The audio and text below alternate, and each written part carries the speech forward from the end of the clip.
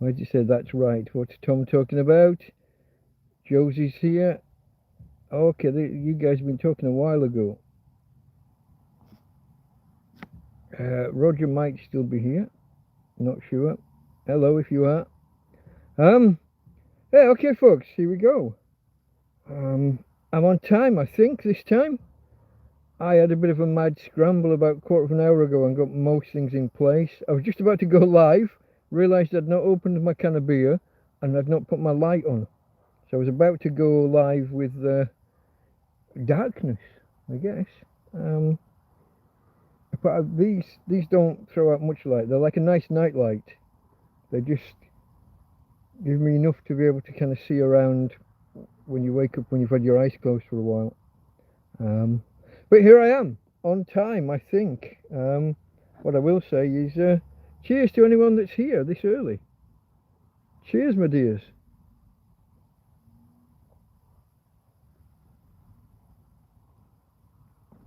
Oh, my arms are shaking. All of my muscles are aching, folks. All of my muscles are aching. Today we did the shopping trip.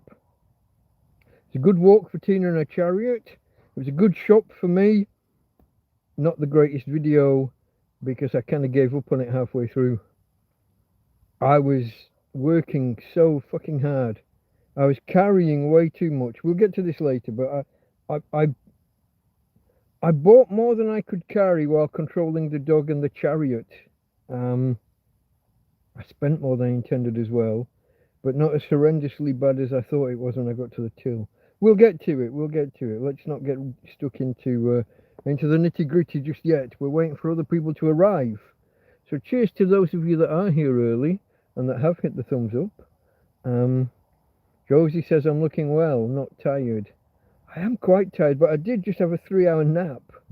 Maybe not quite 3 hours, two and a quarter, maybe 2.5 at a push. I don't know. I have just slept.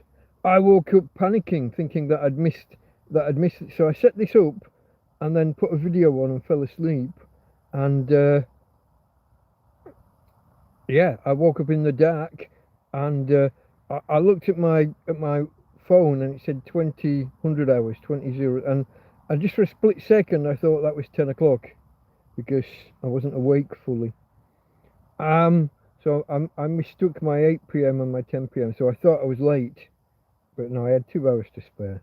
So I waited a little while, got some stuff prepared and ready, got Tina walked and fed and watered, and then moved the last thing I did was bring the EcoFlow over and arrange the wiring, and I forgot to turn my lamp on until about 2 seconds before I went live. So now you know. That could be a siesta, kind of. You look well lit up. Yeah, I've just made sure that the lamp was charged. I think was it Wednesday? It wasn't as charged as it could have been, and so I think this is on medium power. There's the low. Yeah, there's the high. There's the medium. I usually have it on the medium. If anybody complains it's too bright, maybe I'm sat a little bit more this way and I'm a little bit more, a little bit closer to it. How are we for audio and video, folks? I went through the apps and made sure nothing was downloading in the background or anything. I got no idea about microphones and stuff. I did listen back to one the other day and it was okay. It didn't have that muddiness that it had recently. But for all I know, I don't know whether that's software or hardware. I don't know. I've only just like half an hour ago put my jumper and my snood on. It's not actually that cold, but I was about to take Tina out for a walk, and I was just don't tell anybody, but I've put a clean t-shirt on, a clean long sleeve t-shirt. I wore the other one on and off. Well, I wore the other one for a month, but a couple of swills in water, a couple of rinses, but not a proper wash. I don't have enough water for washing clothes, or at least I fear that I don't. Yeah, so I went digging and found, I have got lots of clothes in here, but I went digging and found another long sleeve t-shirt. But that, walking a dog at 9:30 at night with a clear sky, I didn't think that would be warm enough, so I put the jumper on. Still only the 2 layers, still only a long sleeve t-shirt and a jumper. This t-shirt's a bit thinner than the one I have been wearing, so I might feel the cold more.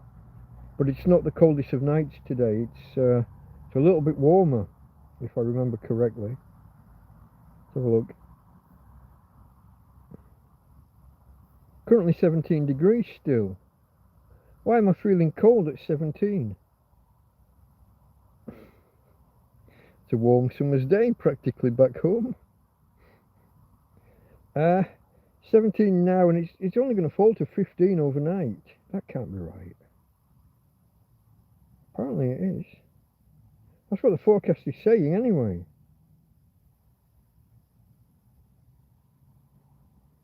So tomorrow night will be 13, and then the rest next week's all going to be 10s and 11s as the low point. 20 degrees through the week. Tomorrow's going to be 23.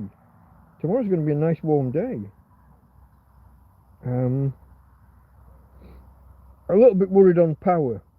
I'll come to that. We'll talk about that in a moment when more people arrive. Let me catch up and see who I'm missing in chat. Could have been a siesta. There's Terry saying hello. Tina. Okay, we haven't done the Tina thing. We'll do that in a moment. Marie's just a flying visit. Keep warm. It's warm. There's no problem keeping warm. Was feeling cold at 23 one morning. It's crazy. It is, Roger. It is. Once your body's adjusted to 30, 33, 35, the occasional 40, or in this tent through summer, 50. Once you're used to surviving that, 23s and 25s start to feel cold. Yeah, it happens. It happens, mate, it happens. As I said a moment ago, Terry was saying hello to Tina, and I'm sure the rest of you want to. So I will, I want to be careful not to turn this into some kind of exploiting your doggy kind of channel, but lighting's not there. Oh, that won't work until I've switched camera. I was wondering why I couldn't do the flash kind of. Here she is. She's lying kind of looped, so she's halfway across the bed and then turning sideways. She won't lay up the bed kind of parallel to the bed. She has to go perpendicular whenever she can. Hey Tina, you going to talk to the peoples? Maybe if I turn the light off, because it was quite bright even without it, wasn't it? Oh no, not over here. Over there's quite bright. Where Tina is. Could I do that? Can we entice you to say hello, Tina? Talk to the peoples. Auntie Karen. Oh, Auntie Karen. Uncle Ismo might pop in. No, she hears it. She reacts, but she's not turning around, folks. Maybe she will later. We'll see. No Christmas tree lights tonight. I'll explain that in a moment. Let me just plug the power cable back in. Which way round? Probably should come over that one. Well, hand in front of the camera. I do apologise. Let me see. Where was I? No Christmas tree lights. So most of the day we're struggling to get any decent input to the EcoFlow, and we started the day on 20%. We got almost nothing yesterday. Yesterday was so we started yesterday on whatever we started on, and we got pretty much nothing all day. So that left us this morning starting on 20. Karen leaving. She said she was busy elsewhere, but she'll be popping in and out. Where was that? We started the day on 20 today, and it was slow going to begin with. I was worried, and then I when I walked the dog and I saw, well, when I walked to the second time, I saw that there was, it was thin, wispy, hazy cloud. So I figured once the sun got on it, it would evaporate. You know, the sun would burn its way through. So I started to get quite confident that we got up to like 40% on the EcoFlow, and I checked the weather forecast for tomorrow, which said solid cloud all day, and I'm thinking, oh fuck, here we go again. I got to get through this day, I got to get through this night, and then maybe what, through a whole other 24 hours with minimal sun. And lo and behold, it got out sunny this afternoon, and I got up to 80 or 90%, and then I turned the fridge on, the freezer, because it's not been on for a couple of days. I haven't had enough power, and I went shopping early afternoon, so I had things that needed to go in there. I've actually bought some meat, folks, for once. I feel like I've been flagging a little bit. Tom brought me a chicken dinner last Friday, but apart from that, I haven't been having much in the way of meat or fish or protein in general. I bought a load of veg as well. I'm hoping. Well, I don't think the veg I brought will see me through to Christmas. Well, it will see me through to just before Christmas when I have to buy the Christmas veg. I don't think it would still be fit actually for Christmas. You never know. And it's in a fridge, but I'm not running the fridge solidly. But you never know. So I had things that I'd brought back that needed to go in the fridge. A lot of it didn't. I've got a whole Mercadona sized carrier bag full of oats, lentils, the other ones, chickpeas, oats, lentils, chickpeas, flour. I wanted to buy a 5 kilogram bag of flour, but I couldn't find one. I'm gonna start making some bread, probably just flatbreads. Apparently I've got a box of yeast. I don't know how long that stuff lasts. The sachets of yeast. Anyway, suffice to say, I've got a bag of I've cluttered my tent up again with bags of shopping, but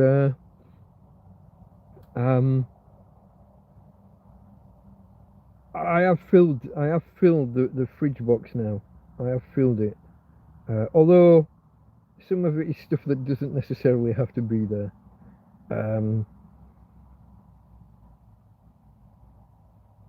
Our friend Rose the other day, Rose from chat, I don't think she's here yet, but she probably will be today. Rose sent me some money the other day and earmarked it as to buy lager. As I've always said, folks, I do my utter best to honour the stipulations of people who send me money. Some people aren't in favour of me having alcohol, so they'll send me money and say, not for booze, and that's okay. I honour that, so their money doesn't go on booze. But if someone sends me something and says, get yourself some booze, then I'll make sure that at least a good proportion of that money goes in that direction. I'm honest with you, folks. I'm honest with you. You stipulate alcohol, I'll buy alcohol because I deserve it sometimes. No, I mean I don't, but there's Robert. Hello. There was Marie saying kisses to Tina. Okay. We need more chat, folks. We need more chat. I haven't got much to talk about, or at least I don't think I do. Adjusting my pillows. I said it was that last Friday. I said I didn't have much to talk about, and I was still here 6 hours later. Might have been 5. Can't always remember. Frog in the throat. You know the solution.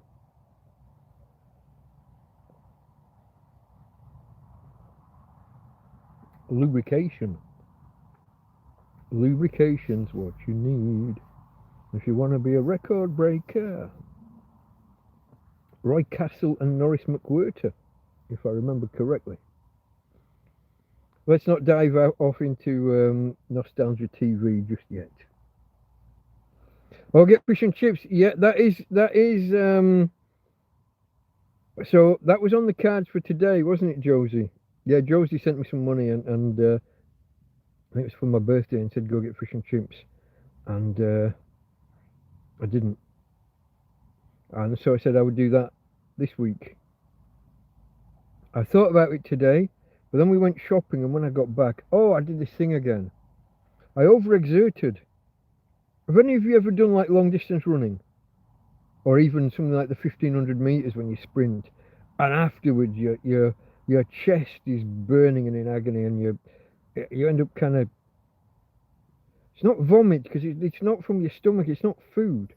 My whole chest kind of, and well, before that, I got that feeling that you get before you get sick when your tongue, the back of your mouth starts watering with a horrible taste, and I just overexerted myself.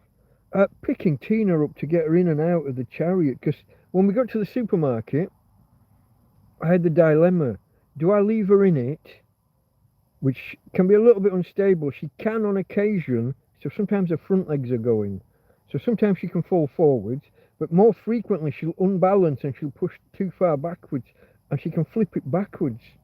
So I don't think I can leave her in it when I'm not there.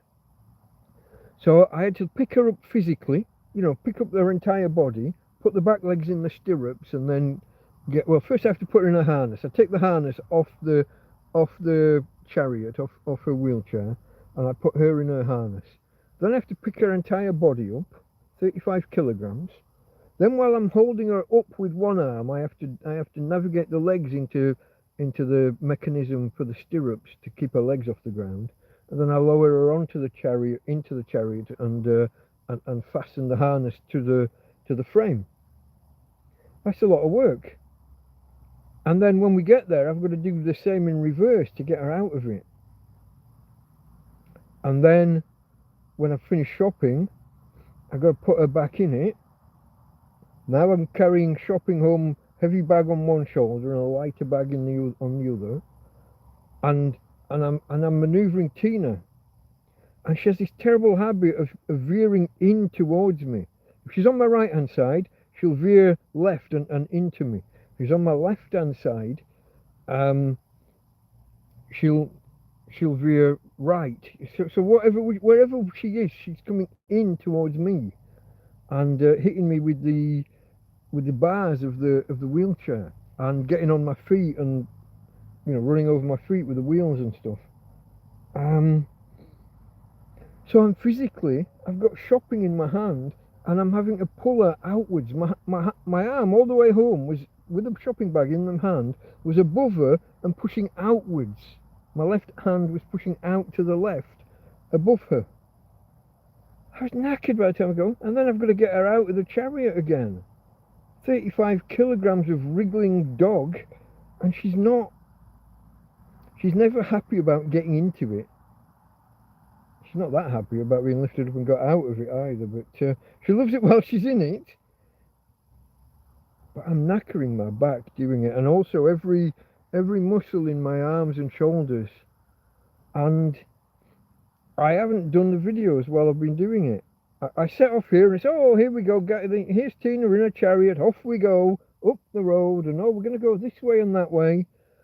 And then something happens, and it's too inconvenient to make the video. And then on the way back, I'm so knackered. If I was holding the phone, it'd be like that for a start. It wouldn't be steady, just because of the stress on the arms and the muscles. So I've failed this week with my task of AdventTina. We haven't done a video a day. We tried to do a video every day. Oh, except yesterday. Yesterday was a miserable, dark, damp, rained on and off. Not heavy, but enough that you wouldn't want to be caught out in it. And it was cold and dark and miserable. Dark's overstating it, but yeah, hungover. That's not the right word, is it? What do you call it? Overcast. I knew it had over in it. Fuck. Hungover. Shush. Josie's off for a while. Okay, see you later maybe. Okay folks, we need people to step up and join the conversation. Topics, questions. What about you guys? Where are we at, and how's the weather where we're at? Some of you I know where you are, some of them I've got half an idea, and some I've got no clue.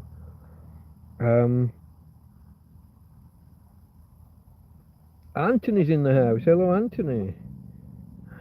Tina girl, no growling. That's just a car. Anthony's here in chat.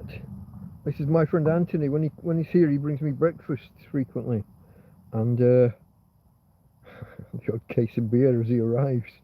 There have been times, folks, where if he's come out on his own, he's come here before he's even gone to his own place. He's landed at the airport, stopped off somewhere for a breakfast or something, and then come here.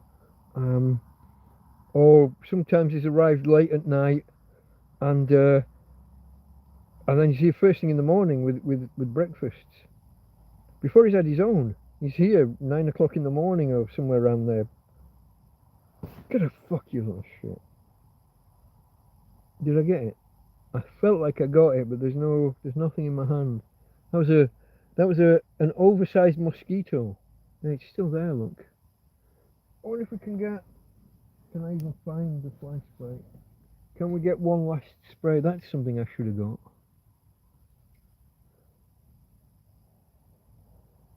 Oh, you bugger, you're hiding. Just before I came live, so all week I've had this thing hanging down on my jumper, and I was reaching across, I was messing, and there was a thing hanging down, and I thought, oh, that looks bigger than, and then I remembered I'd ripped it off yesterday. Fucking caterpillar hanging off my sleeve. I went to throw it in the bin. No, I didn't squash it, okay, but I was just going to throw it in the bin bag over there. And as I went to release it, it clung to me, so it just fell, and I'm fairly sure it fell on the bed. You know, on the bed. Fucking caterpillar. What can you do?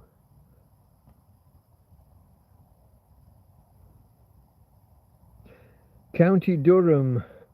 Hashtag. Oh, did you give me a name the other day? Is it? I'm going to go with Michael, but let me just spend a second. When I've got a new name to learn, I'm terrible. Hold on. Where's my little notes? Handles to people. Handles to names. It is Michael. Okay. Look at that. It's almost like I've got a fucking memory. There's a lot of Mikes and Michaels and Steves and Stevens. There's a few, common, frequent. There's a few frequent British names hanging about. We got a few Davids and Davids. So yeah, cheers to you guys with less unusual names.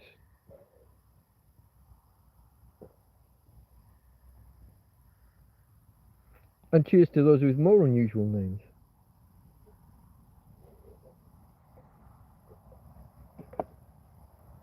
I'm not messing about with this one. First one this evening, I think. I'm trying to think back, see whether I had one earlier before I went to sleep. I don't think so.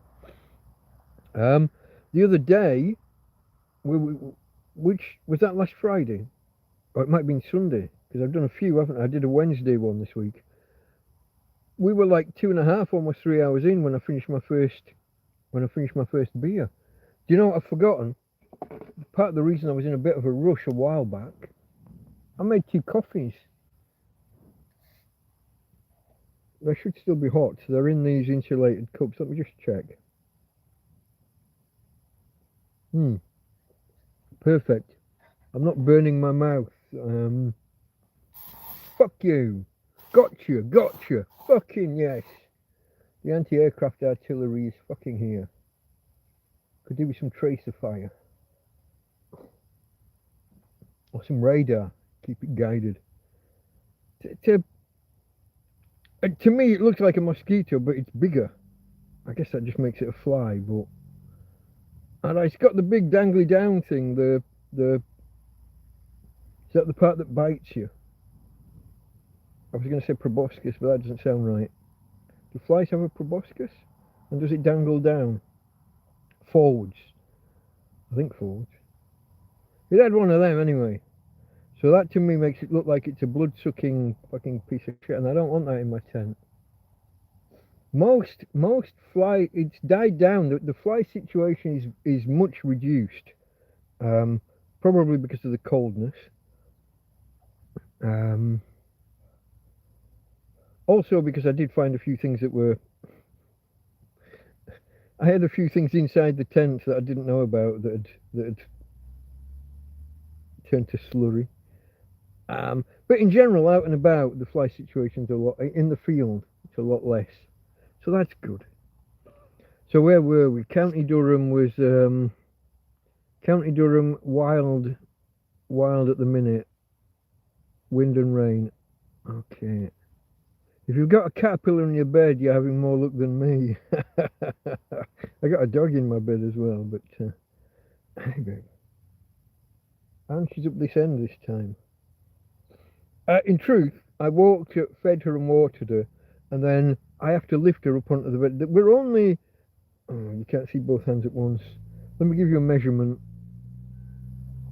We're about a foot off the ground, maybe a bit more, maybe 18 inches off the ground. Convert for our convert for our European friends. 18, 36, 9, 45 centimetres, isn't it? Yeah. About 45, 50 centimetres off the ground. She get her paws up on the bed, but she hasn't got enough strength to drag the rest of her body up. So she gets up and on. I grab her by the collar. Thank you, Anthony. Anthony brought us the collar. He made the collar. Anthony brought the collar. I grab her by that and drag her up and onto the bed. She's still pushing and pulling herself. Don't get me wrong. I'm not dragging her around by the neck too much. It's like the spotter when you're doing weightlifting. The guy who, when he takes the weight, if you're failing, he doesn't take it fully. He just boosts. You carry on pushing. When she's trying to pull up and on and can't quite make it, I'm just giving that extra boost to get her on the bed. But whereas normally she gets halfway up and then I let her turn around, today I thought, no, fuck it. I prefer having her up this end, so I made the choice for her. Later on, she'll go back down the bottom. I'll wake up at some point in the morning and she'll be fucking horizontal across the bed again, perpendicular to the way I'm laying. That's always the way. That's my Tina girl. Sometimes love her, sometimes fucking hate her.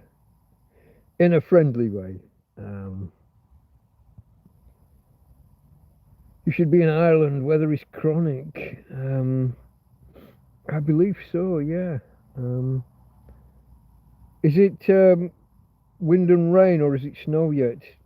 Are we getting, when does this, what are they calling it, Arctic inversion thing, when's the jet streams moving or weakening?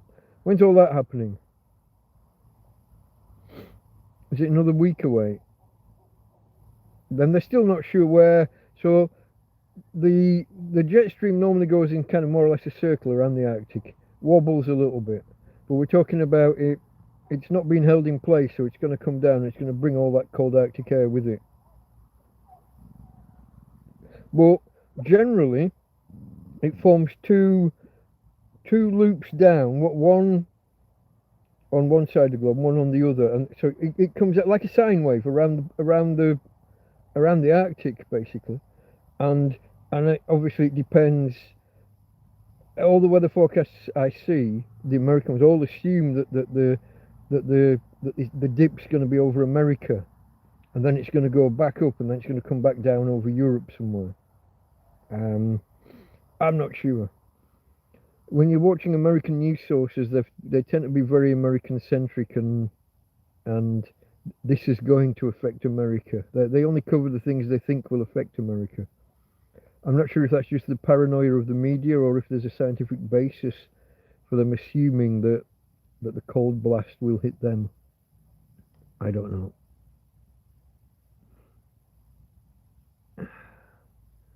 Where are we? If you've got a cap, yeah. Okay, folks. So we're coming up on half an hour in. I didn't promote this one. I haven't. That thing's still here. See what I say about that fly spray? Some previous fly sprays would have hit that, and the amount I hit it with it would have been on the floor going zzz, zzz, zzz within a few seconds. This thing's still haunting me. Don't know. What was I saying before I went off with the fly again? Half an hour in. Oh, I didn't promote this stream. I don't know why. I made it early. Well, I lined it all up in the YouTube app and everything early. Oh, then again, I guess I went to sleep for 3 hours. So when I made it, I figured I'd have a half an hour nap and then I'd promote it. And people putting life jackets in their cars in Ireland instead of seatbelts. We had that here earlier this year, didn't we? Cars floating off down the road. And bins and things. Everything, all the street. Can you call bins street furniture? I don't think so. Street furniture usually refers to the benches and things, doesn't it? Fixed things. And even though the bins are everywhere, because it's communal bins in Spain, you don't have an individual bin in your house that you bring out. You just bring bags to the central, to the communal bins. But these bins were floating off down the road. And when we had those 2 storms, it must be, it's at least 2 months ago, possibly 3 by now, I'm not sure. What's that? I can't see it. It shows up on camera. Where are we? There? I can't see that. That's not there. A little bit of grass or straw or something. I don't know. David's starting work on his arc tomorrow. How many qubits are you planning? And what is a qubit? Was it something to do with the length of a man's upper arm? A qubit. I don't know. You'd have to... public hair. No, it wasn't a pubic hair. No. It was a piece of grass. I live in a field, don't forget. And I walk through trees and things. And I noticed that t-shirt that I've been wearing last month had a hole under one arm. I had no idea. We'll drink the coffee. This cup doesn't insulate so well, so I have to drink it reasonably quickly. But I also forget it leaks around the lid. Is there anything I can do with the gasket? No. Are they replaceable? Could I put an elastic band in there instead? Elastic bands can be useful for so many things. I don't think I could with that though. Would you call it a gasket or is it an ogive? Not sure.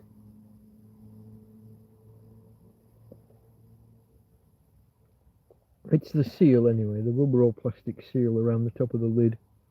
Doesn't quite fit perfectly anymore. We get a bit of spillage. My beard ends up brown. Which could be a good thing. I still haven't tackled these. Look, how many weeks has it been now? It's 2 or 3 since I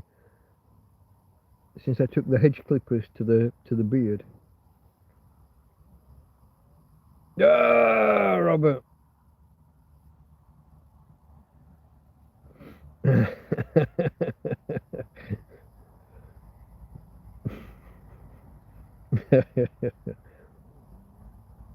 Okay. Oh, do you know what I haven't done? And you should do too.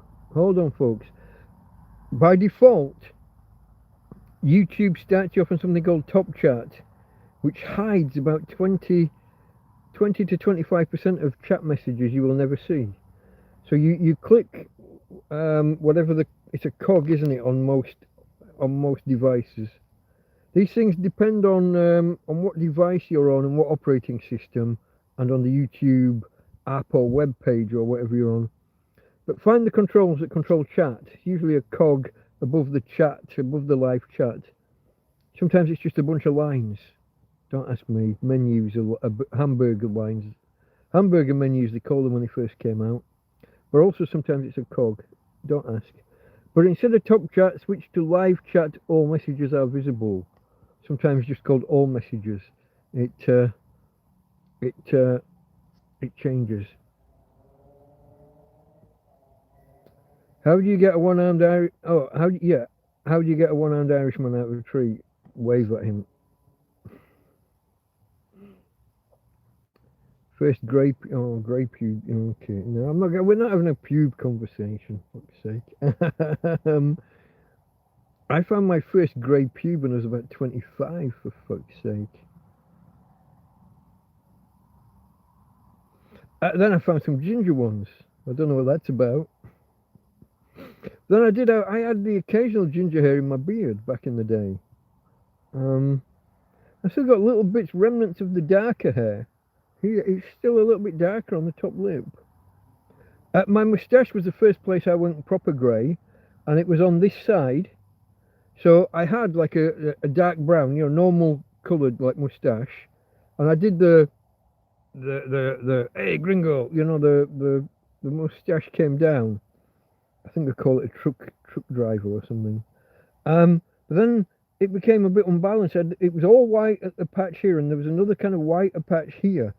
And from a distance, my tash looked lopsided. It looked like it came down twice as far on one side as the other, just because of this light patch.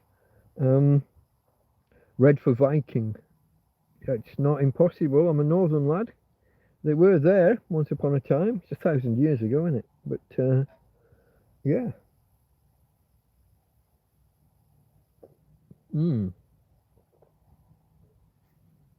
Until King Harold got rid of them,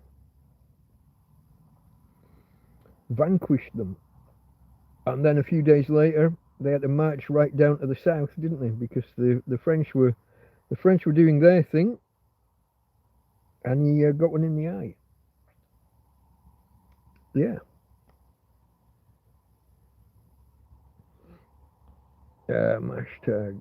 Okay, yeah, I lost track there of what the wave in was, but that was the joke with the one-armed guy in a tree.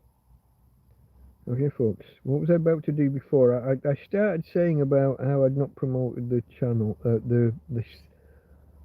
I guess most of you are just familiar with the fact that Friday nights, probably, it's not always, these things are meant to be entirely random. That was the original intention.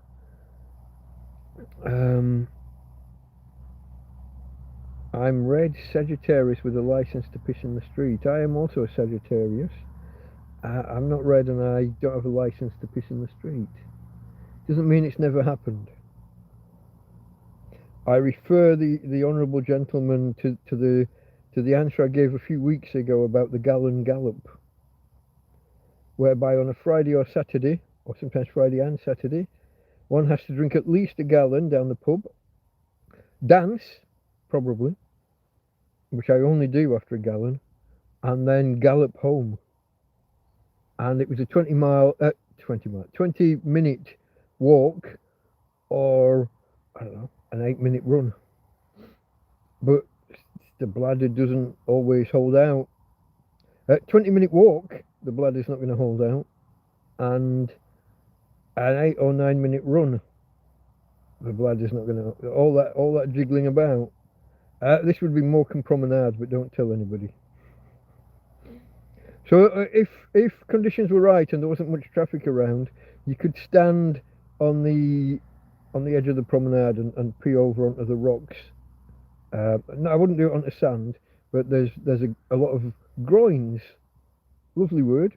I think it's spelled with a Y, isn't it? When it's rocks on a sea defences, coastal sea defences.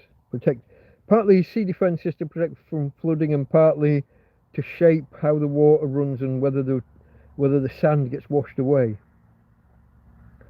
You can shape what gets washed away or what gets deposited, to kind of build beaches over time.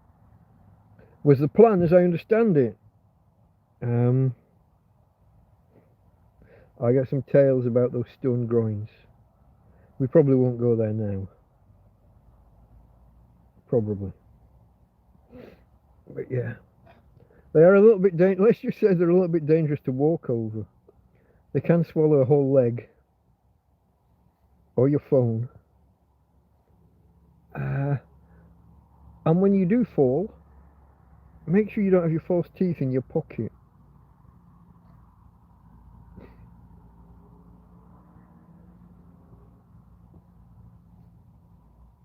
Waking up to find a full pair of false teeth reduced to 10 small chunks of plastic and an ashtray full of dust. Kind of, pink and white powder because you've fallen that badly. Oh man, I was drunk that night. One of those, I'm on these rocks, I'm falling over, and I'm just like, fuck it, get up. And see, I'd only just got up. I'd been walking along the beach. I'd been in a nightclub, and I was walking along the beach, and I could see that the tide was coming in. And I walked around on these groins, and I thought, oh, I'll be right. I'll get to the end and get up and out where I need to be. And then I found myself kind of cut off, so I had to climb up on the groins. And I had a choice of like walking back. I could have probably got back before it kind of comes in diagonal, Morecambe Bay. I had the option of just walking back the entire distance that I'd come, but that seemed like a ball ache. So up and over, straight line, as the crow flies over the big rocks, with big gaps in between the big rocks. Leg goes through and down one, and I had to use all my bloody strength to get myself back up and out of that hole. Wasn't in any danger. The water wouldn't have been up and over the rocks or anything. I wasn't, even if I'd been stuck, I wouldn't have been in a life-threatening situation. Just embarrassing and uncomfortable. Got myself up and out. Fell over about half a dozen more times before I managed to get to the railings and back up and onto the promenade. And this was when I discovered that my plastic teeth were in tatters. So the next few days, well, a couple of days later, because that was probably either a Friday or a Saturday night, Monday morning, contacting dentists, how much to either fix what's left. Is it possible to fix it? Can it be done, or do I need a whole new set? And they're all quoting me like 1,500 for a new set. And somebody said something to me about this old guy down the west end of Morecambe with a shop at, well, it's his lab, Bunsen burners and melty plastic, thermoplastic, and they said I'd give him a try. So I walked down there and I showed him the remnants I had, and he said no problem. And I'm like, okay, mate, great. I said I need. This was would this be a week before Easter? It was something like that. And I said to him, how much? And he's like, 20 quid per plate. And I'm like, we're going from being quoted 1,500 to 40 quid. Fucking fly's still going. 40 quid. I said to him, no way. I said, if you get me these by, I think Thursday, it was going to be closed after Thursday for Easter. I said, look, I run my own business. I'm the one who answers the phone. I can't, at that point, I couldn't talk without my falsies. I think because you're putting them in, taking them out, putting them in, taking them out, you're constantly flip-flopping. I talk a lot better now without them than I did back then. Still some lispiness in places, but better now. But I said to him, look, I got my own business. I'm the one who answers the phone. I'm the one that meets clients when they come to the office, or when I go to them. I said, I can't be waiting forever.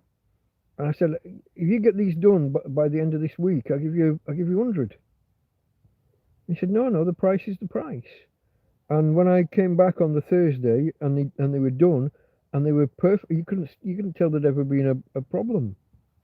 Some of where he's filled in, where the bits had cracked and powdered and dropped off and stuff, slightly different shade of pink on the plastic. But all the teeth were there. They were all in a row. They were all aligned right. It fit perfectly first time.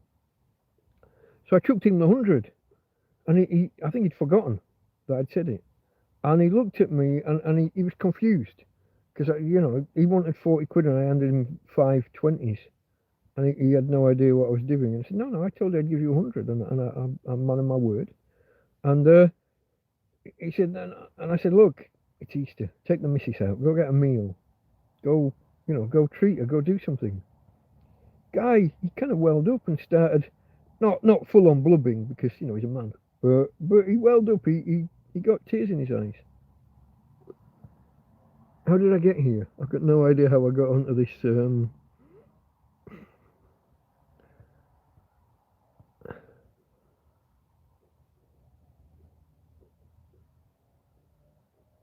Roberts, is this humour? My father was an AA man. On Blackpool Beach at midnight, he'd shout, "AA!" I don't know what that's about. Let me just check. There's not been much in the way of messages, so maybe. No, it is. You've just gone quiet on me, folks. You've gone quiet on me. Maybe you didn't want to hear about false stories and groins in Morecambe. That was the path, wasn't it? Why was I talking about groins in Morecambe? Let me backtrack. Maybe. Oh, it was to do with pissing in the street and then pissing off the Morecambe promenade. Oh, what a fucking tangled web. And that's without even deceiving. That's just going off on tangents. Pissing in the street, pissing on the promenade, stone groins, falling over on stone groins, breaking false teeth, getting false teeth fixed. Can you believe the guy wanted 40 quid? When dentists had been talking about 1,000, 1,200, 1,500. If you ever have need, folks, like if you just need false teeth, or if you need a repair of false teeth, find a dental technician. You don't need, nothing the dentist does is anything that a dental technician can't do. The dental technician's not going to do fillings and piss about and put those hooks in and start drilling your teeth. But if you just want someone to put that waxy gunk in your gob and take the impressions and build you a set of falsies, go to the source. If you can find a dental technician that has a lab stroke shop that's open to the public, if that's what you need, do that.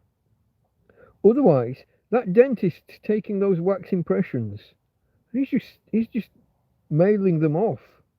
He's just sending them by courier once every day or two to the dental technician who does the work, sends it back and charges him a low fee, and he's making money hand over fist, fitting them. Nothing that the dental technician can't do. This guy had two dentist chairs in his lab for just this stuff. You don't have to be a dentist to take molds and impressions, and then he's the one who'd be building them anyway. And all he does is sends back, the first set they send back is like a wax model that they test and shape and find any areas that are rubbing you or any adjustments that are needed. Then they send back the altered wax model, and then you get a first draft of the proper teeth. And the dentist's just making adjustments that the technician actually has to implement. Just go to the bloody technician. Yeah. Why not wear the teeth now? It's a good question. They're never that comfortable, are they? They're never that comfortable. I used to wear them, and I've got a very low ridge.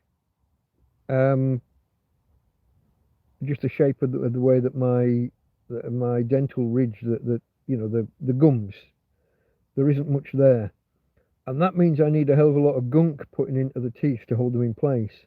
Well, that gunk, you drink a hot coffee, that gunk goes more malleable, more plastic, more movable, and if you eat peanuts or something, or just eat a meal, something will get under and work its way out and just loosen the whole thing.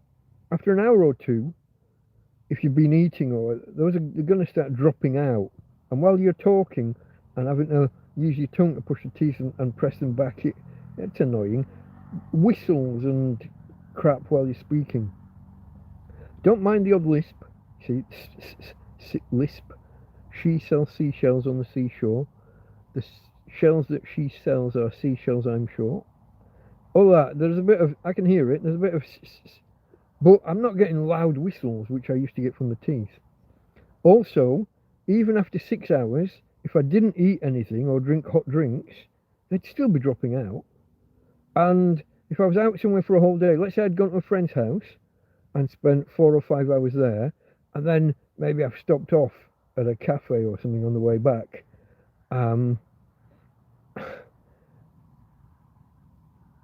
They'd be in my pocket by the end. They'd be dropping out so often. Also, it's not like you can walk around in Spain with a tube of the tooth gunk when it's 30 degrees outside and then body heat in your pocket and you've got a tube of teeth gunk. What's it called? In the UK, Dentifix. Over here, Benefix is one of the main brands.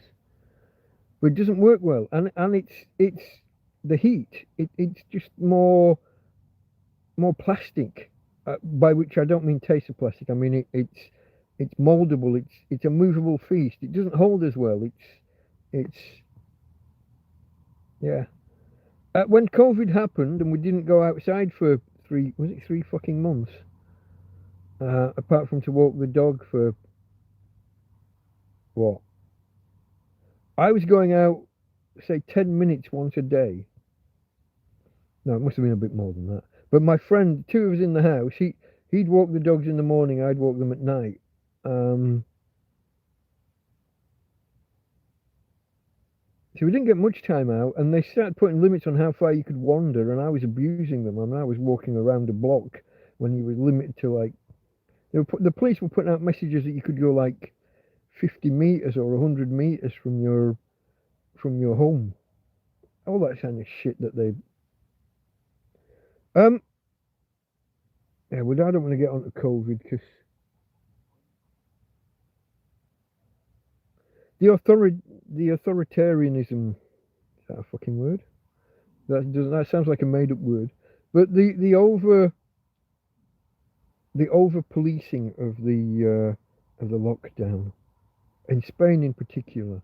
The Spanish police have a reputation, shall we say, in their own right. But we had unmarked cars driving around with black windows, with basically 4 squaddies sat in there. If you've ever seen Spanish police, the Guardia Civil in particular, they're not like our donut eating fucking fat boys. These guys are built like bodybuilders, half of them, built like squaddies. You got 4 guys in a car pulling up and asking you what you're doing and where you're going. It's quite intimidating. An unmarked car with 4 big bruiser type blokes in the car with the dark windows. Where are you going? Where do you live? Identification, please. How did I get here? Oh, why don't you wear your teeth? Yeah, when COVID happened, I stopped wearing them because I wasn't meeting anyone except the bloke who I was sharing the apartment with, my flatmate. And after COVID, well, COVID kind of went on, didn't it? I mean, COVID went on for a fucking, what, 18 months with varying degrees of restriction. I remember that because I found out I was accidentally breaking the rules. I used to walk to Guatemala, and Spain had broken down each town and city and each area had been broken down into these things that no one had ever heard of. You've got these little health districts, and for a while you weren't allowed outside of them. Well, that wasn't even from the beginning. From the beginning, you could only go to supermarkets or places that were urgent, you know, and you had to go to the nearest whatever, the nearest supermarket or whatever. Then halfway through COVID, they decided you were restricted to these health zones. And if the line of this health zone was between you and your nearest supermarket, suddenly you had to go to a further away supermarket. Because that makes sense. You've spent 6 months having to go to the nearest. Now you've got to go to the nearest that's within your health district. But in the end, I was walking to Guatemala for exercise. And it's about, I'm not sure, 12, 13 kilometers each way. And it turned out that I walked through 3 health zones. I wondered why the police were stopping all these cars at certain roundabouts and turning some back. I was just a man walking his dog. They weren't expecting people to be walking 12 kilometres each way and spending the day walking around that town when they got there. I've gone off on tangents from tangents. How have I got on? I've got onto police and authority. We were talking about teeth and why you don't wear them. Basically, I wasn't meeting anybody. I wasn't talking to anybody. Even when you were in these other towns or whatever, you weren't. It was all elbows, not shaking hands. You weren't talking to people much. It was minimal. Bars and cafes were only open for takeaway for a while, and later on you got to sit down, but only every second table. You couldn't sit at a table that was next to another table. You got to be one over. And later on, only a certain number of people at each table. All the fucking silly rules that are all total bollocks. Admittedly, there was a lot of uncertainty to begin with, so I could forgive some of these rules early on. But once it started emerging that there was no real science behind half of this stuff, and they were just pulling numbers out their arse, like the 6 feet or 2 meters thing. All the supermarkets that have still got fucking yellow paint outside from where you're supposed to queue outside the shop, and so that you're not too close to anybody. If you had a supermarket trolley in front of you, you were already basically 2 meters from the next person. Your trolley's a good meter, maybe a little bit more in length, and you're stood behind it.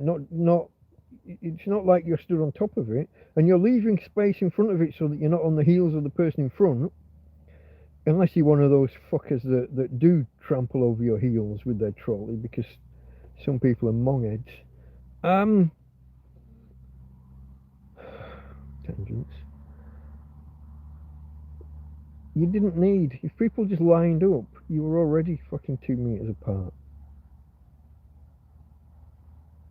I did witness as well, this has got nothing to do with teeth, has it? I did witness as well the little old lady and the little old man who've gone shopping together and they're getting told off by the police, getting threatened with arrest.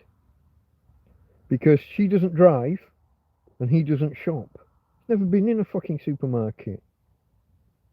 There's one of these guys like my granddad who wouldn't know what to do. He didn't know where things were in the kitchen. This is another tangent. My grandma went in hospital for about a week one time, and he was lost. He couldn't make a cup of tea. I mean, he knew how tea would be made. He didn't know where anything was in his own kitchen because he'd fucking never been in there. They had these strict delineations. When he got a tea bag, he tore the top off. He thought it was just an individual sachet. He didn't realise that he was to brew your leaf tea in the pot and use what do you call the little sieve and pour it out.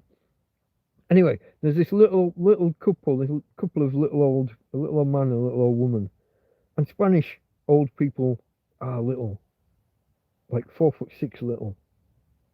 You'll meet couples where they're both way under 5 foot of the older generation. Anyway, they're in the car. He drives, she doesn't. She shops, he doesn't. They've been in bed together all night. They've been living through lockdown together. But now, because they're in a car together, health risk, threatened with jail. What the fuck? It made no sense. But you weren't allowed to say it made no sense. Anyway, teeth, COVID.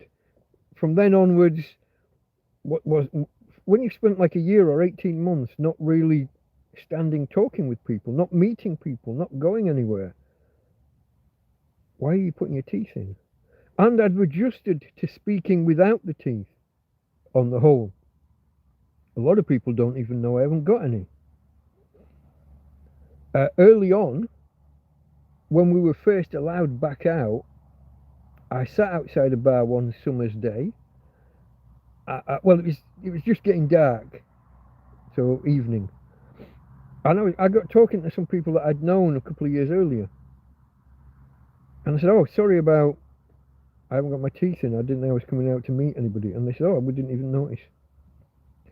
when you're putting them in, you lisp for the first half an hour. When you take them out, again, and you're constantly adjusting one way or the other. When you never put them in, you're just good to go. So long answer to a short question. Why don't you wear them? Jasper, I haven't seen you in a while, mate. I'm just going to scroll back to where we were. Oh, there's not many messages. It was Marie there. Why not wear the teeth now? Thanks for the teeth history. I know it's not for everybody. Which David is this? Now that we've switched to this different format of name in the in chat, we've got a few Davids, and I'm just seeing a David and then a bunch of random letters and numbers. There are Davids and there are Davids. Identify yourself, sir. If you have been, if you've been here before and want to give us a clue. Jasper Edwards, my friend who has the sheep. I stopped by your channel a little while, well, it's probably a couple of weeks ago now, but I was enjoying the videos. Scared of sneezing, I might lose my teeth. I did that once. Coughing and sneezing. But yeah, especially if you try to stifle a sneeze and you're out the... yeah, done that. Food still get under. Yeah, under the top ones in particular. I love peanuts, salted peanuts or dry roasted peanuts. This might be one exception, folks. I've been saying about not putting the teeth in. I may, over Christmas, I may have an evening with my teeth in and just enjoy some nuts in general. When people who are leaving the country have brought me some bags of the remnants of things that they've got left over, I have ended up with a little collection of nuts. I think there's some peanuts there. There's definitely some walnuts and I think almonds. I don't think I've got any Brazils. I might treat myself to some Brazil nuts, but I have to make sure that I've got plenty of the tooth gunk, put them in plenty of time early, and recognise that they're only going to be in for a couple of hours, and that they might ruin my speech pattern for the next fucking day. I don't know. I haven't been putting them in. I don't know whether they'll affect me long term or short. But yeah, food gets under, and things like nuts that are not soft, you grind them down to grit, basically, if you chew them enough. But they're still going to get under. Mr. Anderson had a false tooth, gave up on it, still carried it in my wallet for a time. The amount of times it ended up in the cashier's hands, kind of thing, in the shops. Okay, you're carrying around this false tooth in your wallet, and you pull out a note and fold it and hand it over, and it's okay. That is good. I like that. That's good. Here in Ireland, police would roar from squad car to split up when two people were talking, even with a space. Egos were overinflated during COVID. Yeah, in the UK, we also had this very un-British thing, where phone lines to grasp people up. My neighbour's got people around who shouldn't be here. There's 5 people next door, I don't know who they are. All of that. That is not our tradition. For my money, I would sack every councillor in an area that set up one of those. We should have made lists.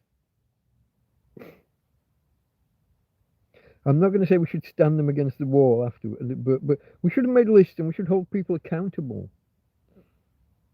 Council lines for grassing up on anything, whether it be, the no smoking outside, the no smoking rules in bars, and then they'll put like a shed or something outside, and it's supposed to be open on 3 sides, but someone's got one that's only open on 2.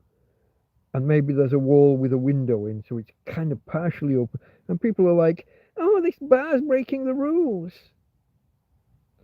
It's only smokers sat there. What's your fucking problem? If the only people affected by that extra wall or two are people who are smoking anyway, it doesn't make, again, it's this doesn't make sense fucking rule. If staff aren't compelled to go in there while smoking's actively happening, it's not affecting anybody but people who are fucking directly inhaling into their lungs. Why does it have to be an enclosed, why does it have to be a fully open area? Now they're talking about banning fucking smoking in parks and outside buildings, and don't get me started, folks. It starts with thin end of the wedge, and you can see what they're doing. You could see it when they brought these things in the, I'm going to say it was the early 90s, the no smoking ban. I don't quite remember. Don't remember specific dates. It started in places like California and New York. I think Ireland were quick to jump on board. Canada probably as well, because Canada. But you can see it happening, and they brought in these rules, and the first thing they do is set up a council hotline and hire a bunch of staff, and you've got the jobs worth then, haven't you? Going out fining everybody or threatening publicans with losing their license, or jobs worth and phone lines to grass things up. And they did all of this through COVID in every country. Every country did it. Every Western country. Africa just didn't bother. They just fucking looked at it and ignored it, and had the lowest death rates from it at all. Now we can argue about how and why that's the case. It's probably because most Africans don't live past 40 anyway, so there are no old people waiting to die from flu or chest infections or upper respiratory tract infections, whatever you want to fucking call it.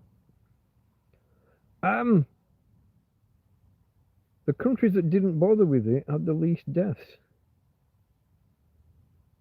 and the least negative after effects afterwards. What was that thing that started happening?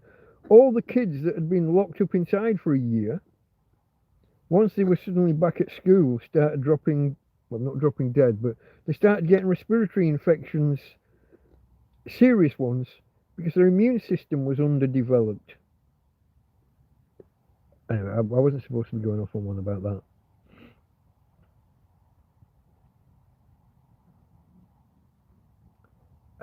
Jasper had to wait 6 months till he got his teeth. People do stare at you. Yeah. They stare at you more if you've still got teeth left. If you've got a partial plate, and then when that's gone and broken, lost, whatever, and you've got the gravestones, you've got a mess, which I had for quite a while. I had I had a more or less full plate on the bottom. More or less, I think I had two fangs on the bottom, and I had 3 or 4 on the top, but all over the place. I don't know if I ever told you guys about the time that I lost my middle teeth, my top middle teeth, my Bugs Bunny teeth. I'd cracked a tooth one Christmas Eve, falling over a railway line. It's a long story. That's not where we're going with this. So for years I'd had this kind of cracked, and eventually the chipped corner kind of fell off. So I had a little bit of discoloration on one tooth and a missing corner on another. And so I arranged, with the dentist, he was gonna shave away some of the discoloration and patch that, and he was gonna build up the remnant. And he said it was no problem. It's a standard thing. They put the plasticky stuff on in a mold, and then they shine an ultraviolet light on it to set it and harden it. Good, it'll be good as new. I was having a few other things done, and so they decided that it would be best to do it under anaesthetic, general, like put you to sleep anaesthetic. And I thought that seems a bit extreme, but okay, they were doing some other stuff at the back, and there was a root canal involved somewhere else. So the totality of what was being done meant they preferred general, which was something this particular dentist specialised in. They were known as the anaesthetic clinic or the the anaesthetic dentist or something. Anyway, in I go, under I go. I got no real worries or fears. They're just going to build these up and do whatever they're doing at the backs. And I woke up afterwards, obviously, and apparently they'd had a struggle getting me to wake up. They'd used too much anaesthetic. And I'm lying there, and my tongue, you can taste the blood, and you can taste something's not right, and I'm still half asleep. And my wife says, "Hey, are you all right?" And my first words apparently were, "They've fucking butchered me, haven't they?" And they had. Two front teeth had broken apart while being worked on, and they'd made the unilateral decision to just yank them out. Taken out a couple at the back that they were supposed to have just been working on. And yeah. Oh, and I was upstairs.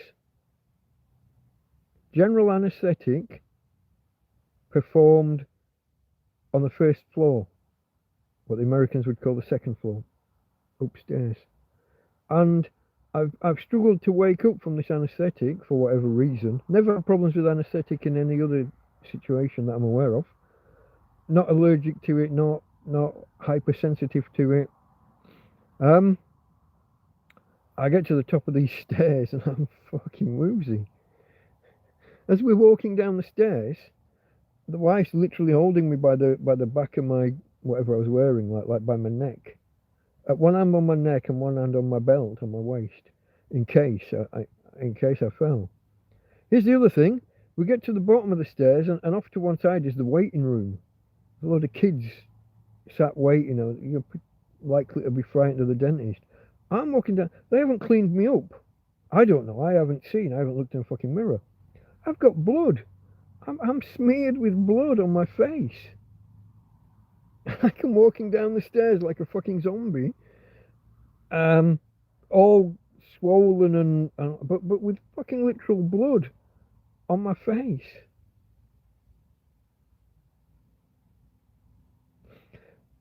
This is the anaesthetic dental clinic, Skirton, which is a district, a council ward in Lancaster.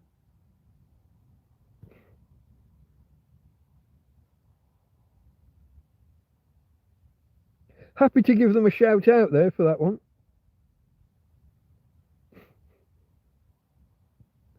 I don't know, dentists.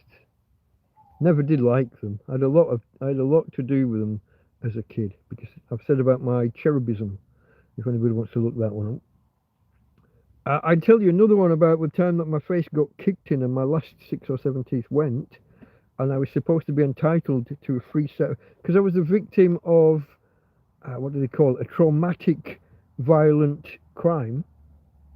I was supposed to be entitled to a new set of dentures on the NHS. 18-month waiting list. 18 months. So that cost me £2,000.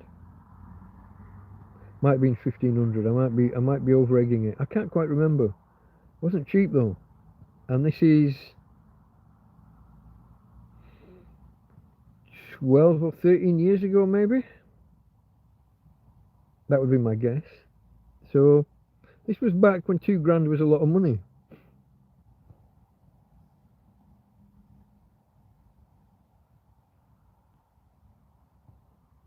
Yeah, there you go. There's Jasper saying he had false teeth that went between teeth that he still had, so a partial plate. Lost them in a sauna. I lost one set on a train once. I'm not telling that tale. But in 2022, he had all 11 teeth removed in hospital. I had the last of my milk teeth and the first of my adult teeth removed. The adult teeth were removed before they became teeth. The buds in the jaw, I think they're called buds, where your teeth erupt from. All this medical terminology, teeth buds and erupting. Yeah, I had mine removed, a lot of mine. So I only ever had about 20 adult teeth, I think, rather than the 30. I think you have 28, don't you? And then the 4 wisdom teeth came through. Yeah, no, never had half of those. A lot of conspiracy theories about COVID. I was never one for the conspiracy theories, like the whole pandemic thing and what have you. Um, I'm open to the possibility of them, but a lot of them don't stand the scrutiny. For me, it was the bad management, the I am the science. The science is never settled. Anybody ever tells you science is settled, fucking walk away from. Stop listening. We're finding tweaks and things to Einstein's and Newton's rules, laws, whatever you want to call them. There are tweaks. We're finding things where they don't quite apply, where they break down. Anybody tells you that science is settled, it's never settled. It's always open for re-evaluation and reinterpretation, maybe extending, maybe just modifying on the fringes every now and again. And sometimes it's after 400 or 500 years. Every now and again, something can get overthrown entirely and found to be bogus. The idea that stomach ulcers were caused by stress. Bullshit. Caused by a bacteria in the gut that nobody knew existed. Everyone just assumed you can't have bacteria in the gut because acid. Bullshit. Thrown away. Nobel Prize for Barry Marshall and another guy. Science is always open to interpretation, re-evaluation, modification. And we had politicians shielding themselves behind scientists. And the scientists were guessing. On occasions, the scientists were saying, we've got no idea, this would take years to investigate. My best guess is. And then they push him out front and centre in front of the press, and he has to portray that as a known given fucking fact, when he himself doesn't believe it's a fact. So that politicians being politicians and politicking, that shielding behind science, that the police inventing rules or overstating rules and jumping, as soon as they're given a new power, jumping on it full force because they're egomaniacal bastards. We really do need, as a society, in Western Europe and America, the Western civilization, we really do need to take a look at our police forces and to an extent our courts for egomaniacs, sociopaths and psychopaths. There are too many people looking for authority, looking to have a say over what you can and can't do. All those tales of a little old lady stops off and gets a cup of coffee, a polystyrene cup, and walks around a lake. And maybe she bumps into another lady she knows, and the two stand and chat from a metre or two apart. And suddenly there's 10 cops. In the current climate, with the current situation, with things being how they are, can't you understand that? Fuck off. Current climate. What does that even mean? 10 degrees. Well, current climate what? I don't want to go on a rant, but there are conspiracy theories. I'm open to the possibility of some of them. I mean, certainly the lab leak seems now to be almost certain. You say that in 2020 or 2021, you get banned off of YouTube and probably the other platform. And it turns out that there was a government department set up, not a government department, there were departments within Facebook, within Twitter, within, name the other ones, I fucking can't, YouTube. There were departments set up to liaise with government and accept a list of words or phrases that wouldn't get you banned, but would get your distribution of your video or your post subdued, halved, quartered. That's a fact. Now, we know this. Twitter, after Elon Musk bought it, Twitter released this fact. And other social media companies have said, yeah, that happened. We liaised with governments. Specific people and specific phrases were kept on the down low. That was a theory for a while. That was a conspiracy theory. Now it's a conspiracy fact. And I am a conspiracy analyst. I'm open to some of these theories. The wackier stuff, oh, it's deliberate, it's to depopulate, it's to do this. I'm not. I reject a lot of that. I have serious doubts about. I've said this before. I have serious doubts about any RNA-based vaccine. Old-fashioned vaccines take some. There is a word, not enamored, not enuted. You take like a denatured copy of the bacteria, or hold on. Of the virus, antibiotics for bacteria, and inoculations and what have you for viruses, isn't it? You take a denatured version, a dead version, or just a partial sample. You take dead and inject those, and the body they're inactive. That's probably a better word. You put those in the body, the immune system learns them, removes them, and the next time they see them, they go in and remove them. That's a standard. That's the old-fashioned, invented by, was it Edward Jenner? And well, Louis Pasteur. All these people. Those old-fashioned inoculations, vaccines, whatever word you prefer. Those are tried and tested, and on the whole, I approve. Occasionally they've got them wrong, and you have these fillers and these other chemicals in there, and occasionally something will be wrong and we'll have side effects, and those quickly get withdrawn, usually. So proper vaccines, yeah, I approve of. RNA ones are a new technology, used often in ways that the actual fucking inventor or discoverer of it says, no, that's not how that's supposed to work. Untested or undertested. Sometimes results were faked, we now know.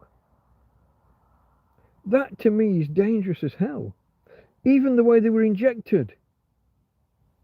So in the old school way of doing an injection, they put the needle in and then they draw back. And to check it, you're not in a blood vessel. If you draw back and blood appears in the syringe, you don't complete the injection. You throw that away because that's now tainted. You're looking to inject these things like intramuscularly. They're supposed to just go into the flesh and spread out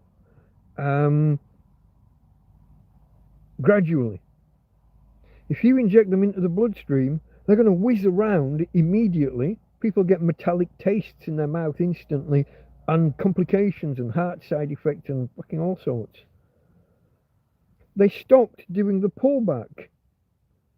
Now the odds, it's something like 1 in 500 or 1 in 1,000 times that you inject somebody that you're going to be accidentally in a blood vessel. So they said, oh, don't bother with that drawing back, just stick it in and go. Oh yeah, right. So these are not conspiracy theories, these are known facts.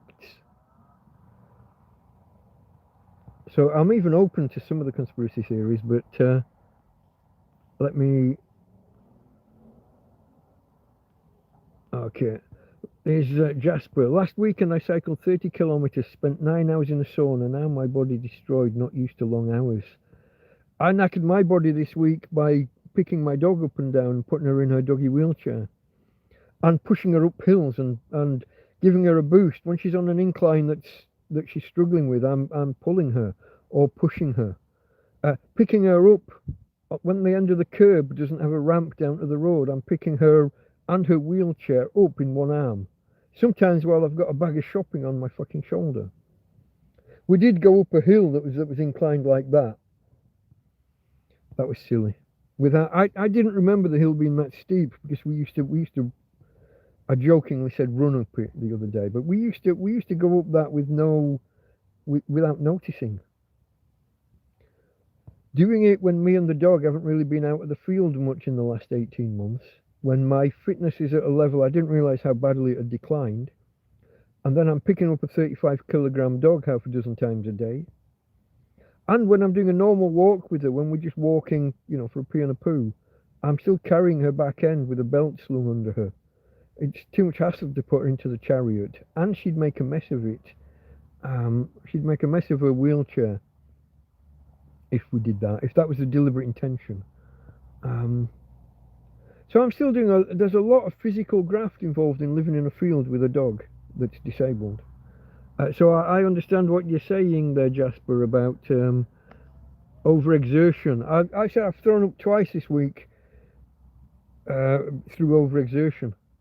I get back, I calm down, my body gets all hot and sweaty, then there's a dizziness, then the taste at the back of the tongue and the liquid at the back of the tongue, and then you get that feeling, I'm going to be sick, and you've got 5 or 10 seconds to get outside before you start retching. And it's not from the stomach, it's not food, it's not vomit, it's phlegm or some other slimy mucus shit coming out, probably off the chest. I don't know whether you can squeeze your lungs and get crap off them. I kind of cough and then and it comes from higher up. I don't know the medical, I don't know whether that's right, but Jasper's teeth removed because of stomach problems, black teeth, so that will be acid reflux, yeah? Yeah, that where the valve at the top of the stomach, is it the duodenum? I might be pulling that out of nowhere. I don't know if that's the one at the top of the stomach or if that's further in, I'm not sure. But yeah, colonoscopy, they're coming in from the wrong end. I had colonoscopy, asked for narcosis. Yeah, okay, you're anesthetic, you want a putting out kind of thing. They didn't wait long enough and you felt everything. That's not good. Ouch. What country were you in at that time, Jasper? Was that the UK or was it? Where are you now? Are you in I want to guess Holland, or you're either in Holland or Germany, maybe. I got a bad memory for this stuff, folks. Jasper's British, I think Cornish, Cornwall or Devon from the accent, but he's not in Britain.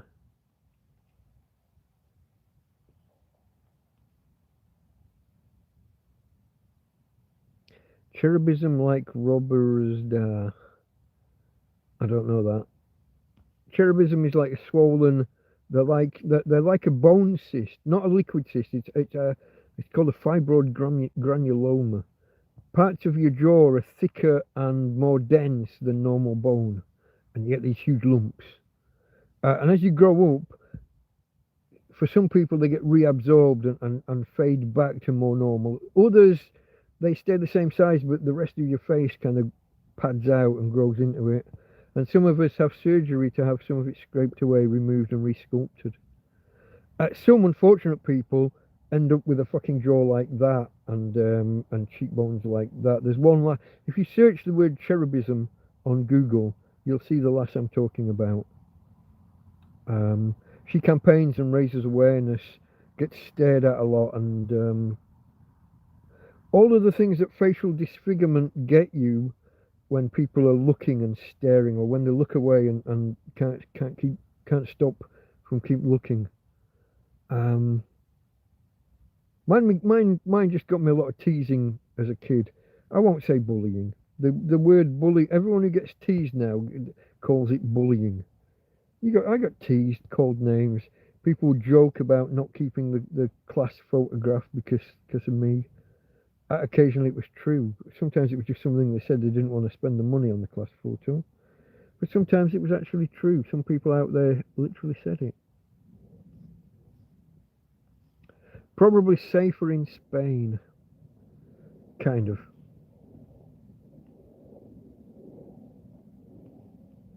Colonoscopy. Did they also do the keyhole thing with the gas, pumping it up, and then you're kind of farting and burping for the next week? They go in keyhole around the belly button. I was trying to think of the better word. Navel. There's a better word. They go in keyhole and pump gas in, and then they go up the tubes and blow you up like a Michelin man. Yeah, okay, that's what I was just talking about. Yeah. I saw the corrugated pipe. What? Corrugated? Oh, it has to be. Maybe it has to be. What's the word I'm looking for? It has to be bendable, doesn't it? So they can manipulate, and the tools that they put down, the things that grab things, and the laser that will burn things, so they can take a sample and things. If they find polyps is the precancerous growth that you get. So yeah, it has to be quite thick for all the tools and for sample retrieval, and the lights and all the. But it also has to be maneuverable. I don't know if it has to be corrugated though. I don't know. I would have opted for something smooth rather than ribbed for your pleasure. I guess a certain company might have used that marketing. So you felt the pipe, felt it being inserted, but don't remember getting back to bed. Oh, it sounds uncomfortable. I was so awake I could have done a crossword. I've seen videos where people have done this and they've got the screen in front of them. They're watching what's happening. So they can see these little polyp kind of outgrowths. And they can see the laser or the scissors are cutting and retrieving samples. I wonder if they retrieve a sample, do they have to pull the whole thing out to get the sample and then put it back in again? Or can the sample be removed up through the pipe while leaving the pipe still in there? I don't know how that works. Never had it. I haven't even had the finger up the bum thing, the prostate exam. Couldn't think of the word there. Hold on. It's jumped forward on me. Okay, next comment here from David. Hold on. Where'd that go? It's jumped backwards while I was just about to. I was so awake. So we've got two Davids, David Anderson and just David with random letters. Anyone that wants to be a politician should immediately be barred. Yeah, I think so too. My theory is that it should be done at random. It should be done at random, kind of like jury service, but without the opt-outs, or without as many opt-outs. I jumped backwards further this time. Hold on. Michelin man, colonoscopy, corrugated pipe. Do a crossword. Anyone wants? Yeah, that's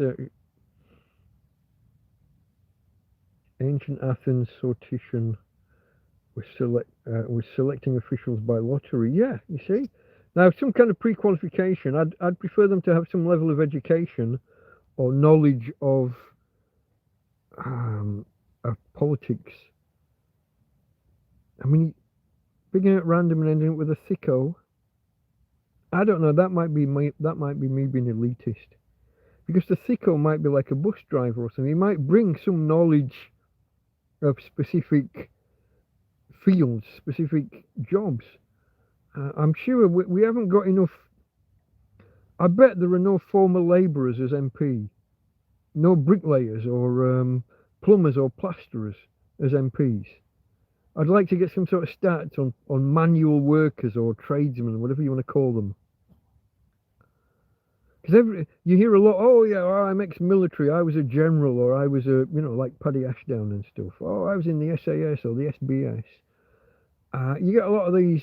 You got a lot of public school boys, public school meaning private school for the Americans watching. You get a lot of the kids of rich people, even on the labour side of things. Too many lawyers and barristers. This is why we have a continuous supply of new laws that are unnecessary. Because, do you know this? If somebody, I think they have certain phrases, my learned friend. I think that means that the other guy was a barrister. It might just mean lawyer. I'd have to be fact checked on this. But you watch these where they refer to each other across the house. So when someone on Labour's talking to someone who's a Tory, Conservative, but would my learned friend agree that these are not just polite phrases? I mean, they're just polite words, really, but it's a certain etiquette that if you were a barrister or maybe lawyer, these phrases are supposed to be used. There's an elitism. But if you employ a lot of people who are into law to run the country, they're going to look for ways to make new laws continuously. Instead of either just modifying a current law, some of these laws just aren't needed. We've already got laws that cover. We've got laws that covered punching someone in the face. That's already illegal. Why did we need hate crime legislation? So that you can't punch someone in the face. It's already a crime. I'm off on one again, folks. I'm off against one. So I think I saw a cherubism like Robert Zida. I think I saw further down. Jasper says it's something. It's an anime character, a Japanese cartoon character, maybe. I've got to scroll. It's gone back. Colonoscopy, drugs, still feel the pain. Yeah, blew up like a Michelin man. Colonoscopy. Anyone that here we go. This is where we are. Anyone who wants to be a politician should be bad. Seconded. Okay, Jasper's giving too much info here, maybe. He had worms, went to doctor, they tested stools, no worms found. You have amoeba parasites. No, I got worms, went different doctor, got worm pills. Was it the famous ones? Was it the horse dewormer that Joe Rogan used, whose name you're not allowed to mention? Which now appears, folks, I can't remember the name of it now that I've said this. It now appears to have anti-cancer benefits, as well as being a dewormer. And again, hasn't it been established in the past that some cancers might be worm-related? It's also suggested in some ways that historically we've always had worms, and that in some ways they give a certain level of protection, forces the immune system to be more proactive, which could actually prevent certain cancers and infections and things. Yeah, there's Jasper saying Gundar cartoon has cherubism. I've never heard of it, but I might take a look when I watch back tomorrow and make a list. Remember Tony Benn? I do indeed. Anthony Wedgwood Benn. Isn't his son now a politician as well? Politicians had more empathy and intelligence in the past. They did. You got to respect someone like Tony Benn. Didn't always agree with his politics, although I did lean left myself. He gave up. Was it an earldom or a lordship? That doesn't sound like a right word. He had a title. He was a hereditary peer, and so should have sat in the House of Lords, and they're not allowed into the Commons. So he had to give up his title to become an MP, and I think by general consent was given his title back after he finished in the House of Commons. Yeah, you got to respect someone like that. He was intelligent, and even though he's from a wealthy background, he had that socialist mentality of doing what's best for the majority.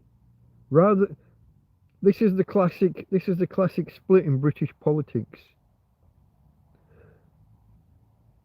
The Conservative Party will say, vote for the policies that are best for you.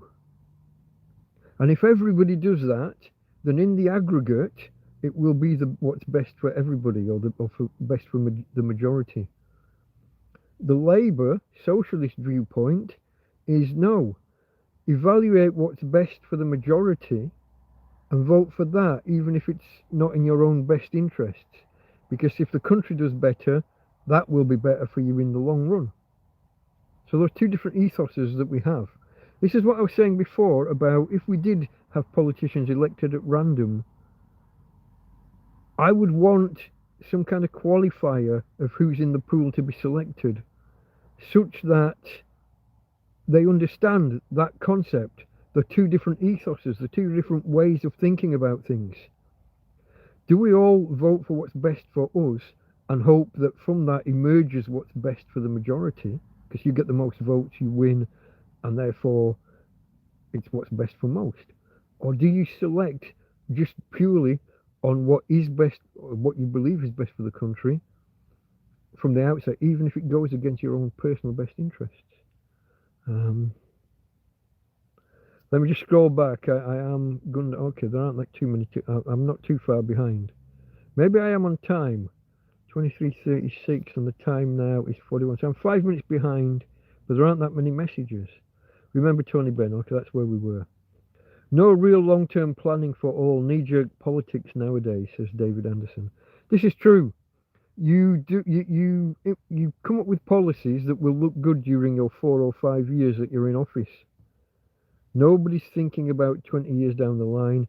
And like when the next group come in, if the opposition come in, they undo half of what you did. They don't look at how can we best finish off what you were running with. How can we finish that off as quickly and cheaply and actually implement it in the best way? No, they look to scrap it and go in a different direction. And so there's a lot of waste in government. This is why I felt that early on in COVID, we should have gone for a coalition government. And prior to that, Brexit. After Brexit, we should have gone for a coalition to try and have, terrible phrase, but a middle ground or a third way. So that things could be implemented with a 10 or 15 year or longer viewpoint. Instead of this crazy is it 5 years because they changed the rules for elections a while back and made it a fixed point in time as the maximum, so that they couldn't pick and choose. When they didn't have as much say about picking and choosing when the election is. I don't remember. I was probably over here when the changes were made, so less inclined to follow it. No real long-term planning, yeah. How much energy you can run off your battery, asks Jasper. My EcoFlow stores about 1/4 of a kilowatt hour, 250 watt hours. It does 220 volts, it does 12 volts, and it does all of the USB stuff. And also the 12 volt USB port can take an adapter and create more USB ports if necessary. So yeah, it's enough to power most things most of the time, unless you get 3 days on the trot with no sun, or if you mess up and you start day one of those of a series of cloudless days, if you've used too much, if you've mistimed running something that takes a lot of power, like my fridge freezer box over there, does take a lot of power when it's running. If you leave it running for a couple of hours, it'll take 10 or 20% of the battery, because it's not running continuously, so it's having a cool down from warming time instead of just keeping it on. And I might experiment with that one day when we've got a couple of days that are sunny. I might set it not to go stupid low, but just leave it on continuously, say to 0 or to 1 or 2 degrees. So rather than deep freeze, just fridge temperature. I haven't had the chance to. I haven't experimented with it much in that way yet. Today's the first time it's been chock full. Fridges and freezers work best when packed to the gills, when fully packed. So I got enough power to charge my fairy lights, to charge lanterns and torches and things. I get to run my electric fly swatter, which isn't currently running, and my electric fly killer.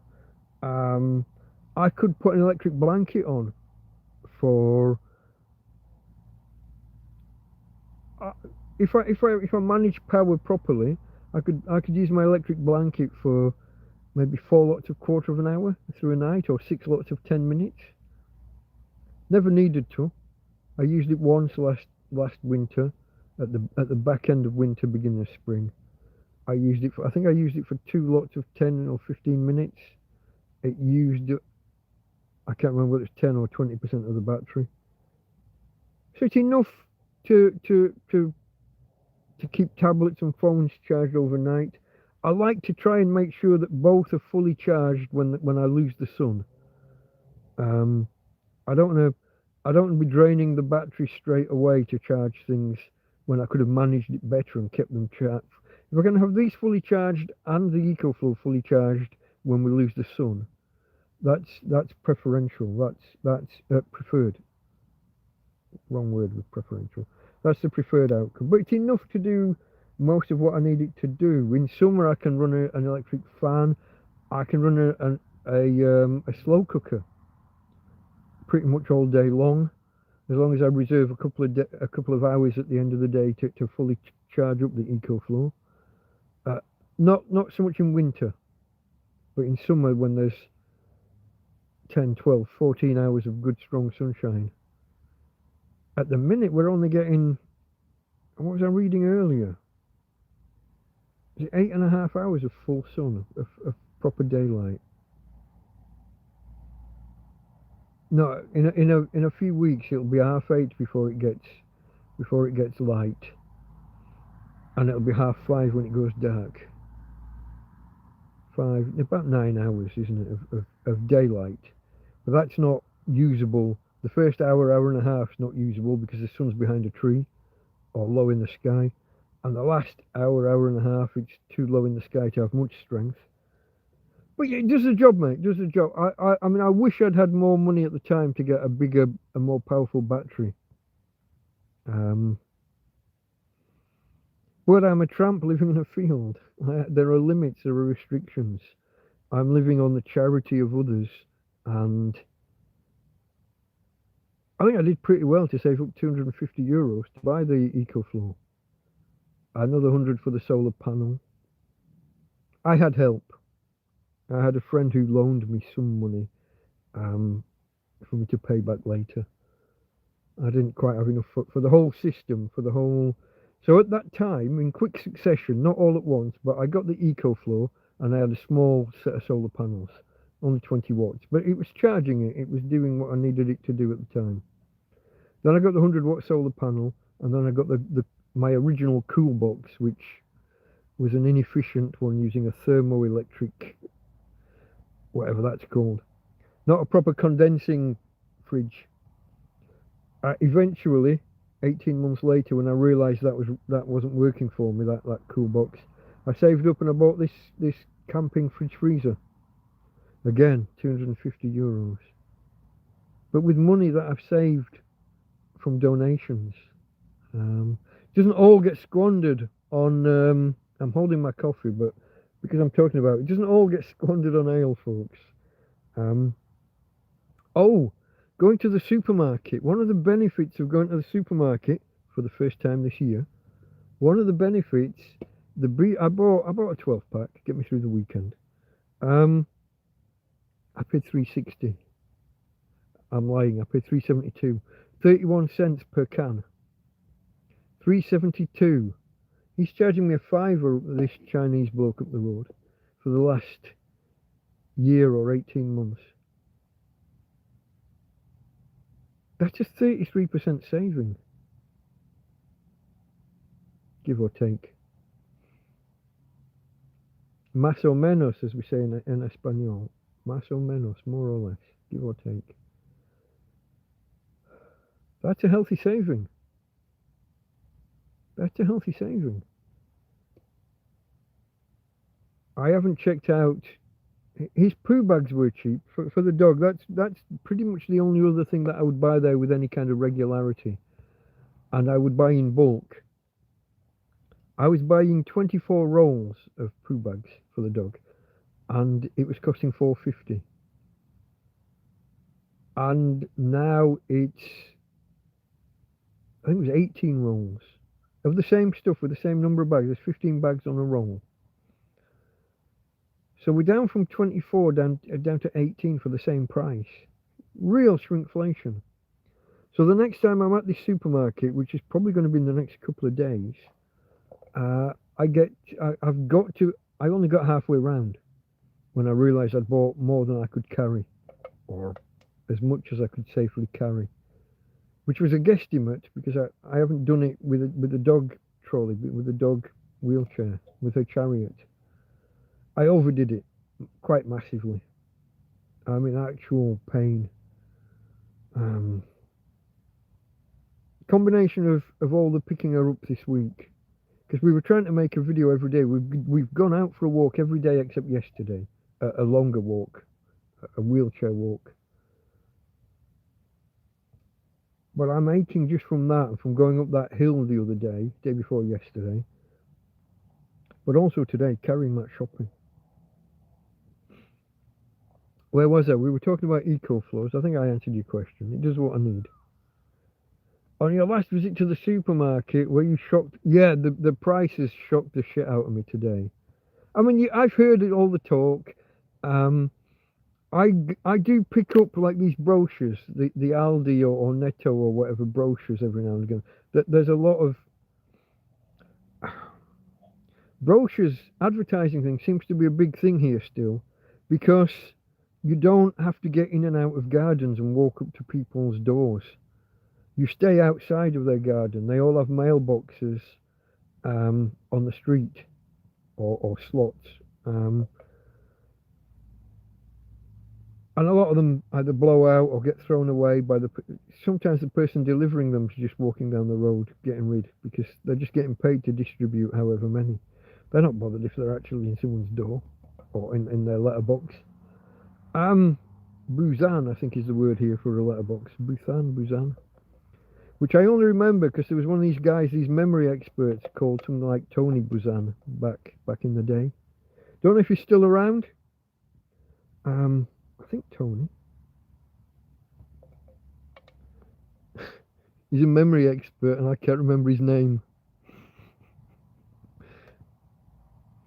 I don't know if that's irony. It's close if it's not.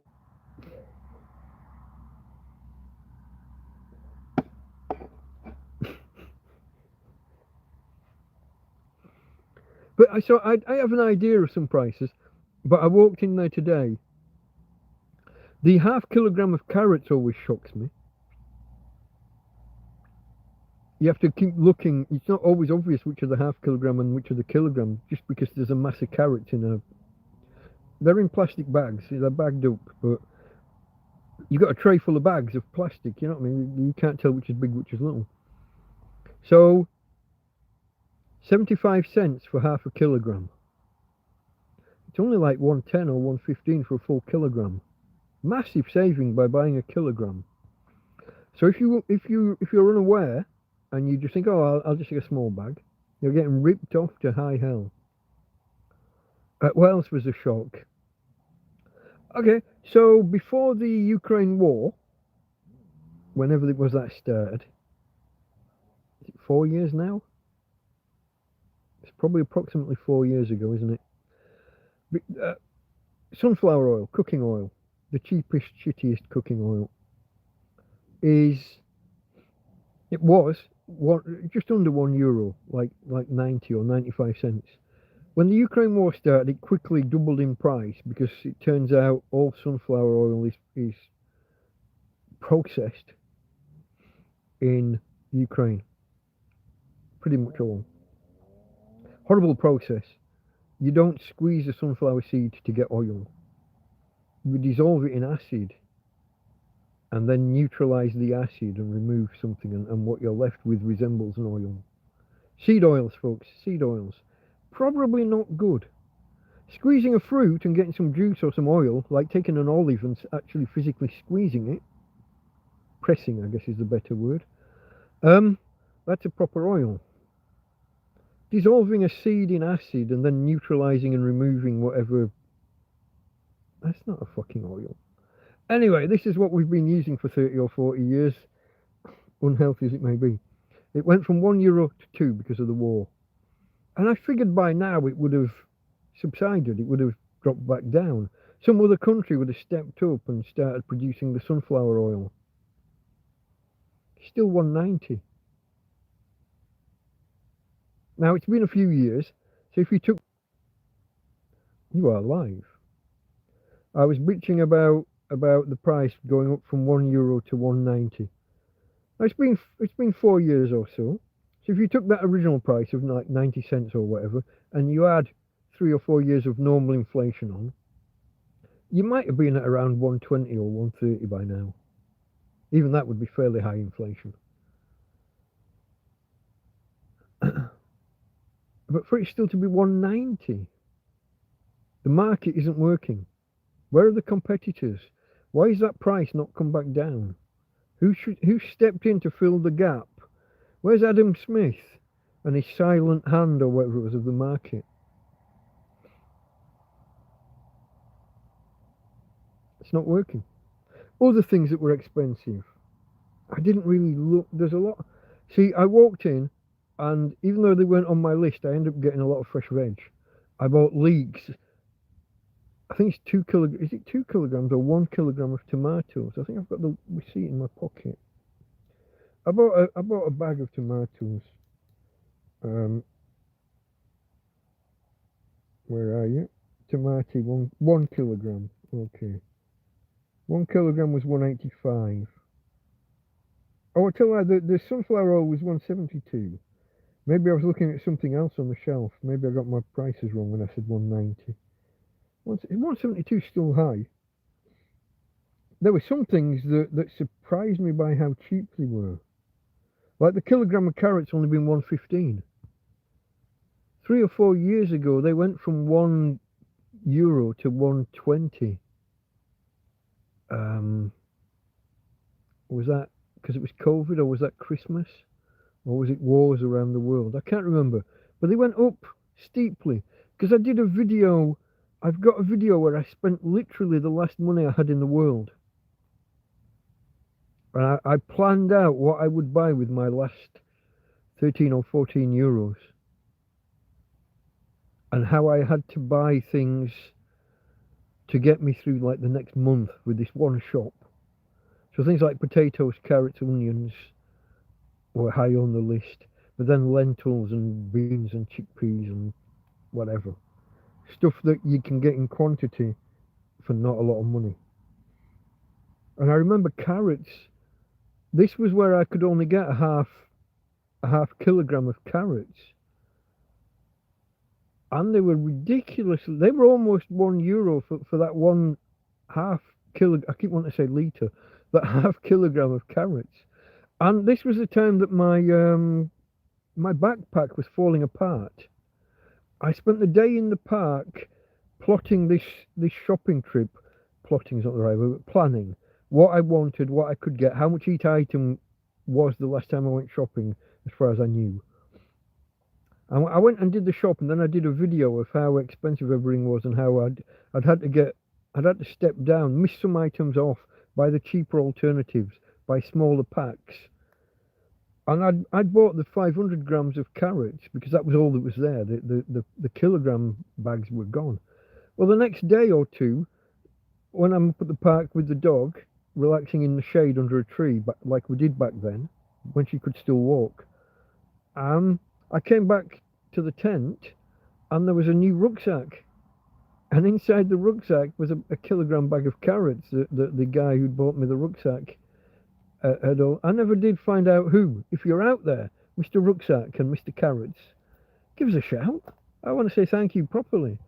But that was tremendous. I wasn't like showing the backpack falling apart deliberately. One of the straps broke and was dangling down and was being a nuisance, and I was having to hook shit on the one strap, and that was, the stitching was coming undone. So I was doing a video of me arriving in the park, and I'd had to put the backpack down, and so people saw what was what. I wasn't grifting. It wasn't a deliberate. I don't, in general, show like the issues I'm having or the things that are breaking. I don't talk much about like the gaps in what I've got. sometimes it just crops up in conversation when someone asks a question, but I'm not deliberately grifting for people to go and buy me things and donate. But sometimes people offer. Sometimes they'll say, "What do you need?" And nowadays I do actually maintain a little bit of a list, which I find a little bit. I struggle with that. Where was I? Shopping and prices. Yeah. The lentils were the lentils and the chickpeas, the garbanzo beans.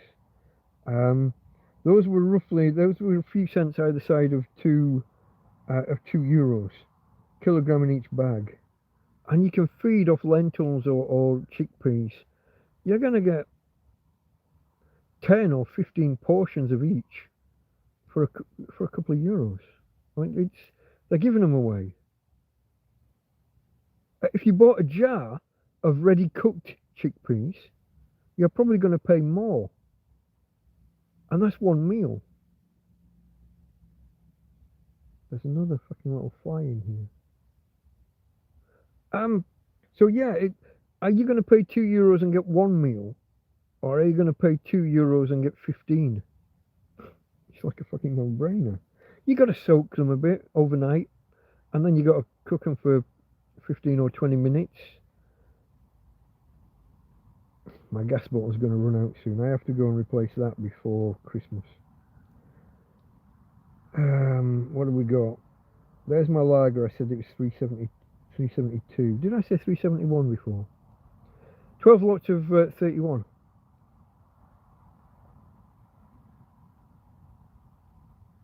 Can you guys see? This is a weird thing. I'm going to show you the whole receipt. It's going to be reversed. So it gives you the price of each item in the column. Where are we? This column, the second to last column, is the actual price. But then it gives another number next to it with a euro symbol. 4322. I don't know what that is. I bought an item here that was 372, and it says 4 next to it. I thought maybe they were just rounding up or down each one so that you could guesstimate more easily rather than adding up the individual cents. But that doesn't work, because there's items like that. No. Yeah, that. 99 cents, yeah, and it says €3 next to it. Or it has a 3 next to it. I'm not sure whether the euro is meant to be with the price or with this other number. I don't know what this is. Anybody got any idea? I might post that on Twitter. You could always take a screenshot there and reverse it if you're struggling to read. If a lot of people can't read backwards. But yeah, some of this stuff was surprisingly cheap. Broccoli, 120, 119 for a full head of broccoli, about 500 grams. I mean, the tomatoes, €2, under €2 for a kilogram. The 3 peppers, the sweet peppers, bell peppers. What's the other word?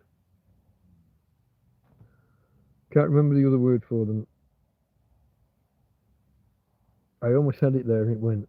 It's almost on the tip of my brain. 170 for 3 bell peppers, capsicums. There you go. The word came eventually. So yeah, something's expensive, something's much cheaper.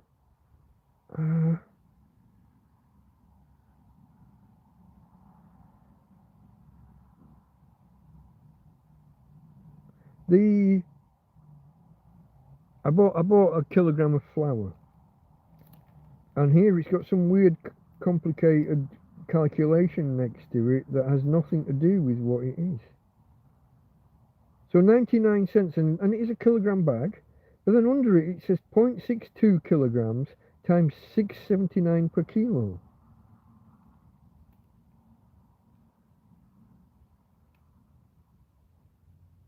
Could that? It's inset. I wonder if that's for the item after. Let's have a look. Let's call it 0.6 of a kilogram at almost 7 kilos. That'd be 420. Yeah, that's the okay. That's the pork cutlets or pork steaks, whatever that I bought. I would have expected that breakdown to be under the item, not above it. Anyway, different countries do different things, I guess. But yeah, in general, prices were a bit of a shock at times. See, you're looking here at the things that I thought were reasonable and that I bought. You're not looking at a list of the things that I didn't buy because fuck that. A little bit like when I went over to the Chino Bazaar last week looking to buy fly spray, and they didn't have a single can of fly spray for under a fiver. And the ones that they did have were about a third of that. You buy this for somewhere between €2 and €3 in a supermarket. Imagine one that's a third of the size, but that's a fiver. Or one that's half the size, but it's a tenner. Piss take. Some people will just grab it because I'm here now, I don't want to go off somewhere else, I'm on foot, I'll just grab. And that's how you get ripped off. That's how they sell crisps over there at 3 times the supermarket price. Is it Doritos? The other ones. What are the ones, guys? The triangular cardboard, but with spicy powder on them. Kind of Mexican. There's Doritos and there's another brand. They're like 80 cents in the supermarket, and he's selling them for the best part of €3. This is why I don't buy anything there except my weekly case of beer, and it's not monthly, but every 2 or 3 months, every couple of months, I'll buy the poo bags in bulk. Except now I might not because of shrinkflation. You're taking the piss. So yeah. Anyway, that's a long answer to a short question from Terry about supermarket prices. Jasper bought a soup maker. Looks like an electric kettle from Aldi. Makes good soup. I'm not a fan of one devices that do one function. Bread makers, rice cookers. If you're going to fill a countertop, if you're going to put a device, because you know that you rarely put these things away in a fucking cupboard. Once it's got its spot in the corner on the kitchen counter, you don't put your microwave away when you're not using it, do you? Your kettle sits permanently on the countertop. Your toaster sits permanently on the countertop. Back in the day when you got one of those sandwich makers, when we made toasties with beans or ham and cheese, it claims its place on the worktop. Your deep fryer back in the 80s and 90s when those were all the rage, it got its own corner in the kitchen to sit in. You end up not putting these things away, or worse, piling them on top of each other, standing one on another. I've even heard of people storing them in the oven. But the work you have to do when you then need to use your fucking oven. You got to spend the first hour just emptying everything out. Woe betide if you forget and you put the oven on to preheat, and you've got, I don't know, your pancetta fucking toaster or whatever in there. Not a fan of single-use devices. I mean, if that single use is generic, like a blitzer, what's the word? A food processor. It's going to chop up anything and everything for all kinds of different meals. Yeah, but things that make one thing. Anyway, I'm not criticizing, mate. Each to their own. Soup maker sounds lovely. I mean, I'm keen on a soup. I've got the slow cooker for that, or the gas stove outside. I do seem to have gone through the gas this year. I think I've gone through 3 bottles, and there's been huge periods where I've hardly used it. Summer. It's not like I was putting a pot of stew on and letting it go for an hour or two.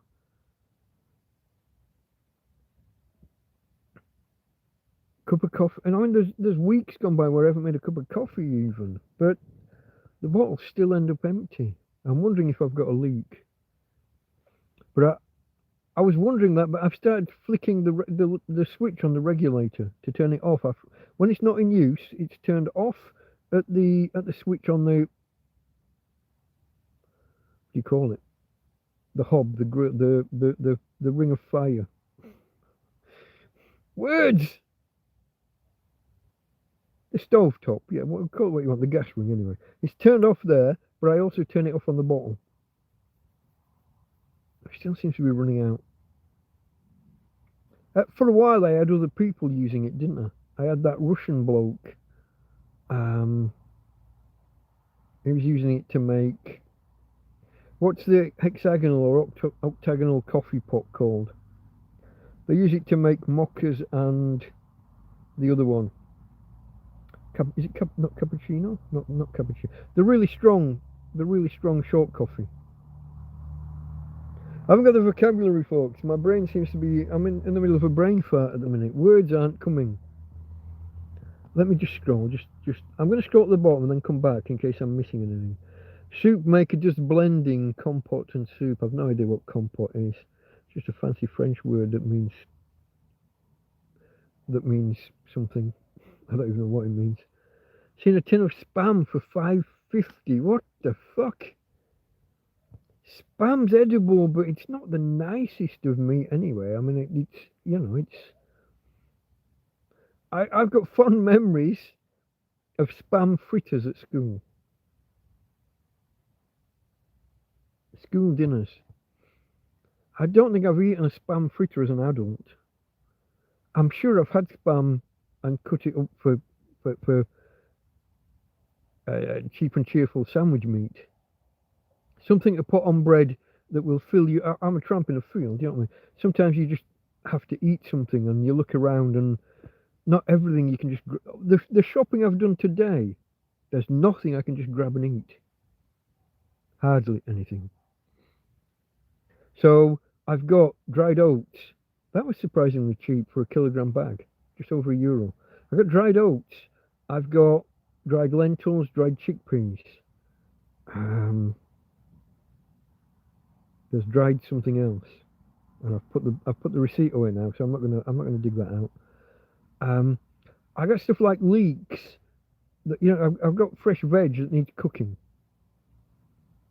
The only thing I could actually grab and eat that I bought today. So there was loads of stuff on my list, like butter and margarine and a pot of yogurt. One of the big, I think it's 500 grams of Greek yogurt. Things that were on my list that I didn't get because I'd already got too much.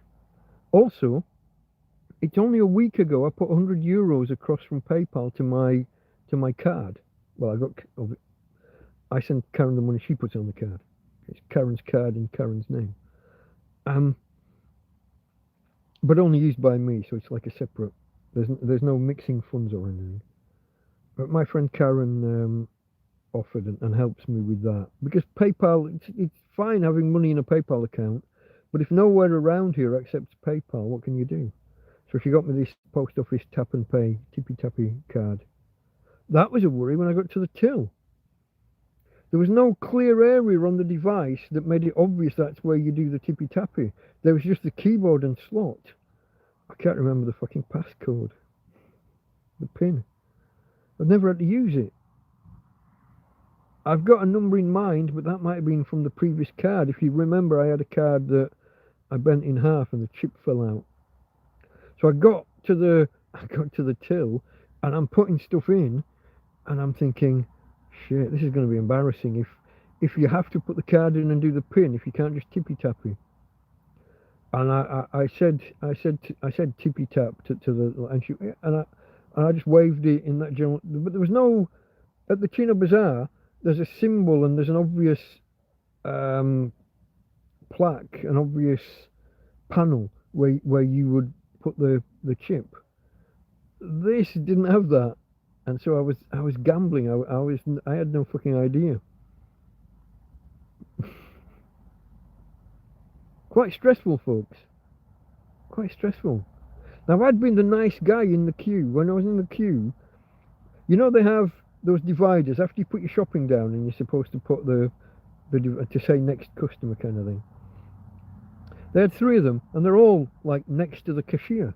She's not pushing them down for people to use. And so I got there and I put one at the end of the lady before me, and then I put one at the end of mine, and I pushed the rest down to the end so other people get them after. The lady behind me, she was just buying 2 loaves of bread. You know, senora, por favor, off you go. Stuff like that. But then I get to the front and I'm thinking, oh, I'm going to make a right dick of myself if I'm holding the queue up. I don't like to hold the queue up. Even if it's just packing the bag, I don't want to be slow at packing the bag. These people that get to the front of the queue start chatting with the cashier. Then they start looking for their purse or wallet. I've already taken my card out of a secure pocket and put it in my front pocket, so it's just there to grab instead of risking taking 30 seconds to get it out. I've already got my shopping bags out and open, ready to put stuff straight in. There's no messing. People who hold the queue up, it's a fucking big bugbear of mine. Right, you've got it, you're done. Pay and fuck off. Anyway, where was I? Soup blending. Okay, yeah. Like I say, I've got a slow cooker. I do soups and stews or do them in that. Karen's just bought me a lovely big, what would you call it? It's like a cauldron. It's a lovely big pan. A little bit like a slow cooker or crock pot, but for sitting on the gas ring. Oh, tin of spam 550. That's where we were at. That's ridiculous. I mean, it's spiced pork and ham, so it's chopped up remnants, basically probably one of those pink pastes, with spices thrown in so you can't taste how bad it is. It shouldn't be expensive. It's not like you're buying it by the kilogram. It's a little fucking tin. How much does it weigh? Can't be more than half a pound, can it? Quarter of a kilogram. You're not paying a fiver for that. €20 a kilogram for remnants, pink paste. No. Do the numbers relate to tax band rate? I'm not sure. There's no label or explanation on them. What about a diesel heater? Asked Karen. I see those diesel heaters. I don't know how to work like a petrol pump or a diesel pump. I'm not a driver, so I don't know how to do any of that. Also, a lot of them have a lot of issues. I watch a bloke online called Wrangler Star. Wrangler like the jeans with a W. Wrangler Star, all one word. And he's forever having to like replace valves and tubes and strip them down and maintenance and then there's the problem. You're gonna put the actual ignition bit outside, yeah, and pipe warm air in. Where am I doing that? Am I cutting a hole in my tent? In fact, I've probably got enough fucking ventilation in here that I could have the box in here and pipe the exhaust out. Same question though, where am I putting it for the exhaust? Am I getting one of those silica squares that you would use for like a chimney on a you know when people use these hot tents and they get the wood stove? Would I buy one of those rectangles, those squares, and cut a hole in the side of my tent? I don't know. I don't think so. I know the cheapest chips. I know they're not expensive to run. But those couple of things, those where do I put it? How do we get the ventilation right, or just the heat coming in? Where's the pipe going? And also my hesitation because I don't know how to use a gas pump up at the petrol station. I know it sounds ridiculous, but 57 years old and don't know how to pump gas. Don't know, folks. Also, I kind of don't need it. I don't need a heater 50 weeks out of the year. Historically, I mean, this year seems to have got a lot colder a lot sooner, and the threat of even colder with this, whatever this Arctic oscillation thing is, with the jet stream wobbling and what's the term they've come up this time? Some kind of vacuum or I don't remember the word. I mean, I'm scrolling back because I did come at the bottom. In Ireland, beef prices are at an all-time high. Steak is up 30% and 80% of beef is exported. That's always the problem, isn't it? Well, that's always, where am I here? Here we go. The problem is if the export market is if you can get a better price abroad, then they're going to sell it abroad, and that then leaves the home nation, the country of origin, competing against the export market. So you end up paying the same as the higher price that the foreigners are paying.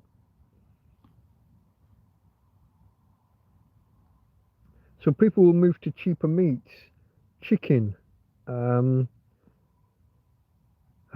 chicken, pork, lamb. Oh, lamb's probably a bit more expensive. I don't know. How is Ireland for lamb? You get lots of green grass, don't you? You're quite a wet country. I don't know. There isn't really an answer, just that the market isn't really working properly. Frozen bag of, how do you keep warm in winter? Okay, let me go back to where I was and then I'll come forward because I don't want to answer questions out of order. Okay, there was Terry asking about last visit to supermarket. There was Jasper and Soup Maker. Okay, real politics. Roosevelt 3 terms, a lot achieved. What a man. Yeah, and they rewarded him by making it so that nobody can have 3 terms anymore. It seems crazy to me, but like if he'd got there for 4 or 5 or something, if he'd done a Maggie Thatcher, but then again, if people keep voting them in, why restrict them? Maybe an age limit. I mean, we've got like America at the minute's been run by 2 geriatrics, one after the other, hasn't it?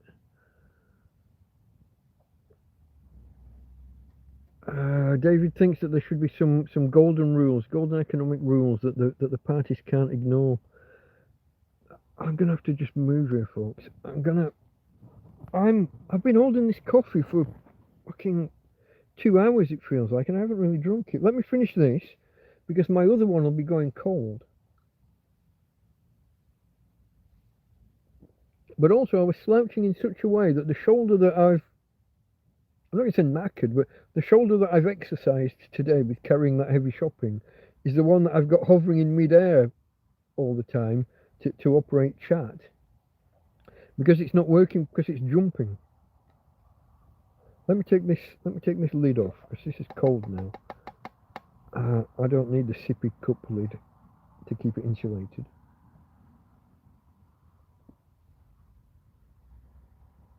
And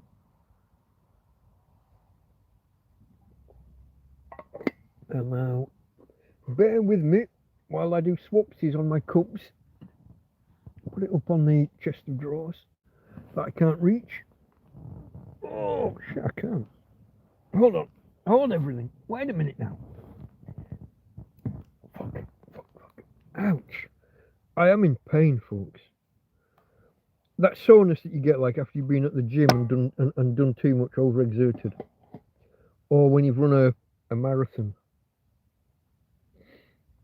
Or when you've had a 2-hour stand-up knockdown fist fight in the field at between 4 and 6 in the morning. I ached that week. I seem to be getting too much fucking exercise. Yeah, no, that is. See whether I can scroll here without getting my hand in front of the camera. That's the thing. So yeah, I kind of agree. There should be some more long-term thinking, some policies that they just have to implement and only fudge the edges, not change the whole thing. Did you see that then? Can you see the change of colour on my hand? Oh, I can't. On my hand here.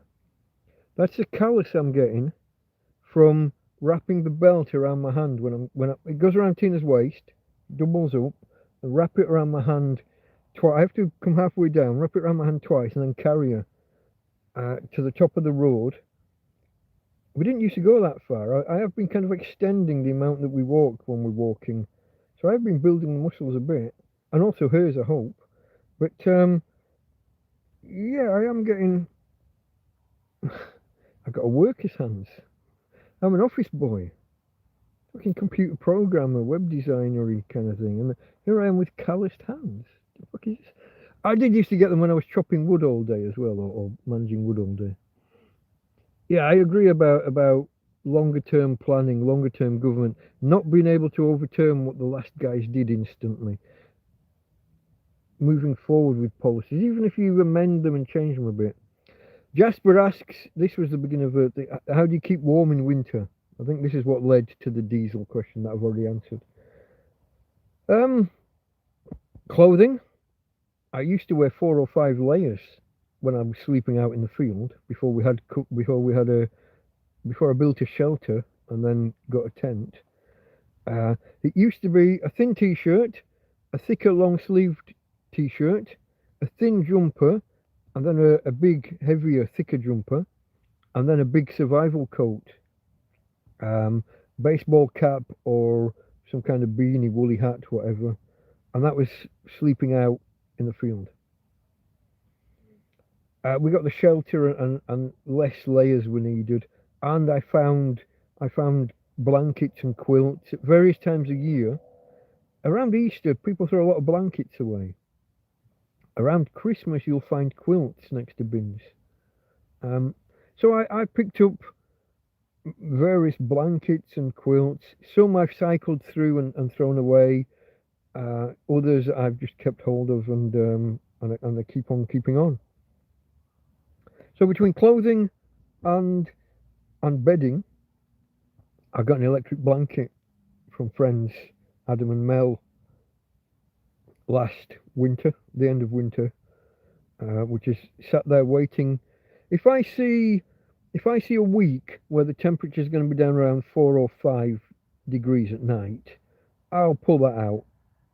I've also got hot water bottles. Well, a hot water bottle and the ability to make makeshift hot water bottles. Just using a 2-litre pop bottle that's empty, a little bit of cold water in the bottom, fill it with literal boiling water. I've got a funnel. I used to jerry rig my own funnel by cutting the top off a different bottle, and then glue 2 pop lids together, one upside down here. Glue those together and push a hole through between, and you could screw it to both. You'd have the funnel and the bottle you're emptying to screw together. But you need a glue that doesn't undo with heat, because boiling water tends to be hot. If you didn't know, McDonald's have to remind people of this, don't they? But so between the hot water bottle I've got, the hot water bottles I can make, electric blankets, actual blankets and quilts and clothing, and a hot dog, and a warm doggy to cuddle in bed at night. For anyone who's arrived late, let's do this again. Do you know I didn't do the full intro, did I? The whole Delta Mike down and out in Torrevieja thing. I didn't do that in this show. If it's a show. Let's find the light. Here we go. She is just here next to me, look. You can't see very well, but I'll try and show you. I think she's asleep. So obviously I'm going to wake her up. I'm just going to cuddle her. Hey, okay, darling. You did that before I got there. You knew I was coming in for cuddle. But that's my girl, and that's one of the ways that I stay warm. Another way will be to try closing the fucking doors. I need a patch around the outer door to the right of the tent here, and I need to move this whole bed a foot or 18 inches, half a meter. The top mattress, I've got 2 mattresses, one on top of the other, and the top one slid off that, and he's poking out of the doorway, and he's actually putting pressure on the doorway and pulling the tent down. I need to move some. There's a lot of, like with the pop bottles here and water bottles here and newspapers and puzzle pages, and there's a lot of stuff here that shouldn't really be here. I need to tidy all that off, and then I need to get all of that mattress and hoik it this way, such that I can actually close the bedroom door. One thing I do, the other bedroom, the storage room at the other end, I close that. I open that through the day. I leave it closed until about 10 or 11. It builds up quite a bit of heat at the far end of the tent because that's the southern end. That's the south end of the tent. Gets heat there, and I open it up, and we get a blast of heat coming through. But then at night I close that because the tent's kind of porous, lets the wind through.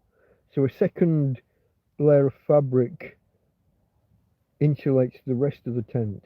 Apart from the fact that I've got a big rip at the side of the door here. Yeah.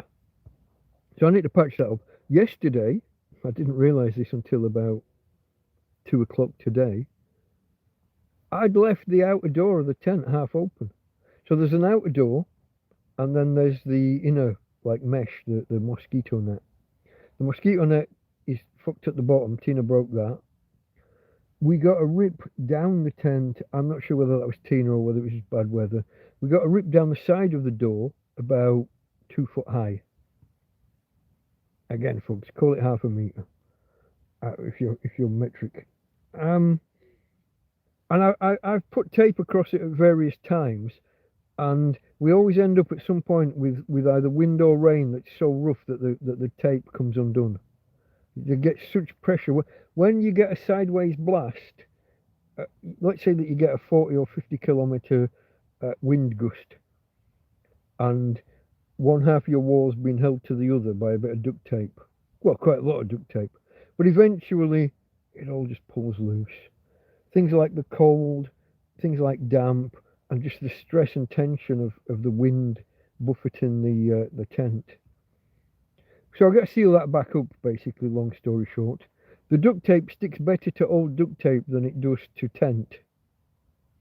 New tent, fine. Old tent, it doesn't stick to too well. You should probably be cleaning surfaces with some isopropyl alcohol or something. Let it dry, and then it probably sticks better. But, you know, your tent's had a build-up of dust and general crap. The rain in Spain often contains Saharan dust, red dust. Gets everywhere. It's in the walls. It's on the outside of the tent. It soaks through a little bit into the inside. It makes sticking duct tape more difficult. So where I've got some older duct tape that did stick at one side and come undone at the other, I should be able to bridge that gap by sticking to the previous duct tape. It's just a case of doing it. Again, that physical element. Squatting down, let's say that you're going to work for a quarter of an hour, cutting bits of tape and sticking them and rubbing them. And by the time you're finished, your thighs and your calf muscles are on fire. It's like you've been doing squats in the gym. Frozen bag of mixed veg. I do buy frozen veg. I bought my sprouts were frozen last Christmas. Couldn't get fresh sprouts in the supermarket I was going in. It's like sprouts aren't that big a deal in Spain, or maybe I just wrong supermarket, wrong time. Parsnips, they only had parsnips the last 3 days before Christmas. Literally, parsnips just weren't a thing. It's like as an afterthought. It's like, oh, the Brits keep asking, so we'll get some. I don't know. Like throughout the rest of the year, you buy these little stew packs, these starter packs for doing either stews or what's their rice thing, paella. So you get these little bags of fresh veg, but there'll be like 1 or 2 carrots and half a stick of celery and some small, very, very white turnip that I don't really understand. And you know, there's these there'll be 2 halves of a leek or something, and they're meant for just starting off a stew or something like that. So parsnips are a thing through the rest of the year. They're just not sold as a separate bag of, or pick your own. They're just not here until just a couple of days before Christmas. So yeah, I did buy frozen sprouts. I had no way to store them other than trusting that it was going to be cold outside. So I had a bag of food outside the tent, out of the sun. And they did stay frozen for the time I needed. And even when they were defrosted, I mean, they're not going to turn bad overnight or anything, are they? You've got a day or three. Um, if you can keep them frozen for the first 2 or 3 days, you probably get a week out of them at a push. But I like my sprouts at Christmas. So frozen bag mix. Okay, here's the beef. People moving towards being vegetarian. I think I just saw there. Let me just scroll. I don't know which way it scrolled. I think it scrolled the wrong way. So dried rice is another good staple. Yeah. Oh, I didn't buy rice because I've already got 2 or 3 bags. Peanut butter I don't like, but yeah, it is nutritious and what have you. Where am I here? Okay, I'm at the tin of spam. Okay. Compote is like jam. Okay. Okay.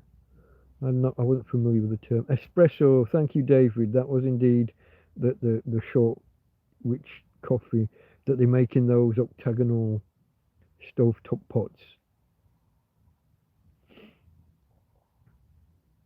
They're funny. I don't fully understand them. You put water in the bottom. In the middle, there's a container that you put your coffee grounds. So the water evaporates up, moves through the coffee grounds, carries on evaporating, taking the flavour with it, and then condenses in the top section, which is where you get your strong drink. And then add chocolate or whatever if you're going to do a mocha, a knickerbocker mocha knocker. I don't know. There was the peanut butter comment. And then it jumped again. Fuck off. No, no. Which way did it jump? It didn't jump far, and it jumped the other way. So here was Terry with dried rice is another good staple. Yeah, and I said I have rice. I've got loads of rice, loads of pasta. I got more than I probably ever need. Jasper's seen a mini oven with a camp gas cartridge oven. I could do with some kind of metal box to put above my gas ring to make an oven. I saw someone using a barrel online. You need something that you can put above the flames, but then you need to hold whatever food you're doing off the bottom. And that's my problem at the minute. So I've got the slow cooker or crock pot, whatever you want to call it. Now what you can do, I've seen people roll up aluminium foil balls, put 4 in the bottom, and then take some aluminium foil, 2 or 3 layers, and put those across. So whatever you put on them is held up off the surface, off the bottom of the oven, bottom of the crock pot, and you create a mini oven that way. But I watched some. She wasn't Indian. It was some. Oh God, I'm going to cause offence if I say some third world country. But she had the big fire and she had this barrel suspended above the fire, and then a shelf put in, some racking put in, so that you're up off the bottom. And she was cooking chickens and what have you. I do something like that. Some metal box that I can put above the gas fire. I've thought about it, and I don't. Maybe one day soon I'll start taking Tina out and about, and we'll go doing the bin circuits again. Now that she's mobile, I don't need it for food, but other resources, other things you can find. There have been times when planks of wood would have been useful. I do currently have some, so that's not a good example. But there are all sorts of things you find. Like I found the television at the bin. I'm going to treat myself on Christmas Day. I'm going to put the telly on, just for an hour or so, if I've got enough power, and if I can find somewhere to put it. I don't have an antenna, but I can download stuff onto pen drives, plug them in, and watch from that. It's funny, I owned an antenna. The house that I was talking about earlier that I shared, the apartment that I shared with that guy during COVID, I bought and installed the antenna there. The built-in one from the urbanization wasn't working. The cable had snapped somewhere along the path, and because it's all in walls and under paths and things, it's all Spanish walls are hollow. Spanish footpaths are hollow. They rest on like 4 bricks, and then there's a paving stone, a flagstone, and then there's a big cavity underneath, and wires and things get wires and pipes and things run in these channels underneath. In the walls of the house, there's not an out pipe coming like down from your toilet on the outside of, or bath or whatever. There's not a pipe coming down on the outside of most houses or apartment blocks. That pipe's inside the hollow of the wall. Must be great to fix when you've got a leak.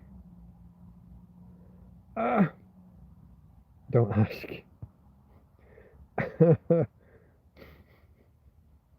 Where was it? I don't know what I'm rabbiting on about, folks. I'm off on a tangent. Ovens and gas. Yeah, ovens. The slow cooker can work sort of as an oven. I said I did jacket potatoes in there, baked potatoes. However, whichever word you prefer. I've done that in there before. Preferably in summer though, when you know you've got more power. If I spent the day doing jacket potatoes with the slow cooker, I might have to roll into a second day. I might have to leave them overnight. And B, it'll take all the power that other things would need. I probably wouldn't be able to run the fridge at all that day. I'd have to be careful about keeping lights and tablets and phones charged. It's great being able to say these things in plural. Tablets, devices, lights. When you bear in mind that I started in this field, I had a few devices, but everything got wiped out that first night with floods. Everything, almost everything wiped out. What was it I realised the other day? You know, I've said about how I've never had anything stolen from here until Pepe, the Spanish guy, left and my bag disappeared. I had a sudden realisation today about two things that have gone that must have been in that bag and historically would have been in that bag. I had a first aid kit and some extra, not exactly first aidy supplies, but like toiletries and but extras, you know. So my little red first aid kit's gone, but also my Amazon, what do they call them? The little talking box. You talk at it, it goes off, gets an answer, and comes back. Little round puck-shaped thing. What are they called? See, I haven't used it in 3 or 4 years. It's not a Kindle. You say the name and it answers. Alexa. It's called an Alexa, wasn't it? Although you could change its trigger word from Alexa to computer. That was Amazon. Could you refer to it by Amazon? There were 3 built-in trigger words that you could select between. Always annoyed me. I wanted to call mine either Zen or Aurak.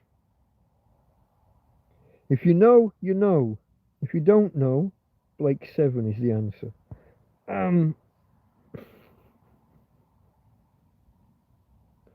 It annoyed me that I couldn't set my own fucking trigger word. So yeah, a mini oven of some form would be great, but so would just having more than one cooking ring, more than one gas, and so would having a smaller gas ring. This thing, so those camping stoves that you get, they use it. You fit a bottle that's 400 grams, and it gives you approximately 400 hours of a decent burn. 4 hours for 400 grams of a decent burn rate.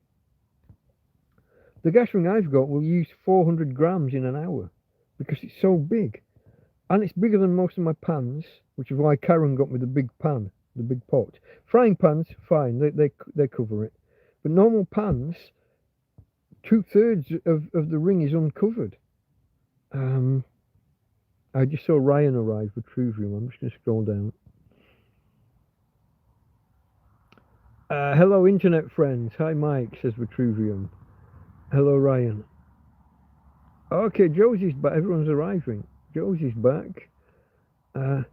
Seems pretty mild in Torrevieja, but could be wrong. But January's always worse, right? January tends to be a little bit wet. February tends to be the one that gets the actual cold spell. Usually a week down around 4 or 5 degrees. I say usually. This is my 4th Christmas here, my 4th winter in this field. 3 years and a couple of months, really, in the field. But because I arrived just before Christmas, October, whatever, this is my 4th winter. So I've had 3, I think I can say usually. January tends to get a bit of rain. February tends to be that little bit colder. But it's quite mild now. I mean, I looked before. Wasn't it fucking 17 degrees still? Give me a second. I'll stop swearing as well in a minute, if I can remember. Still 17 degrees. Oh, 16 degrees. It's just dropped one. Now, this is according to forecast. I've misplaced momentarily. I've misplaced my thermometer. But that feels about right. I only put the snood and the jumper on at 9:15 to take Tina out for a walkies, and because I was going to be stood next to the stove. I was about to say cooking my coffee, but that's the wrong phrase. Boiling, brewing my coffee.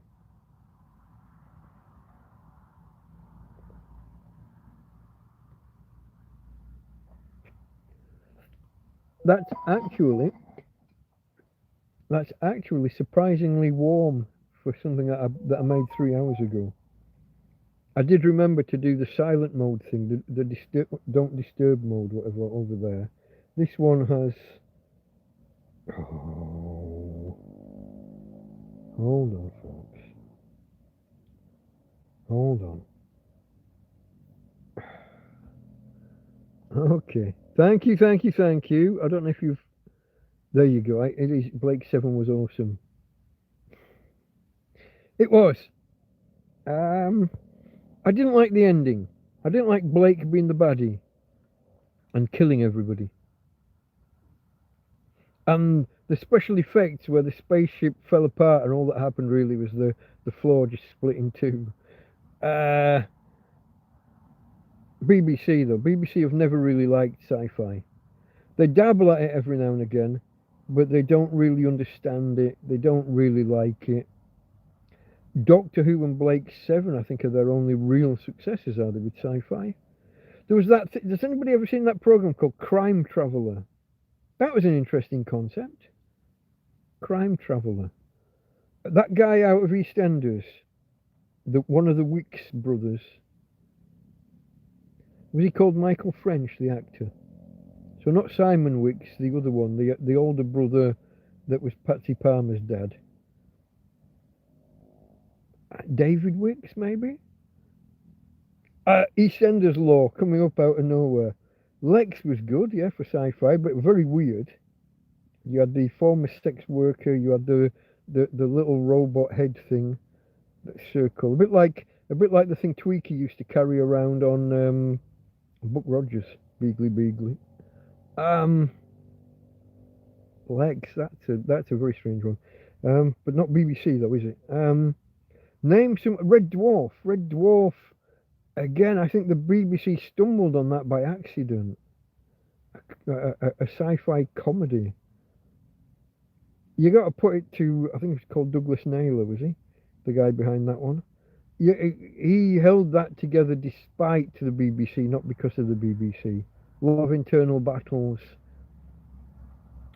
Look at what the BBC have done to modern Doctor Who. The fuck. I'm not going to go off on an anti-woke tirade.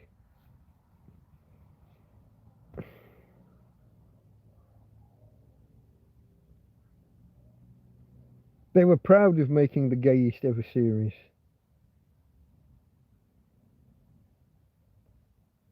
Although they did make that trans guy be the baddie. Anyway, I'm not going there. Let me scroll back a bit. Amazon Echo, it was indeed. UK Richie. I assume you got there before me. I did pull it. I did independently pull it out my backside in the end. Josie's saying bye bye. Are you going again? or was somebody else going?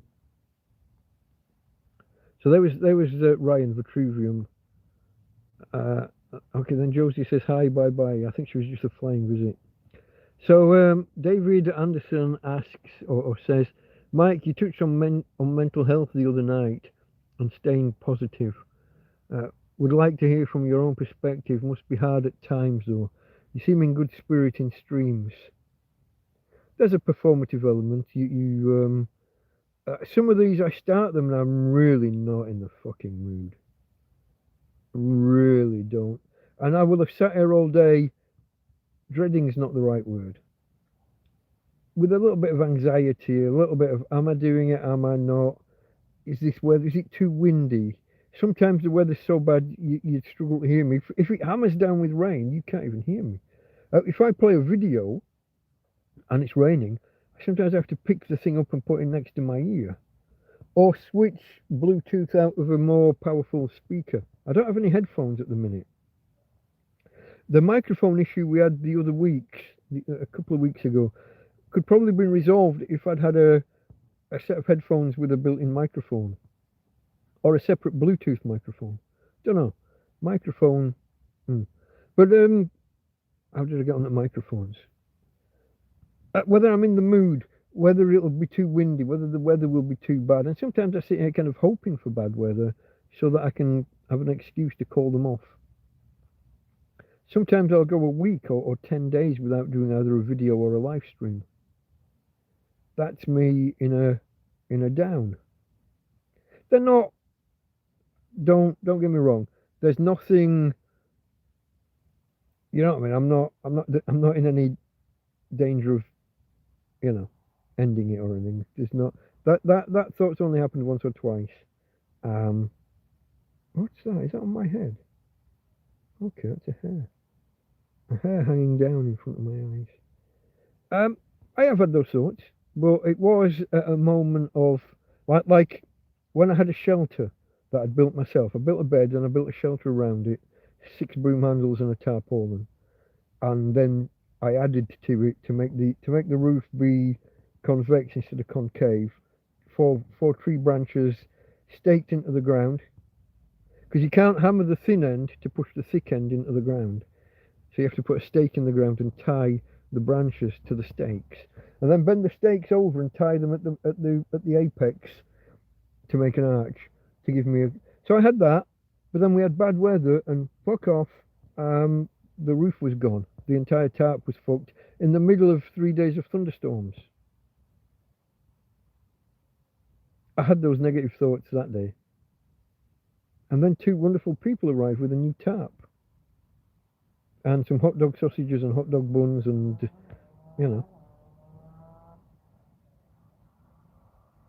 They don't talk to me anymore.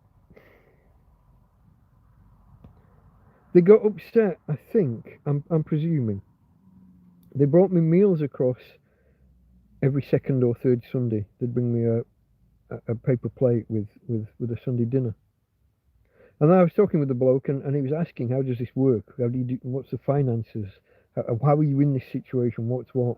And I told him about how I'd got thousands of pounds in the bank, and I never saw him again. I did say it's in the bank in England, and they won't let me have it, and I can't get at it. But I think just the thought of, hold on, why are we helping you if you've got thousands in the bank? I think that trumped everything else. And I haven't seen them since. That's kind of depressing. Someone who's done something so nice for me and who was friendly with and who would bring me these meals. And then it's not a literal falling out. There's just a ghosting. There's just and there's been 2 or 3 of them. The other ones are people who come online and come on here in chat and, oh, where are you? Give us an exact. I want to come. I'm going to bring you this and bring you that. I'm going to bring, what do you call those stabilizers? Gimbal. I've got a gimbal and I've got a tablet I can give. I've got this. I've got that. And for 2 months they're coming down. Their family's giving them some extra money to get me some extra things. Nothing. Gone, never. Those are a bit depressing. The guy who I met on the cliffs in the real early days, who said he was going to get me a phone. He was just having a laugh. He literally was just lying in front of his girlfriend just to wind me up. Just so that I would go there each day, hoping to bump into him, thinking he was going to get me a phone. Things like that drag you down. Clashes with the police. All of this. So what do you do to stay positive? I don't think there's anything you can like set out to deliberately do. There are the things I said the other day about being near the sea. That's always nice. That's. I don't know whether it's just a mental thing. Maybe it's you get ozone from water splashing about. There's and also sun on water. We've also got that salty wateriness. There's something about being near sea water and the sea. There's something about just a mass of water that's been moving about. If you're ever on a ferry crossing the channel, the immensity of the amount of water that's there. There's something about that that I was going to say grounds you. You're not on solid ground, but that experience of a massive body of water. The same on the ferries or cruise ships on Lake Windermere. It's just so big, so much water. The enormity of it. So seasides, lakes, forests, field, big fields, greenery.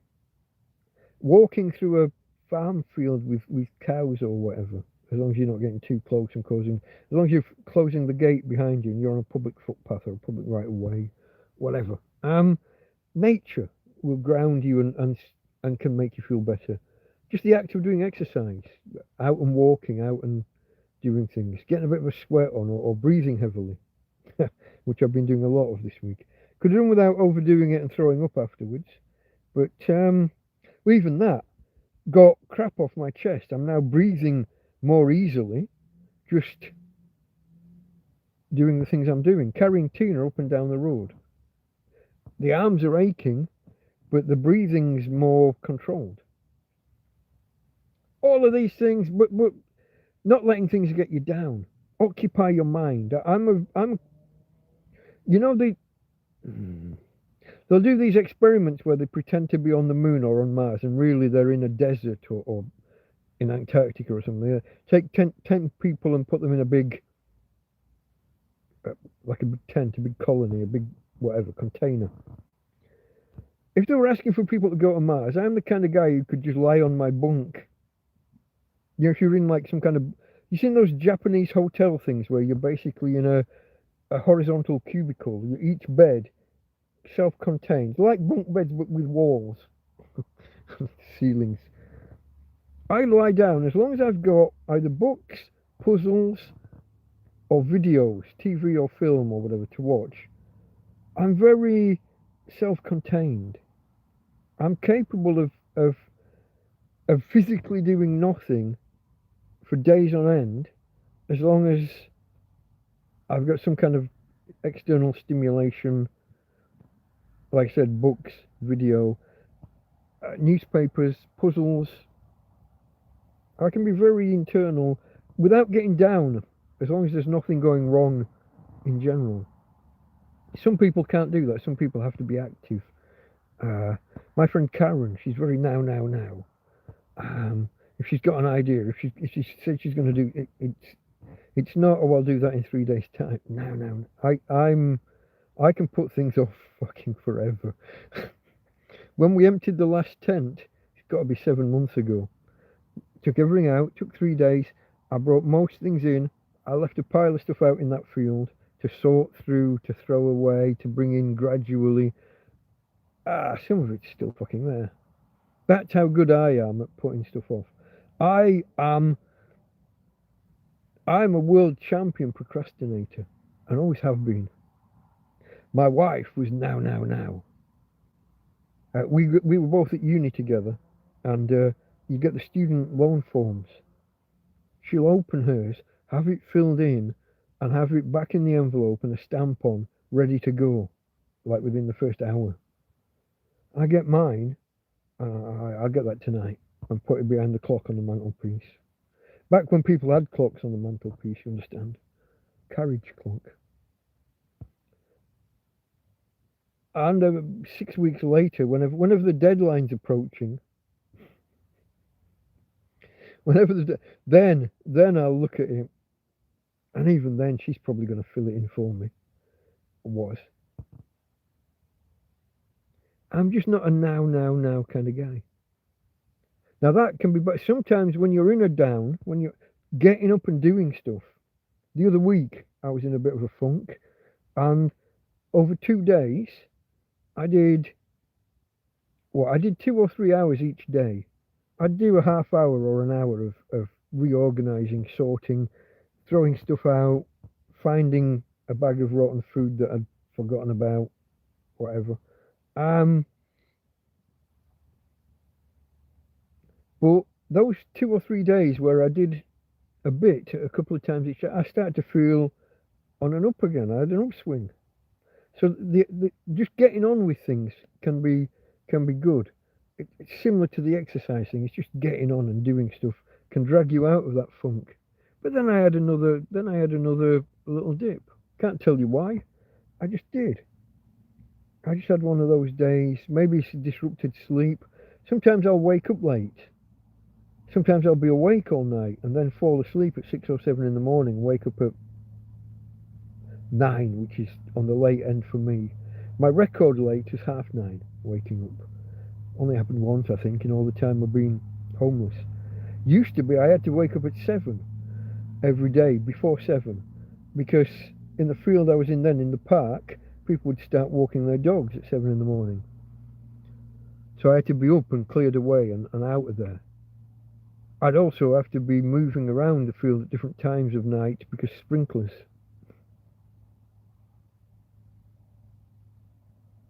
So yeah, I don't know. I haven't got an answer for what you do to stay in good spirits, because I don't. When you're on a down, try not to get too down. I don't know how you try. I don't know what you do. I just keep my mind occupied.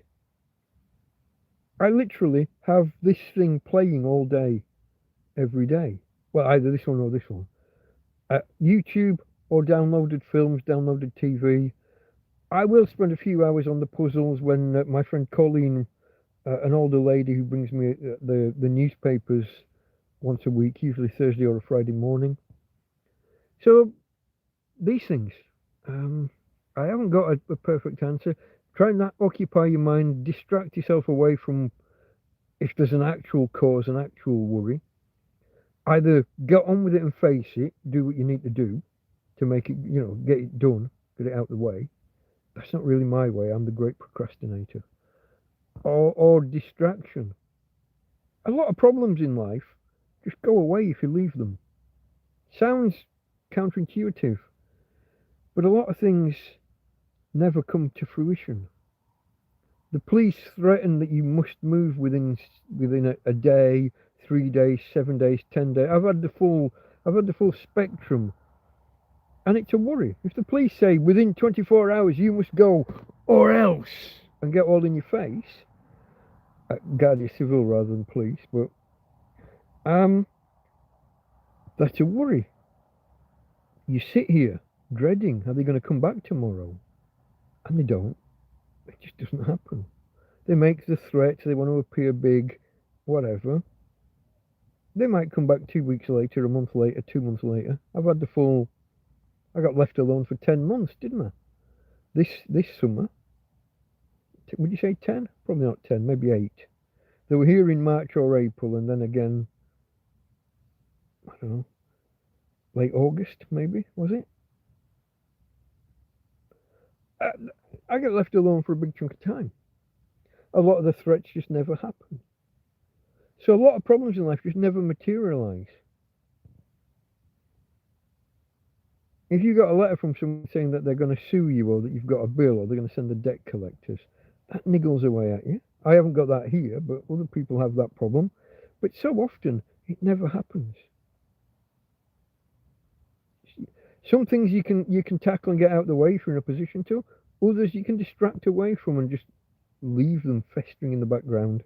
And if you distract enough, and enough time passes, and you realise it's not happening.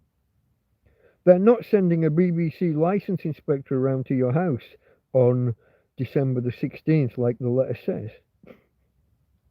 It's not happening. Some really small percentage, and you just say to the salesman, he's only a salesman, you just say, no, I have no use of your product or service. Thank you very much, goodbye. Or better still, you just don't open the door. A lot of these problems never materialise. Now, depending on what kind of person you are, if you can just put it off and have it go out your mind, that can be the way forward. If you're the kind of person who sits there dreading with it bearing away, take care of it in some way. Then the whatever the pressure, whatever the can lift. Horses for courses, folks. You've got to work out what kind of person you are, what works for you, and what your situation is, and can it just be ignored, or is it going to come at you eventually? Long answer to a short question. But yeah, I often appear in good spirits because partly it's performative to a minor degree, but partly just getting on with it. I often actually, when I was doing the proper TrampCasts, the detailing 7 days in the life of, which I will get back to one day. When I was doing those, I'd often not be in the mood in the hour beforehand, and then I'd start and I'd really enjoy it, and I felt so much better afterwards. So much so that after doing a 2 or 3 hour proper TrampCast, I'd give myself a couple of hours and then start doing a TrampCast Hangout later the same night. I'd end up streaming for 6, 7, 8 hours that day in two blocks, and I felt great. So just doing, sometimes just, I don't know, maybe it's putting on a brave face that makes you then feel better. Maybe there's a psychological element. I don't know. Who knows? Let me scroll back. Oh, Mr. S. Only here to drop a like. Sleep well, everyone. Sorry I missed you, Mr. S. Mr. Sharafsha. Hold on. Jasper said taro, and I don't know why. I'm a fan of Italian westerns. Oh, the old spaghetti westerns. What's that guy? Bud Spencer? Bud, I think that's the right name.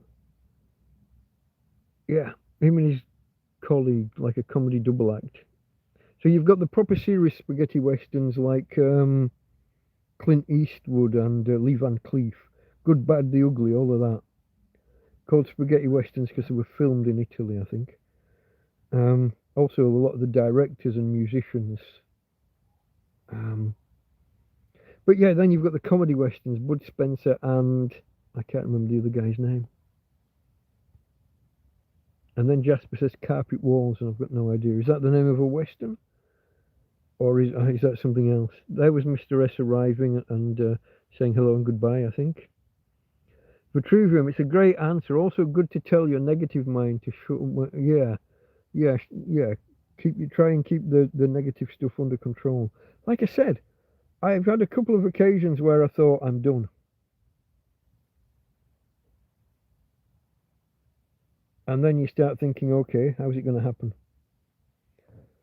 And then you think, what about the dog? Am I just going to kill myself in a field or throw myself off the cliffs? What's going to happen to her? How's anyone going to find her? How's anyone going to know? Do I throw her off the cliffs first? And then you slap yourself and say, fuck off. And then you come to the conclusion that there's no way around it. You're just going to have to carry on because dog. So she saved my life probably twice. Can I remember what the other occasion was when I was really down? Probably when the police stole all my shit. And like I said the other night, I use the word stole advisedly. People just turn up and start fucking throwing their stuff on the back of a bin wagon, trash compactor. No paperwork. No receipts. No documenting what they're taking. No appeals process. With threats to shoot your dog and to take me to see a judge. When I was saying this can't be right. What's the appeals process? Can I come and see a judge tomorrow and get my stuff back? What I didn't realise was, because I'm talking to them out this door, out that door on the road, it was a bin. I thought they were putting stuff in a wagon, you know, so I could appeal, ask for it back the next day, say how they're in the wrong and that this is private land and that they had no right to take any of it. And their lame excuse, their lame, it's a fire risk. Bottles of water, plastic bottles of water, green plastic garden furniture, white plastic chairs. They were really, really good chairs with a metal leg going up into a solid plastic body. Pots and pans and plates and ladles and fish slice, spatula, whatever you want to call it. All my knives and forks, everything cooking and food related, including a box of food. I had a box, I had an overflow situation. I had a huge box that was full of lentils, chickpeas, rice, pastas. The whole box was all the stuff that most of the animals won't touch. And it was in one of those big tote boxes. Things like that they took. I had a chocolate tin or a biscuit tin full of dongles, USB drives and wires and adapters, and gone. The lamp. Karen had literally bought me one of these about a month earlier, and I'd got it out because it's solar powered. It was outside on my clothes made, on the clothes dryer, just out picking up sun, getting solar. Gone because I forgot in the heat exchange. I forgot it was out there. Gone. Clothes dryer gone because fire risk. This is all they would say when I've said why fire risk.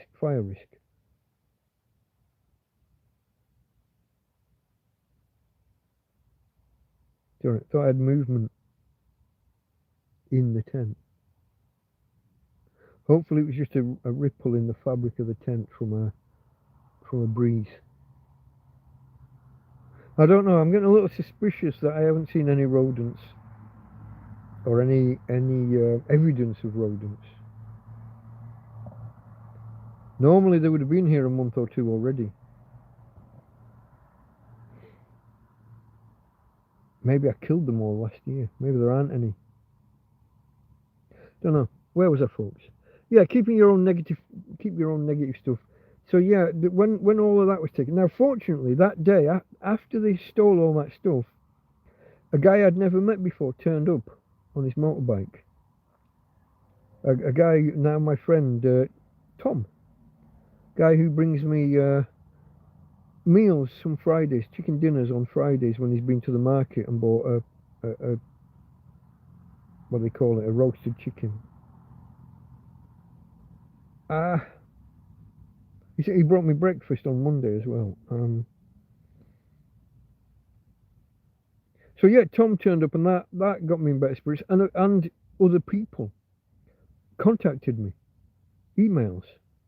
Hey, you don't know us, but we've been following you a little while. We think it's disgusting. What do you need? It looks like maybe you need a gas bottle and a gas ring. Someone else, I can get you some plates and cutlery. Someone else, I got some pans, or I can get you some pans. And within 2 or 3 weeks, I was starting to build back better. Now I've got a pine dining table. I've got 4 chairs of mixed and match types. 2 tables. There's another table, a foldable table. I've got 2 clothes maids. I got a set of planks if ever I need to raise something off the ground or do something else. I don't know, the planks are there, the wood's there. Probably could build a bed because they were the slats from a bed, and they're good inch and a half thick. They're proper real solid ones, not the flimsy ones. So I probably could have built this bed up off the ground.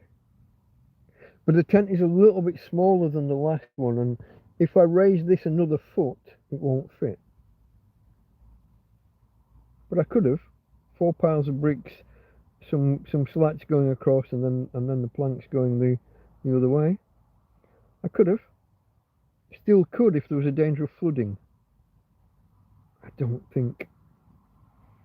Even with the field's flood defences not looking in the best shape, I don't think we're going to get another set of rain like we did 2 or 3 months ago. So I think we're all right. That was on the cusp of proper flood, but maybe was... I didn't see it. I slept through it. But everything moved 4 metres that way. Yeah, shut up your negativity. Yeah, you have to keep on top of it. What I worried about yesterday has now passed and everything's okay, sort of thing. Yeah. Stuff just... There's a guy online called Asmongold. He has the same philosophy. Grew up poor, and his mum ended up disabled and couldn't work properly. So they were on food stamps and all that. And his mum would basically take out loans and just never pay them back. He's now a multi-millionaire. But that's another story. But he'd tell the story about how she just didn't give a damn. She'd get all the letters threatening about debt collectors, and if one turned up, she'd either just not answer the door, or tell them to go away, tell them to come back with paperwork from a court. Just put it off. Eventually, she might take out another credit card to pay off the one debt. She just put the shit off forever. Until her son became a multi-millionaire. Probably, what would his net worth be now? Over 50 million easily. From playing World of Warcraft. And streaming it online. And now he comments on politics and things. But he tells his tales about 90% of your big worries just never happen. You sit here because the police have threatened they're going to come and kick you off the land tomorrow or arrest you if you've not gone. So you sit here, it's a bit of a worry. Maybe you avoid them one day. You go out at the time you think they're going to come. You still sit here thinking they're going to come the next day. By the time you get to day 7, fuck, it's not happening. There may be another time they come along and tell you you've got 7 days. Maybe another day they come along and they take all your details to give to the judge because you've told them you're not leaving until you get paperwork from a court. So now they stop turning up and just telling you you've got to go in 7 days or 10. But for the next 5 months, they come along regularly asking for your details to give to a judge. They're going to initiate trespass proceedings or eviction proceedings and have you moved. Never happens. They're going to arrest you. Rarely happens. Twice, maybe 3 times, is it? It might be 4 or 5 arrests, but only 1 conviction about anything that happened here, and I still say it was totally illegal. They arrested me for not giving ID to a member of the council, a member of the town hall, while I was in private land. So it's a public order offence kind of thing to not provide ID to a policeman while out in public. But it wasn't a policeman that wanted it, it was the councillor, or council... I'm not sure if he's... I think he's politics. I think he's the actual councillor over welfare, rather than the head welfare worker. So rather than being a civil servant, I think he's a politician. I don't know, but I suspect. But I was arrested because I didn't give my details to a member of the council. So he brought... We ended up with about 18 cops here in the end. First wave was about 6, and then reinforcements arrived because I was collecting my dog. Private property. It's not my private property, but that's not what the law says. The law says it. The law doesn't say they can only ask on public land and private property that's not your property. It says it's a public order type thing. Anyway, 1 conviction for shit that happened here. All of the other stuff was for missing court dates for another issue that predates me being homeless, and where they never give me the court dates. So there's no punishment for not attending court because they've never given me the paperwork saying I have to attend. They just like to roll up and arrest me, the dog, every now and again, and kick shit out of her and possibly leave her disabled. I'm still in two minds about whether that's how she got disabled. But it's one of the two working theories that we have. Anyway, don't let shit get you down. I guess watching my dog deteriorate has been a factor of certain depressions and things, certain stages that have happened when she started having difficulty kind of sitting down, when she had difficulty walking long distances, then when we couldn't get to the supermarket, and then when she couldn't even get across to the Chino Bazaar, and then when I had to start leaving her in the tent while I went to the shop once a week or once a fortnight. These gradual steps, these gradual declines, now she's losing control of some functions.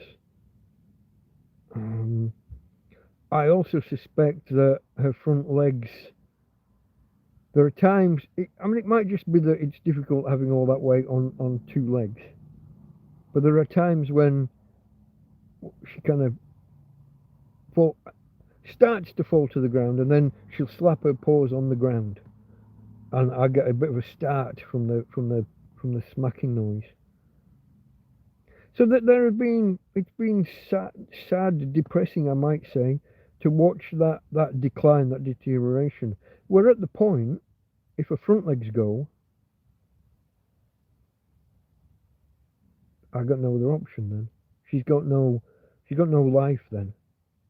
Even if on the bed she's lovely and caring and she's still her, if she can't even, the wheelchair has got a second set of wheels. Or you could get one of those baby stroller type things that you see, a pram, a perambulator, as we used to call them. You could get a pram type thing and push her around and lift her in and out to do her doings. Maybe. In my mind, I'd settled on if the front legs go, then that's an end. Now that's if I lose Tina. Those days when I didn't throw myself off the cliffs because dog. Don't want to think about that. I can't think about what circumstance would have me that desperate. I have now, because of you guys, and because of the ladies who've helped me get, the two ladies, Tina and Anita, who initially got me a phone. They bought me a new phone. They didn't get me a second hand, they got me a new phone. Got me a SIM card.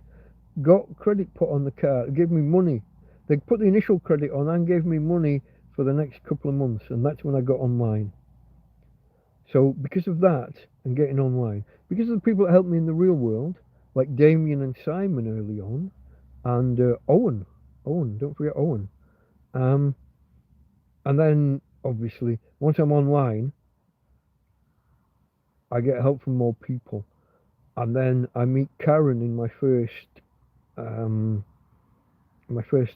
TrampCast 001. If you're new here, folks, if you don't know the background, if you're wondering, TrampCast space and then the digit 001. So Tramp cast, all one word, no spaces in that. TrampCast, then a space 001. Has the entire backstory. The who, how, what, when, where, why, of how a guy with a business management degree from supposedly a top university in England, in Britain, ends up in the world, actually. They claim to be the third best business university in the world, according to certain league tables. Or they did at the time, however many years ago that was. I did work that out the other day, didn't I? I started in 94. 31 years ago. Or 27 since I graduated. Business management degree to Tramp. It's a good move, isn't it? And all because of banks. This isn't a choice. This isn't a lifestyle choice. I haven't run away from civilization to go all Rambo, living in the woods.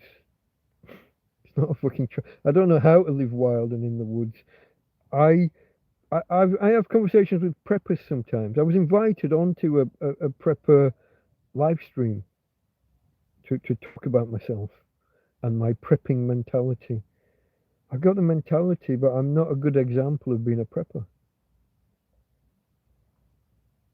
I don't know how to do I didn't know how to do anything at the start of this. I don't know how to be homeless. This is why I planted myself in one field and just stuck to my guns and said, no, Mr. Policeman, no, Mr. Guardia Civil, I'm not fucking moving. What's the worst he could do? Lock me up. You're going to take a man who's homeless and give him 4 walls and 3 square meals a day. Okay, I'll take that.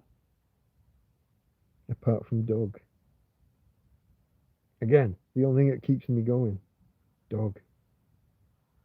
Not the only thing, but a big part of. I could just do something and let them lock me up. Give me meal. I would probably learn Spanish. I met a guy who done 2 years in the big house, 2 years in jail. He came out with fluent Spanish. Because he had to. Maybe under those kind of circumstances I could actually fucking learn Spanish. I thought that immersion would help, but then I moved to a tourist area where everybody tries to speak English. You try Spanish and they interrupt because they want to practice their English. Or just because their English is better than your Spanish. So yeah, I don't know.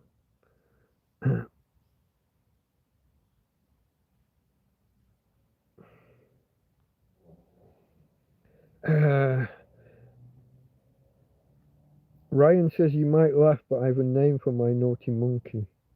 Mary Cameron. Is this the voice, the negativity in your head? Here's what they say to do. Here's one psychological technique. This is a proper real technique. When you've got those nagging doubts, and if you're a normal person, that might not be the best way of phrasing it. You know the inner monologue. You hear yourself talk when you're thinking in a voice in your head. Not everybody. 80 or 90% of people are, but a significant proportion of people don't know what you're talking about when you talk about that. They don't have, I don't mean a voice, but you're thinking the words, you're thinking in words, and you do kind of give it your own voice. So as long as you actually have that inner monologue, I don't understand how you think without it, but apparently 5 to 10% of people do, and that is the term, inner monologue. You are having a conversation with yourself at times. You've got that voice, and then you've got you, and we're all borderline schizophrenic, folks. It's an important point. Well, 90% of us. 5 or 10% don't have it and don't understand you when you start talking about it. They might be 30 or 40 years old and they've never heard this, and they've got no idea what you're talking about. Also, some people, if you say to them, imagine a red beach ball sat next to a white picket fence, next to a little cottage. Most of us can see, we can picture that in our head. Some people can't. It's just not they don't see, they can't turn those words into an image in their head. But a technique for the people who hear that negativity, you've got that nagging voice in your head, is to give it like Daffy Duck's voice, or Porky Pig. Give it a ludicrous, don't use your own voice, imagine it in a, Homer Simpson or Bart Simpson or something. Give it Mr. Burns from The Simpsons. Give it that, and it loses its weight. The negative thoughts, if you make them sound ridiculous, you start to think of them as ridiculous. That's an actual, real, proven, scientifically proven technique from which is psychology and which is psychiatry. Psychiatry involves the taking of medication to change the state of brain. So psychology is techniques and just understanding where thoughts are coming from and how to manage them. I think I got that the right way around. Do you avoid thinking about your past in business, etc.? No, I have no problems. I was quite successful in business. I've got nothing to shy away from or whatever. I was good at business. It's not like I ended up bankrupt or anything. Like I said, there's still thousands in the bank. It is my emergency rainy day fund after living here. How long was I here? 6 years normally, without an income, just living off what I had in the bank. So I did all right. I got nothing to shy away from. I've nothing to be ashamed of about business. Um, Maybe the way it ended during COVID. I'm in another country, trapped, couldn't get access to my money, my personal money. My business got wound up by customs and excise. But we didn't owe anybody anything. No debts, no people sat there. We haven't run away. I haven't taken deposits for websites and then collapsed the company and laughed while walking away with their money. There's none of that. I mean, you see that so often with businesses. Builders, they'll take a deposit of 50% on a conservatory, and they know that they're struggling and they're going under, so they'll go out and take deposits from 20 people for a conservatory. Then they collapse the company, and then they come back a week later, start a company with the same name but with a different year on the end. So instead of being ABC Conservatories or A1 Conservatories, there'll be A1 Conservatories 2025 Limited. And because it was a limited company, personal assets and shit can't get touched, and that, you see people do that all the time. Oops. How long ago did I unplug the phone? I think it's to show you Tina, wasn't it? Down to 48%. This phone burns through about 20 percentage points per hour under normal use. When it's doing this heavy internet stuff, it's probably 30% per hour, which is why I have to keep it plugged in a decent percentage of the time. It is a high drain device. Probably just all to do with being foldable and all that other shenanigans. Tried turning all the settings off, all the things down. If you go for power saving, I use it all. Yeah, that 20 percentage points per hour, that's with power saving mode activated. Not the ultimate ultra power saving mode that we discussed the other day, but it's still a lot. Screen brightness. I have the screen brightness almost off. It is my hotspot for other devices, so there's that. It is my gateway to the universe. I do often have downloading going on in the background from a program called Flood. The program's entirely legal. You could, for example, download Linux or whatever. You know, you could be downloading totally legitimate open source files. Not everybody does. I'm saying no more. Keep it quiet. So yeah, no, I don't have any problem thinking about anything from my past. But I am just saying fucking get. There are some things about the time that I was made homeless. Oh shit, we haven't mentioned this. This is a biggie. Remind me in 5 minutes when I've gone off on a rant about something else.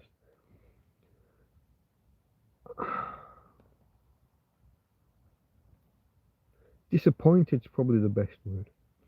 The people that I knew around the time I was having this bank difficulty, rumours went around. People turned on me. People didn't believe that a bank could just freeze your bank account until you prove your ID. Even people who'd literally had it happen the fortnight before, but it's a Spanish bank account with Spanish ID that they needed to present in their branch here, didn't believe me about my bank account being frozen. They were running around gossiping that it's impossible and banks can't do that. They'd literally just had it happen to themselves, but it was resolved within a week because they're here. And that's where they had to go. Well, I was here, stuck here, and my only way is to present myself in my local branch in England. But these people wouldn't believe me. Lots of gossip went around. He's a liar. There is no second bank account. Even a person that stood on my shoulder while I logged into that second bank account 6 months earlier, he disclaimed any knowledge of it. He disavowed having been there or seen it and joined in with the gossip against me.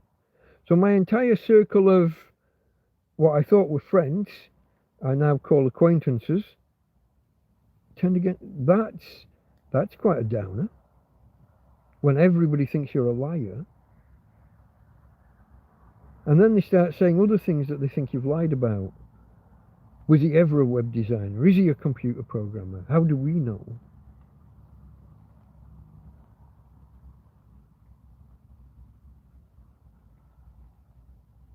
I don't know.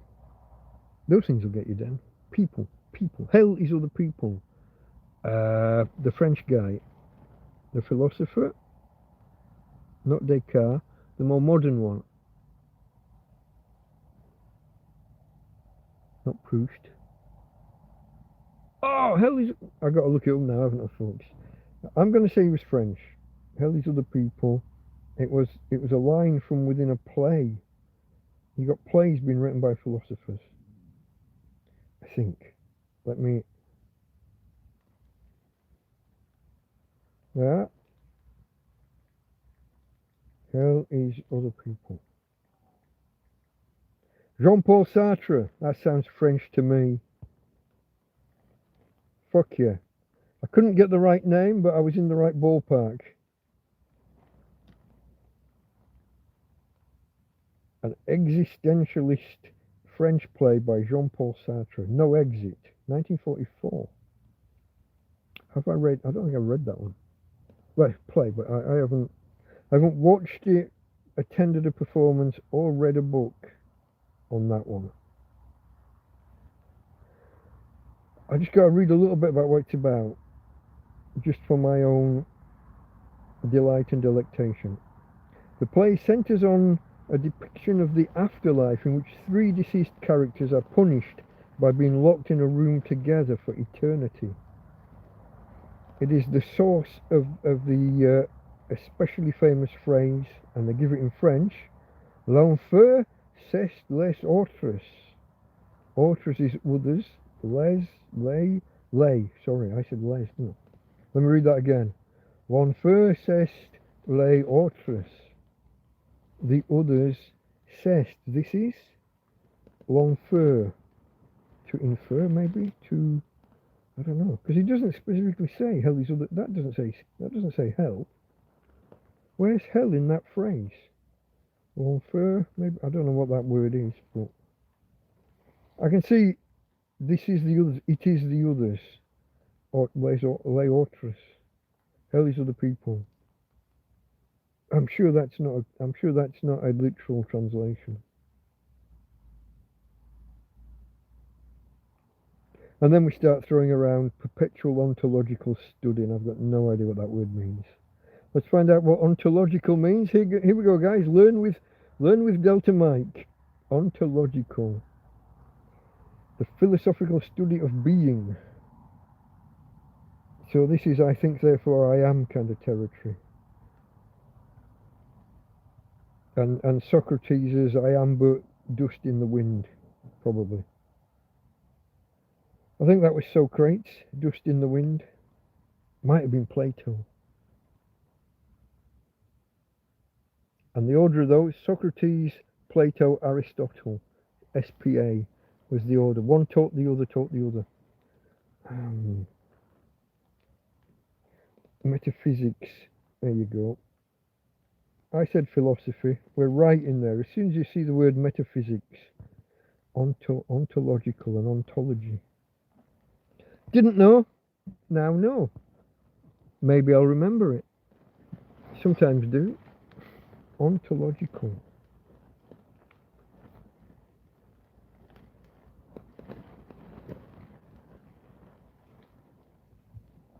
Thumbs up if you learned something tonight.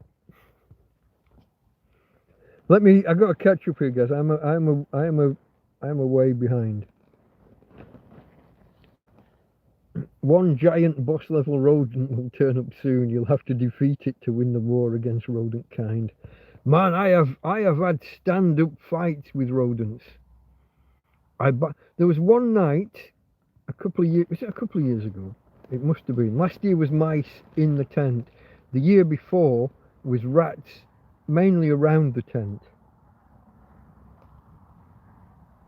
I was laid here in bed, and I could hear something moving at that end on the plastic around the tent and brushing against the tent. I could hear something at this corner, and I thought I could hear two different things at this corner. And I poked my head outside and I saw one run down that way under a bush. I had the dog food stored in a bin outside in one of these plastic totes, but Tina had kicked it and put a big crack in the fucking bin. I'd got a piece of wood wedged inside, held there by a sack of dog food, one of these 18-kilogram sacks of dog food. But of course, as the sack starts to empty, it's not putting as much pressure on the piece of wood inside, piece of hardboard or whatever. And the rat, one of the rats got in and was making a fucking horrendous racket inside the box, scurrying around in the top of the dog food. Yeah, I got out. This was the one. I had this big pole, almost like a fucking telegraph pole, but half the diameter. I'd had it stuck. If you look at some of my earlier videos, I had this thing at Christmas. I had this thing stuck in the ground, and I had a teddy bear perched on top with a Father Christmas hat. But I started using this thing to chase the fucking rat. If I knew there was a rat in a bush, I'm stabbing the ground with it. And then one came running out right at me, and I just kicked the shit out of the fucking thing. And this was the one where we found it dead the next day.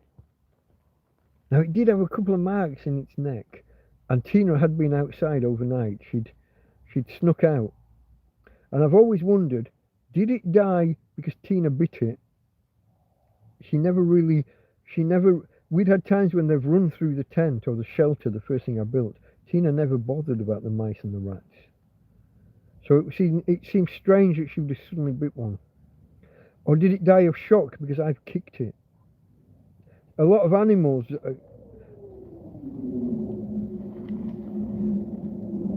I thought it was World War III. I thought we had a missile incoming.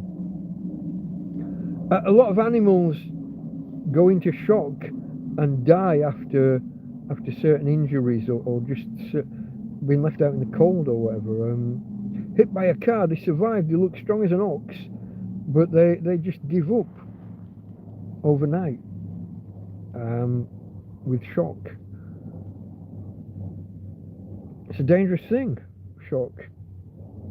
It leaves the way it reacts. It leaves the body without the oxygen, without the blood circulating properly, withdraws it into certain areas or pushes it into some others, and stresses can just leave them dying they shiver to death even though they're not physically cold. Anyway, let's not talk about that. But yeah, I have had actual fights with I've stomped on mice. I mentioned that the other day. I was amazed that I got it because they're so fat, but yeah.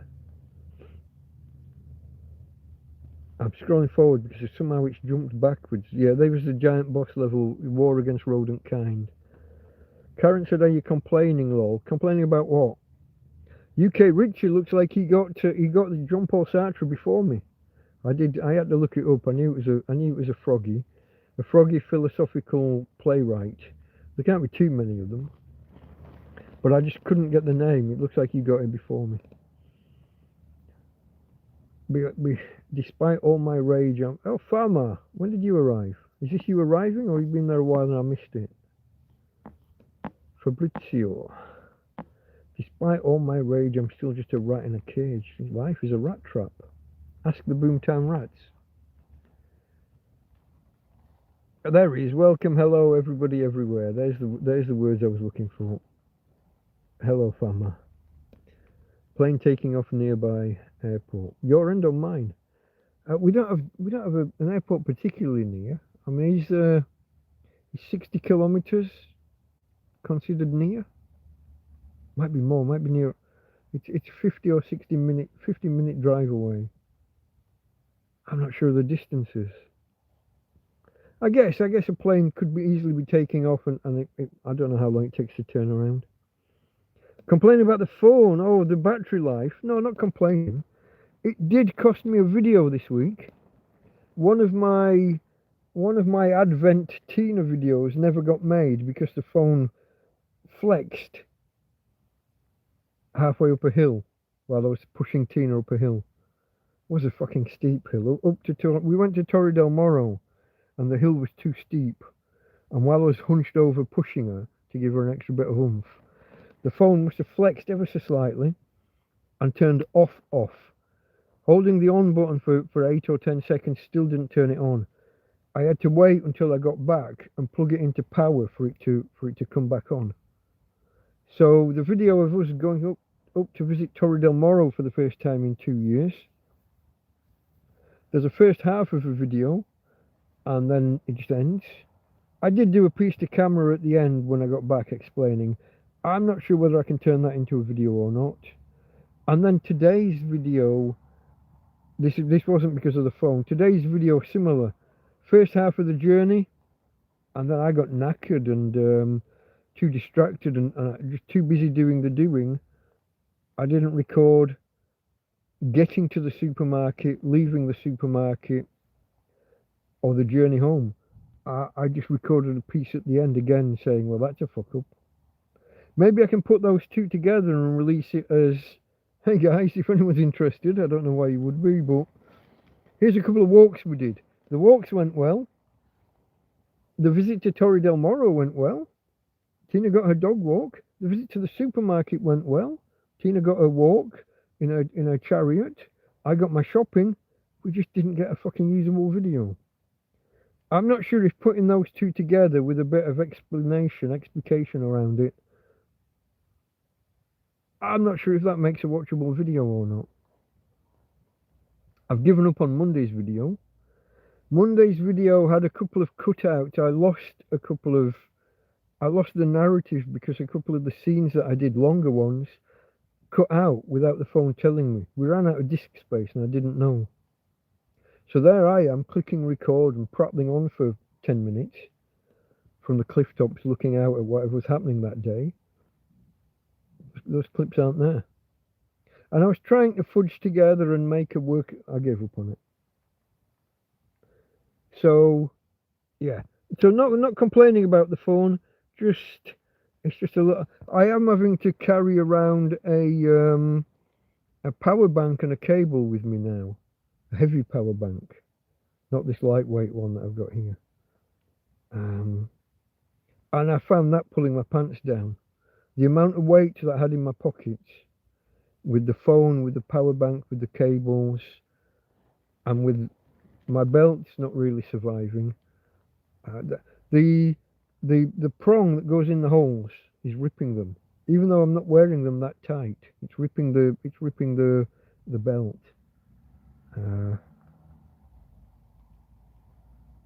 That's awkward when you're walking along and you're having to pull up both your undies and the undies are falling down inside the trousers, and you're having to reach in, yank the undies up, give yourself a bit of a wedgie, and then yank the trousers up, and then maybe try and tighten the belt another notch in public. It's a little bit.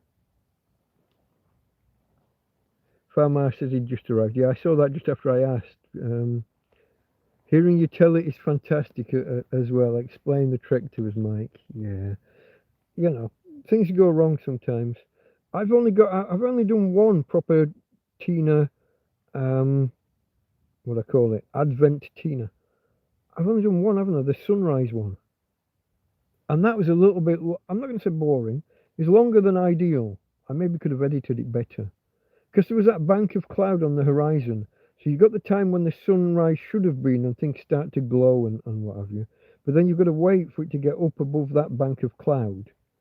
And then you've only got a short window. Another cloud comes in higher, and you've only got that short window in between the bottom cloud and the top cloud. And the amount of time it took to rise above that, it was spectacular. I mean, the views before I even set off, the glowing orange sky, and then some of the views with the sun shining across that beam of light across the water, even though the sun was still obscured mainly behind the cloud.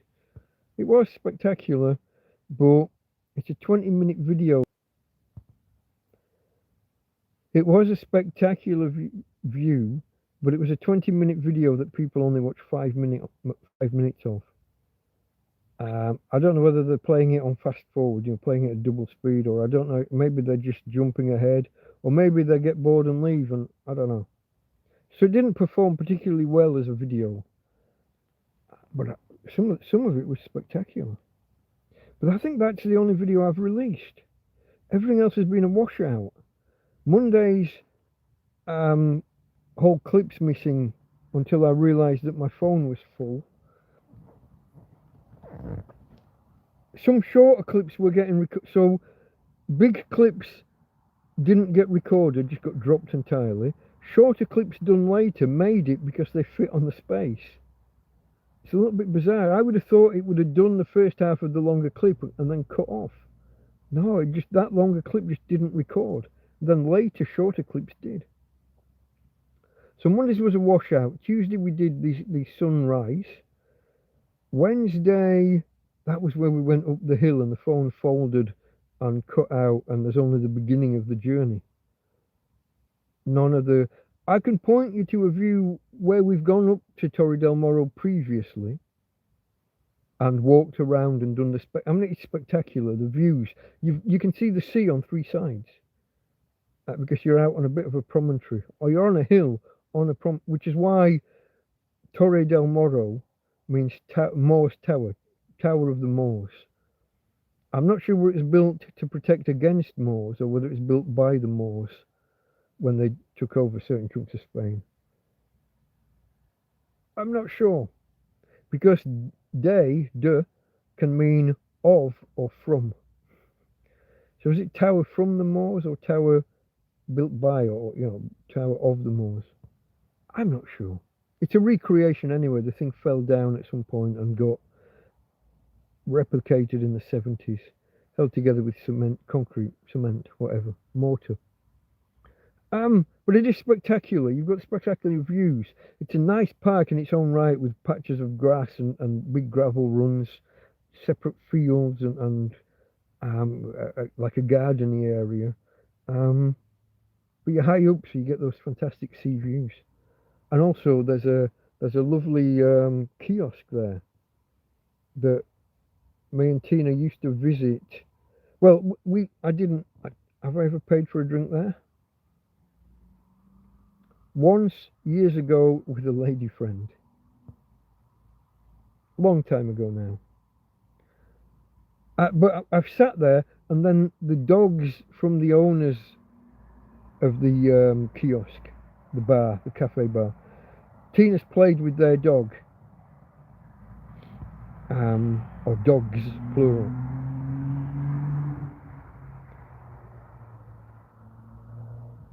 But it wasn't, when we got there this time, it wasn't open. There was nobody there. I don't know if it's open at all over winter, or maybe I was there on a wrong day or a wrong time of day. Maybe it's just not open at all. But it's a lovely little park, and there are toilets. So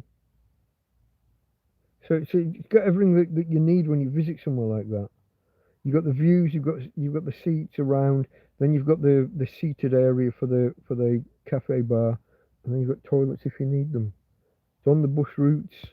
Lovely spot. It's up a fucking steep hill though. And I didn't fancy walking up the normal road because there's no paths, there's no footpaths. So I went 1 block back. What I didn't realise, or what I didn't remember, it stays shallow. The first half of it doesn't climb hardly, and then it makes up for it. Fuck off. There's a little plateau about 3/4 of the way up, and then it fucks off up again. I was pulling Tina up the incline by her collar. I should have thought and connected to her harness, but I didn't think, because normally the harness is part of the chariot. Normally she's wearing a collar. I'm pulling on that. That was a wrong move. You live and you learn though, folks. It wasn't a deliberate thing. But I switched from pulling her by the neck. Not pulling, but assisting. She's already putting in her own effort. But I switched to pushing from the back. And that's when I was bent double, and that's when the phone bent. Power goes off, end of video. So between missing chunks of video where disk space ran out, phone cutting out from being bent in half, a miserable overcast, cold and rainy day where we didn't go out, and then today where I was so overworked just getting Tina there, and then carrying too much shopping back. I was puffing and panting, and yeah, no, I couldn't be stopping and videoing. It just didn't work. I just didn't do it. By the end, I felt like I'd run a half marathon. And I've run half marathons. I know what that feels like. I've run full marathons, quite a few. But I was younger. And I hadn't spent 18 months in a field without getting off my ass. Or without leaving the field, at least. So my fitness levels have been shown up for what they are. Possibly Tina's as well. We should build up more gradually to some of these things. The problem is I live at the bottom of two hills. Almost, I can head off towards town, towards the city centre. That's flat on the whole. But as soon as I move back from the centre, or go the other way, so I've got hills on there's only 3 directions to go, because see, 2 of those 3 directions is all hill for almost the entirety of Torrevieja. So I guess I've only got 1 direction to go. And yet we made it to Tweety's that first time, which meant going up and entirely over a hill. It must just be less steep than trying to go to Torre del Morro. I don't know. Today, Tina was fighting me every step of the way. She's always walking, so she's walking into me, and I'm having to use my arms to pull her out. And that's a lot of what's hurt my arms and shoulders. This shoulder now, I had the shopping on. This one's the worst affected, but the left, she was on my left, and I was having to put my arm over her and push her out. Pull her out, but put my arm over her and pull that way. Otherwise, she was charging into the back of my legs with the prods, with the frame of the wheelchair. Anyway, I'm bitching about nothing. This started when Karen asked, am I complaining about the phone? No, not complaining. Absolutely fantastic phone, better than not having a phone. And now with the tablet, I've got because this tablet will accept a SIM card, I've always got the option of just taking the SIM card out of there and putting it in here. I could go on my walks and take this. This isn't going to bend in half in my pocket. But I don't want to be one of those prats recording a video on a 9-inch tablet. And it doesn't fit in a pocket. I'd have to take a rucksack with me. That's not happening. But so now, if this phone breaks or anything, I can just take the SIM card out, put in the tablet, carry on as normal. If the phone is lost and the SIM card goes with it, tenner buys a new SIM card, put the new SIM card in here, and I'm up and running. It's my backup phone. It's not just a tablet, it's a backup phone. And I'm now kind of thoroughly embedded in the Samsung ecosystem, aren't I? Because I use their notes apps for TrampCast. I think they can be exported as text files, but it's got formatting, it's got rich text formatting. Too busy doing the doing, yeah, that's... There's my mate Farmer saying, pound, smash, poke, prod, press, push, punch, slap, chomp, bump, tap, flick, kick, click the like button and subscribe. I did make this chat, not the video, but the chat is subscriber only. My numbers aren't moving, folks. Everything's a bit stagnant. So if you are out there and you're watching and you want to comment, you don't have to comment and wait a day or a week or even a minute. As soon as you're subscribed, you can chat. But I did just want to give a little prod. I'm not going to do it too often, but it would be nice to see the subscriber numbers rise. They did the other day. I went up from 1662 or something up to 1666, which I thought was a bad omen. Great Fire of London, then you've got the 666, all of that. 1666. But then it fell back down to 1663 by today, so you know.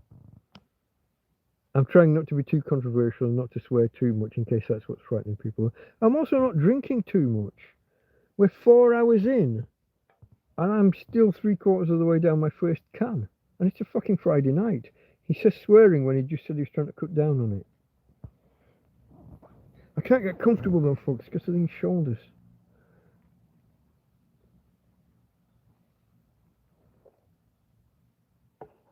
My coffee's going to be going cold as well after 4 1/4 hours. Too busy doing the doing. Yeah, that was UK Richie. Farmer, I don't know where he's going with that one. If you drop something, don't pick it up. Are we in, is this me in jail?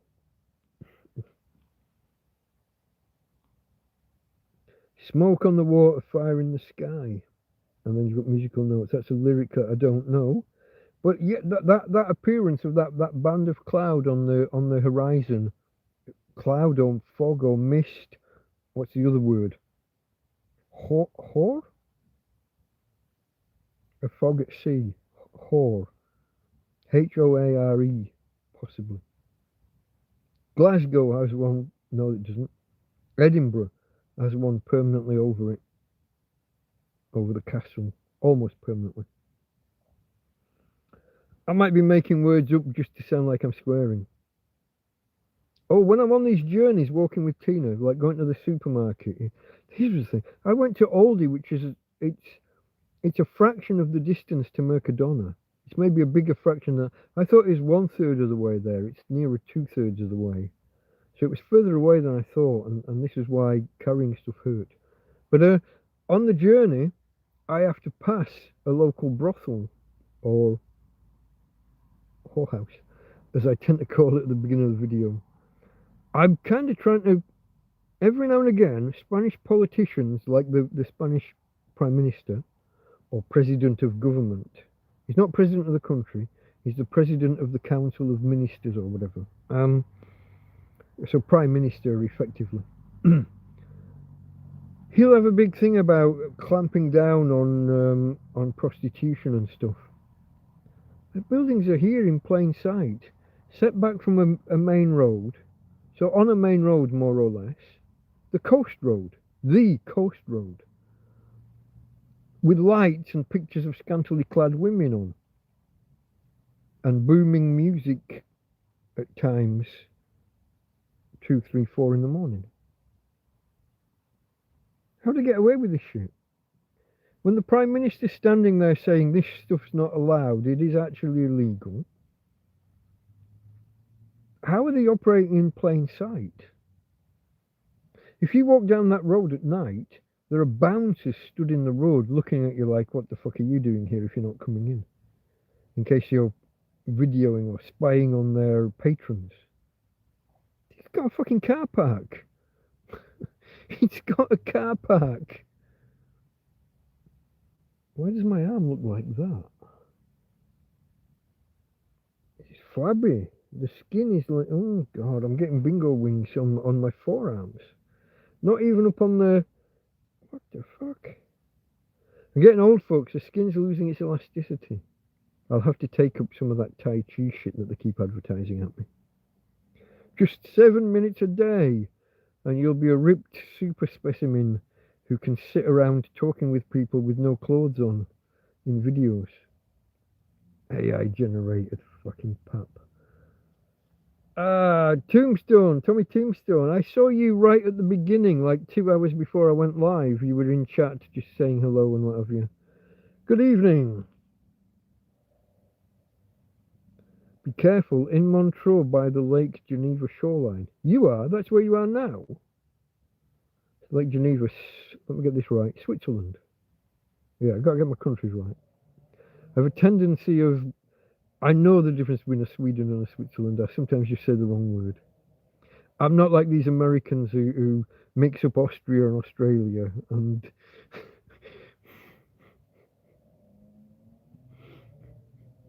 there are people who've got off planes and found themselves in the wrong fucking country.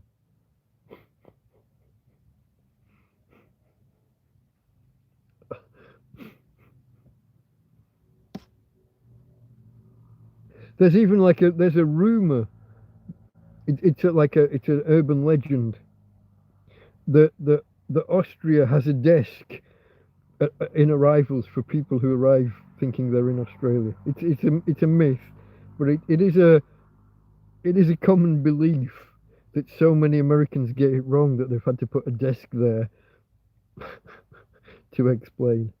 It is a debunked myth. If you check on Snopes or whoever your favourite debunker is, your favourite fact check.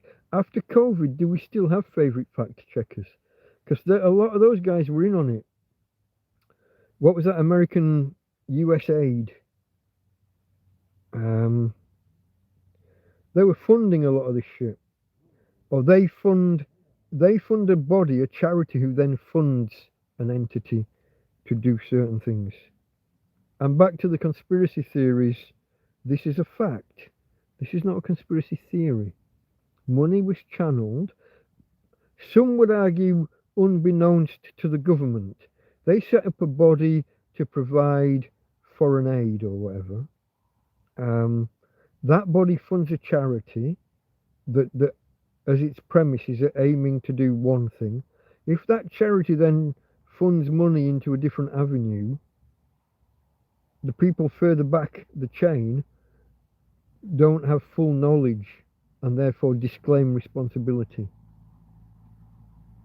But fact-checking was being funded by governments, not just the US government, but by governments, by proxy through NGOs, sometimes called near-government organisations, sometimes called non-governmental organisations. Two different types of entity with the same acronym. But things are funded at arm's length that then go to suppress certain views and promote other views. Sesame Street in Persian for the Iranian market, with a trans bent? Can you say bent and trans in the same sentence? I guess I just did. Sesame Street in Persian. What agenda do you think they're pushing there? Big Bird's definitely gay. As for Mr. Snuffleupagus, he's hung like a fucking donkey. I've seen it swinging about. Shush, let's move on. I've gone political again.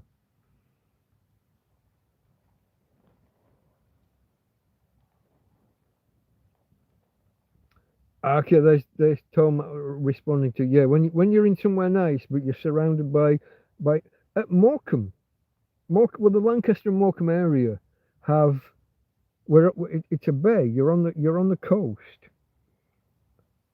Around the other side of the coast, kind of the Lake District, you've got hills, and then the Lake District starts a little bit further along. Off to the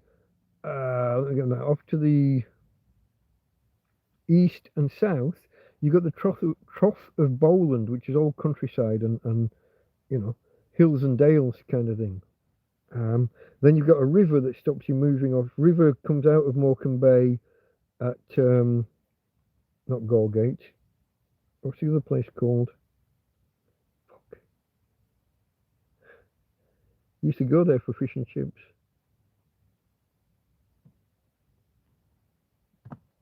I've got the foggiest. Where does the River Loon go out into or just south of Morecambe Bay? Depending on how you view it. Off past Heysham, further south, past Overton.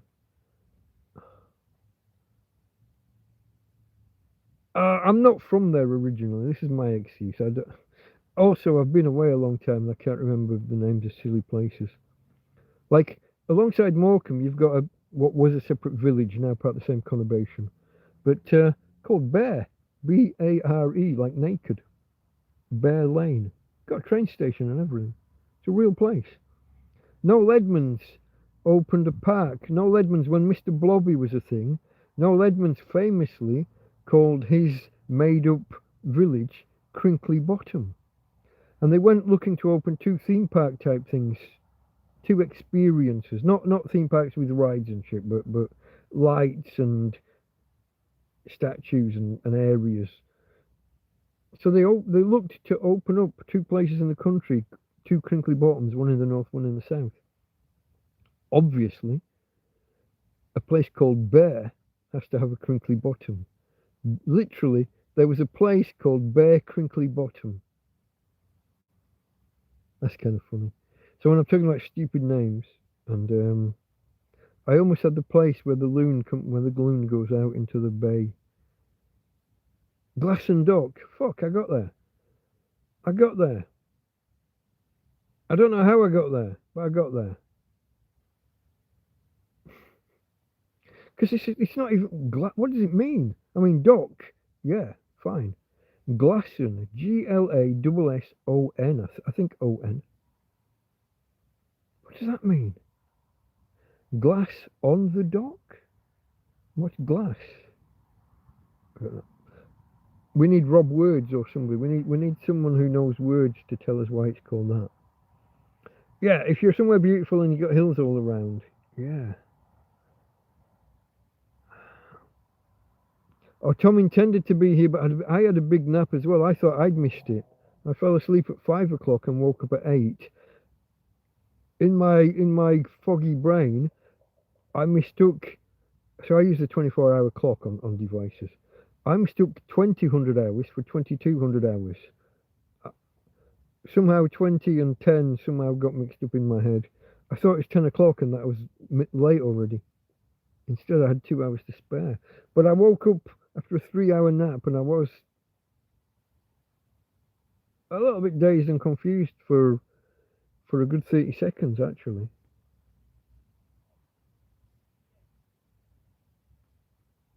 Lake Geneva, smoke on the water. Okay. Oh, remember them seeing... They still do the chairs on roundabouts. When I was walking to... Where did I say before? Guadamar. Fuck, I couldn't remember the name.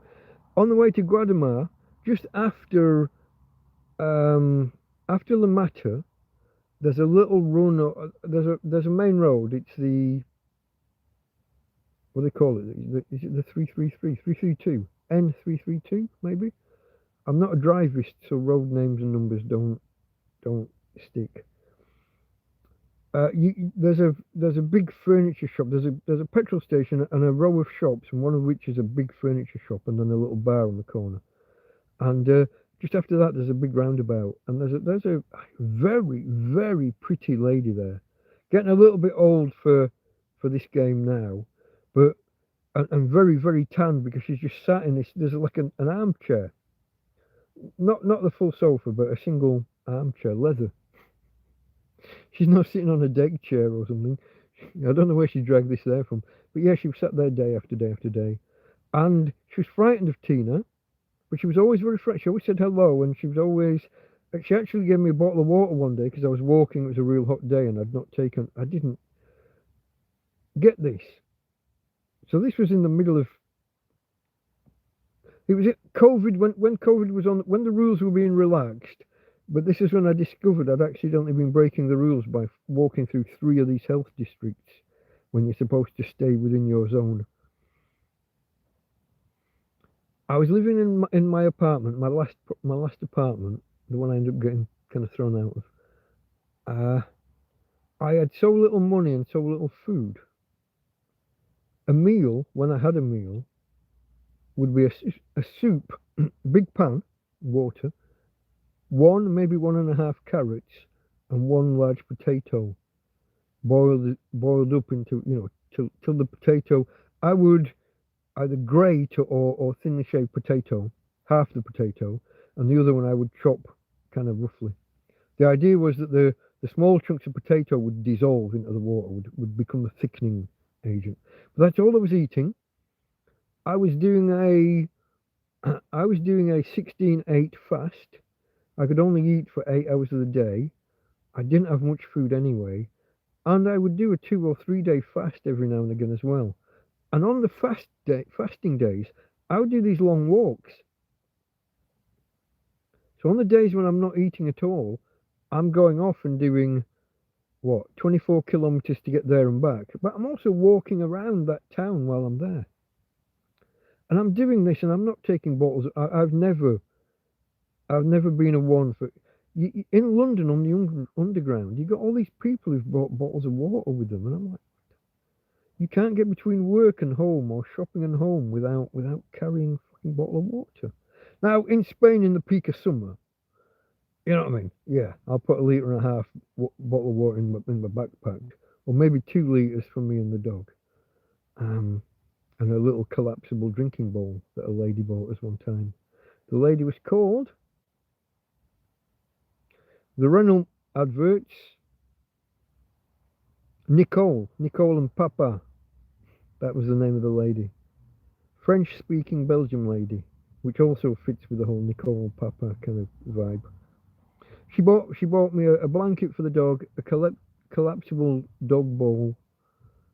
And when my first winter was approaching, she gave me this fuck off big hoodie for my husband.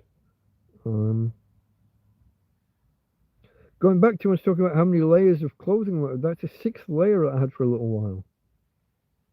Is it? Normal t-shirt, long sleeve t-shirt, thin jumper, chunky jumper. Yeah, it's big chunky hoodie, and then the literally the big jacket that I've got that is labelled survival jacket. Literally got that as a patch on it. I think I've still got that. I haven't seen it in a while. Maybe 6 or 7 months.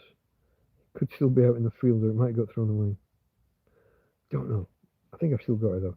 I ended with 6 or 7 jackets in the end. I have had to throw some away just because. How many jackets do you need? Where was that? I was answering a question or a comment, and I was sitting at chairs. She was beautiful though. The lady, like I said, getting a little bit old for it, and you'd see her being picked up by a man in a BMW at the end of her shift. I don't think it's a great life. I don't know what proportion of their money they're allowed to keep by their pimp. But again, broad daylight, out in public, picked up by men in Mercedes or BMWs. It would be easy to clamp down on if they decided to clamp down on it. But what they do is they make a big fuss of clamping down on it one weekend each year, and then ignore it the rest and wonder why it carries on. So yeah, Karen was off to bed. That was at 07, so I'm only 11 or 12 minutes behind. Good night, Karen. Sorry if I missed you.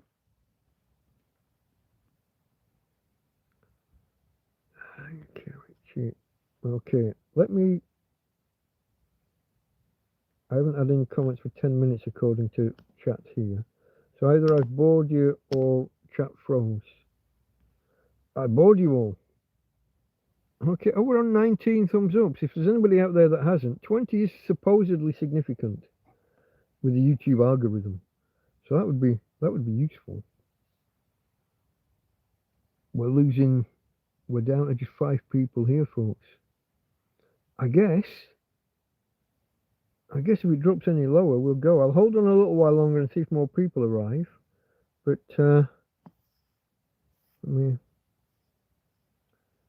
yeah, I think that's the right. I think that's you, isn't it, UK Richie, with the donation. We're on 20, says Tom. Okay, we're just waiting for the Ajax request to catch up on my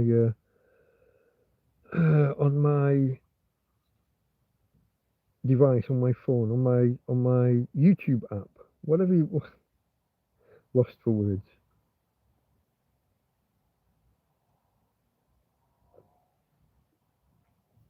Again, I can take the lid off that. I've let it go too cold. Apparently 4.5 hours doesn't stay hot.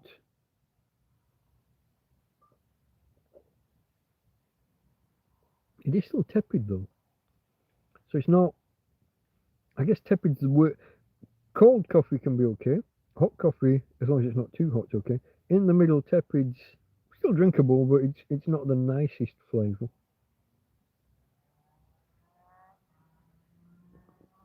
I don't even think it's flavour.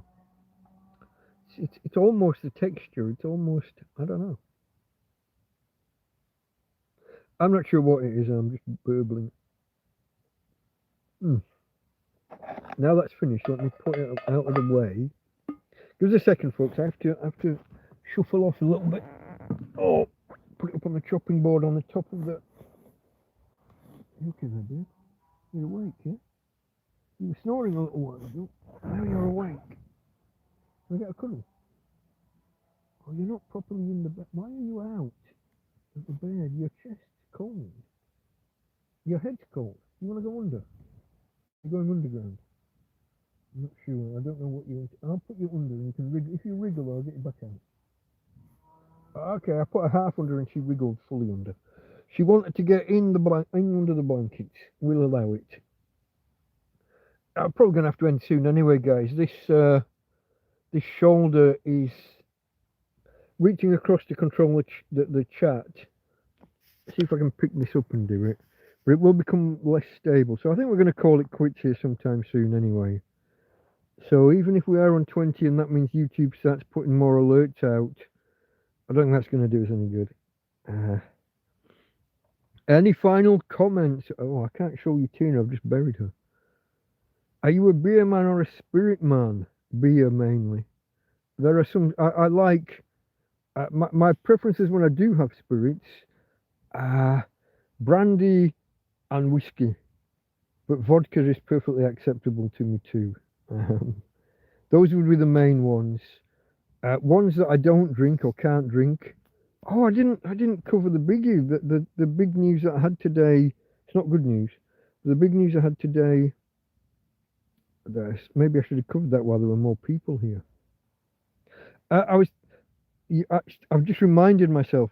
A drink that I can't drink is gin. I tried it once. It's like perfume. It's. I don't know why you would drink perfume. Too flowery, flowery. I can't do that. Fruit. It's like a cross between a grapefruit and a set of fucking gladioli or something. So yeah, I'm beer generally, but typically, before I came to Spain, I would rarely drink lager. I was a bitter man, a pint of bitter. John Smith's, Tetley's, Boddington's, all of those ones. Typically northern ones. Typically dark brown rather than the yellower, the blonde bitters that they seem to favour down south. Stuff like courage, I couldn't drink courage. I didn't have enough courage.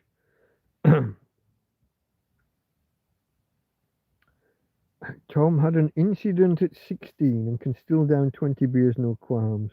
But 2 shots put me over the edge. 16 beers, that's quite a lot. I could... cans of beer at home, in your own surroundings, I don't literally mean in a physical building, cans of beer at home hit very differently from pints of beer out in a bar or sat outside a bar. They hit very differently. 4 or 5 pints in a bar and I can feel it. I'm not going to say I'm rolling or anything, but I can feel it. At home, I could just sit and drink all day. I've told the tale before. Drinking all day with my mate Ismo and the other guy that I used to share the apartment with. Drinking all day, late into the night, waking up the next morning And the other guy had started on, he'd literally bring me a beer to have in bed, a breakfast beer, and then we'd sit out on the balcony. And I had a coffee, I had an outside furniture, a patio furniture set, two single chairs, that plastic rattan style stuff, and a coffee table, a large rectangle coffee table, low down. And we sat in these chairs in the sun, and I looked around and the coffee table was full of empty cans. This might have been through COVID. He'd got the use of somebody's car, and we'd gone to do some last minute shopping, and we picked up 8 cases of beer to see us through the emergency. Yeah. We've had a few like that. There was a time he went to the shop and bought, I think it turned out to be nearly 50 cans of Argus, but not the normal Argus, the Argus Premium. So the normal beer hovered around 5% by volume. This stuff was 6.5. This is the one where they didn't have 12 packs in Lidl at the time. And he asked, have you got any 12 packs in the back room? Can you just bring me 3 or 4 crates of beer, 3 or 4 12 packs? No, it's on the shelf. Beer's on the shelf. So he got the bag, he got his forearm, and he just went, fuck off, and just swept it into the bag. Took it to the till, and when the guy says how many, he was just going to ring up one and multiply by whatever. I don't fucking know. That's your job. Get them scanned.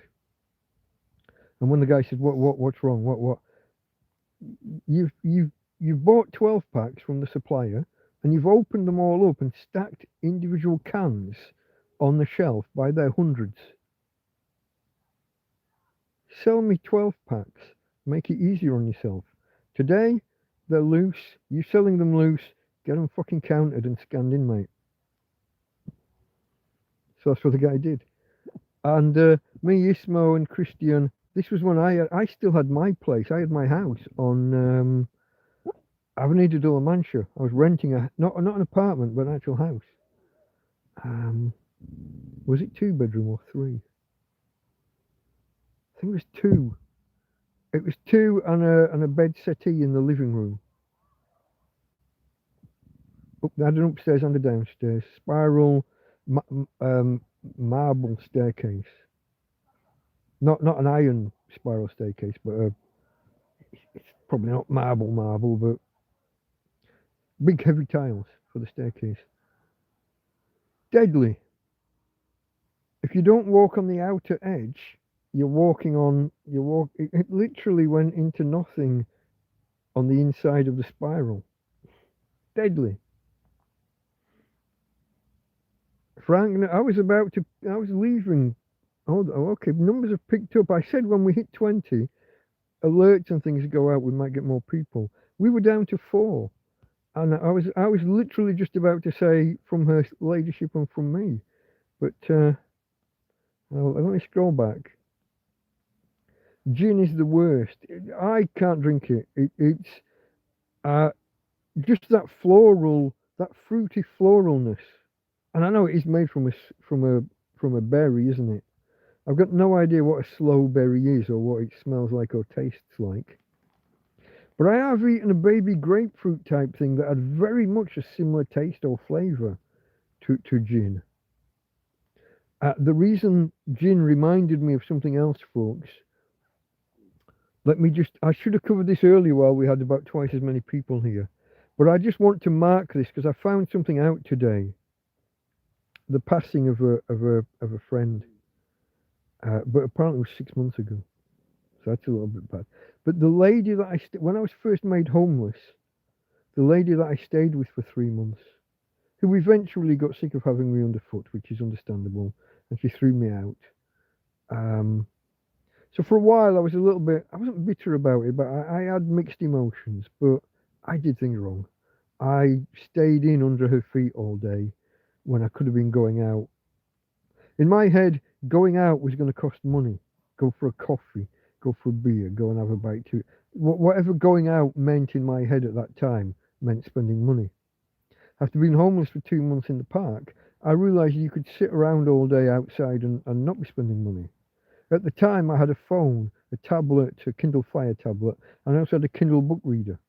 I could just sit on a park bench with one of my picnic blankets.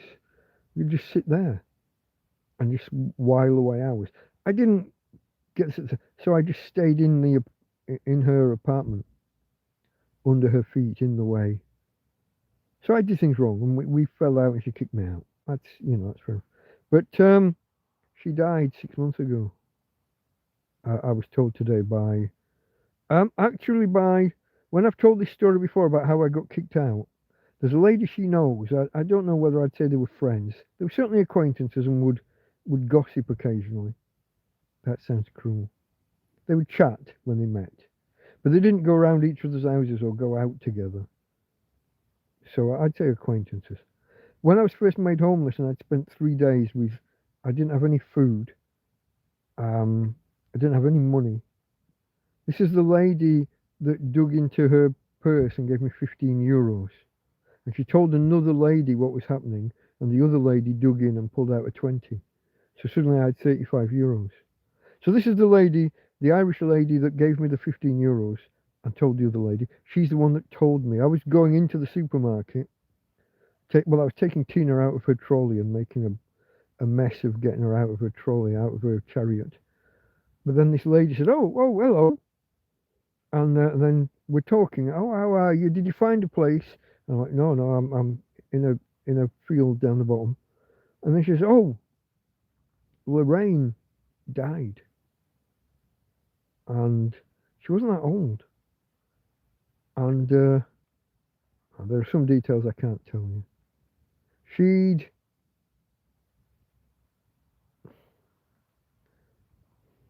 No, I'll keep my mouth shut on that. She'd turned her life around in some ways and was trying to get healthy, but she was just found dead in her apartment one day. Neighbours hadn't seen her in a few days. She had a thing where she would ring. There was an elderly lady lived downstairs and across one.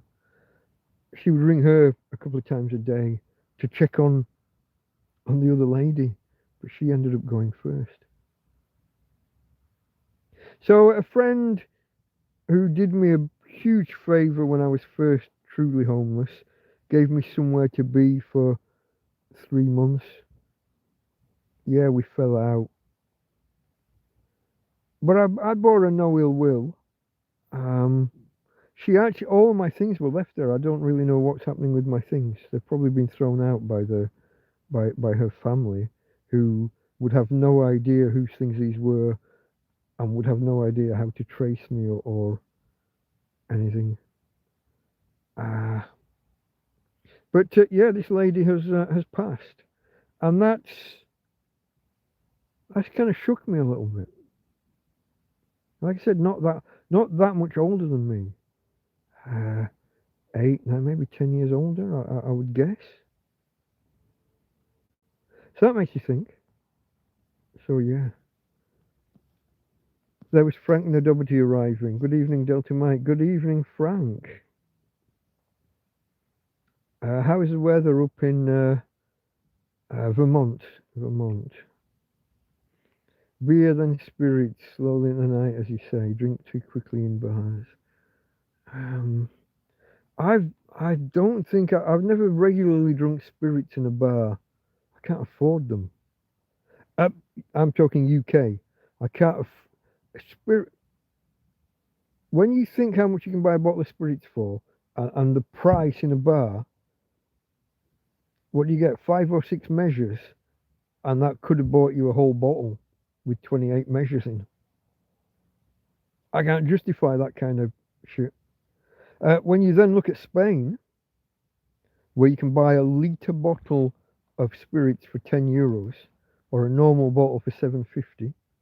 Again, I'm out of date with my prices. I've no idea. Went to the supermarket for the first time this year on December the whatever the fuck it is. What was it, 5th? December the 5th and I'm going to a supermarket for the first time this year. That's how reliant I've become on other people because I couldn't get out of this field.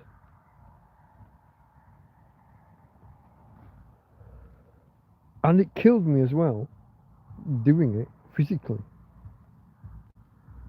But when you think that you can get a full litre of whichever spirit you want for a tenner, I'm not going to a bar and paying 3, 4, 5 euros. I mean, they do here. You get like a goldfish bowl of spirits when you buy when you see people here get gin. You're in a bigger than a brandy bowl. I mean, it's just like a fucking goldfish bowl, and it'll be half full. There's no legal measures, so they'll tip a bottle up that's got one of those flow control kind of valves. Not a measured valve, but just stops. You turn it upside down, it doesn't all just glug out at once. They turn that and then they start counting. Some bars will count 6, some will count 8, 10, or even 12, even 15. I've watched them do 15. Now, some of the stoppers are different and they come out at a different rate. But the amount that they're pouring for 3, 4, 5 euros. The lady we were just talking about, the lady that's passed, Lorraine, she, like I said, she'd drink gin. She'd buy gin and then buy, what's it called? Gaseosa, or the other one, Casera? It's basically supermarket. In England, that would be your cheap supermarket lemonade. It's fizzy water with a hint of lemon. So think the 20 pence lemonade that you'll get in a Lidl or an Aldi. Might be 30 nowadays. That's like your gaseosa. They don't know the word lemonade here. If they hear lemon, they automatically jump to Fanta. A 2 litre bottle of Fanta is about 3 fucking euros. Lemon equals expensive. So you ask for a gaseosa, which is pretty much the same. It's a cheaper version of the same shit for a tenth of the price. The only real difference is that the Fanta Limon comes in a 2 litre bottle. The gaseosa comes in a 1.5 litre bottle. But it's like 30 or 40 cents instead of 3 euros. It's even more expensive up at the garage and the Chino Bazaar. They take an extra 50% on top. Where was I, folks? What am I rambling about? This was all about gin, wasn't it? And buying spirits. I'm not a spirit drinker. I don't think I've bought any spirit. I've certainly not bought any spirits since last Christmas. I did buy. What did I buy? I think I was gifted brandies and vodkas by Karen and family. I think I bought Baileys. Possibly 2 bottles. Then again, that might have been gifted. I had 2 bottles of Baileys. I had a bottle of brandy and I had a half bottle of vodka. Or maybe a third or quarter. I had some vodka. Not bought by me. I bought very little. Like last Christmas, I told this the other day, didn't I? This Aldi had literally just opened. And I went there. It was actually Sunday. This lady, Colleen, came to bring me something. And I was telling her that I'd not bought stuff and I still needed to buy things. And I didn't think it would have been open on a Sunday. But I guess because it was a few days before Christmas, it was. I needed parsnips, turkey, Brussels sprouts, and a few other things. And I think I bought the Baileys then. I can't have done. I only spent... I thought I had 20 euros on my card. I only spent 17. The Baileys would have wiped out about a tenner of that. And I couldn't have bought the parsnips, the turkey, and whatever else. I bought 2 bags of frozen sprouts, Brussels sprouts. I couldn't have bought Baileys. Unless I had gone shopping a week before. It's possible I'd bought some and set it aside. Can't remember all the details. It's possibly all written up in TrampCast notes. Who knows? Frank enjoys gin. I can't. It's too floral. don't know. I haven't got the vocabulary. The liquor store was closed on my way through town, so it's Bud Light. Is that people stopped buying it, didn't they? Because of Mulvaney, Dylan Mulvaney. There was a big thing of stopping. The shops even stopped stocking it because so few people were buying it. I hope you don't mind the slight shakiness, folks. I couldn't keep reaching over and controlling chat. I'm not going to say I've knackered my shoulder, but I've overworked it, carrying heavy shopping and controlling dogs and things. Shopping for the first time this year. Fuck, that's embarrassing to say. I did ponder trying to go. If there was someone else here who could have gone shopping for me, get me my Christmas stuff, I would have paid them, but just so that I could have said I'd gone a whole year without going to a supermarket, grocery store, if that's your preferred phrase. Ginebra sounds like Geneva, but also sounds like ginger. In V's and B's in Spanish.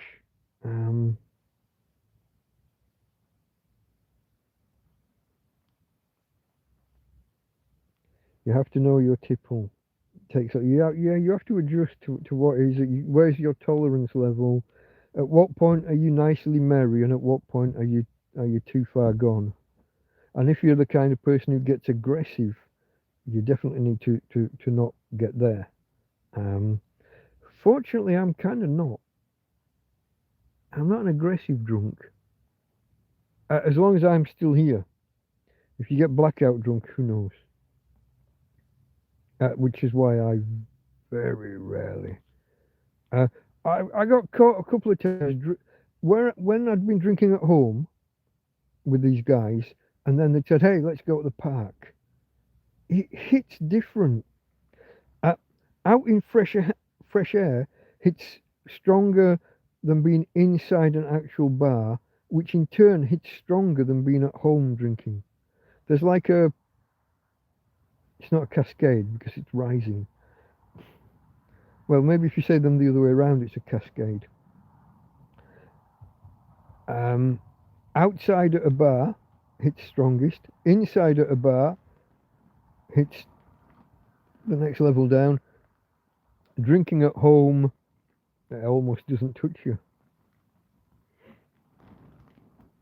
David loves gin. Yeah, each to their own. It's just not for me. Frank likes his Canadian whiskey. You're right on the border as well. You're not going to have any trouble getting it. What is it? Just across a lake? Is it one of the? No, it's not one of the Great Lakes, is it? Or is it? I'm not. My geography isn't great. You are just across water from Canada, though. Juniper berries. Is it? Where did I get sloe from? What does a sloe berry get you? Now I've got to answer my own question. Let me look it up. You could be right. That does ring a bell. Mother's Ruin as well, isn't it, Jim? That's the one that the prostitutes would drink around Jack the Ripper times. Victorian London. Okay, get rid of how these other people Jean-Paul Sartre look up. I'll just type alcohol and slowberry. Maybe I'm just SLOE. I'm getting nothing. Okay, alcohol slow gin, it says. Hold on. Slow gin contains between 15 and 30% by volume. So that's specifically listed as slow gin. Can I do slow gin versus just gin? Versus gin. Dry gin, regular gin. I'll just put versus gin. Slow gin is sweet, fruity, red liqueur. Okay, let me keep going. Dry spirit distilled with juniper and botanicals, having a higher alcohol content. The key difference is that gin is a base spirit and sloe gin is a liqueur, sweet and flavoured spirit, made from gin and sloe fruit. Okay.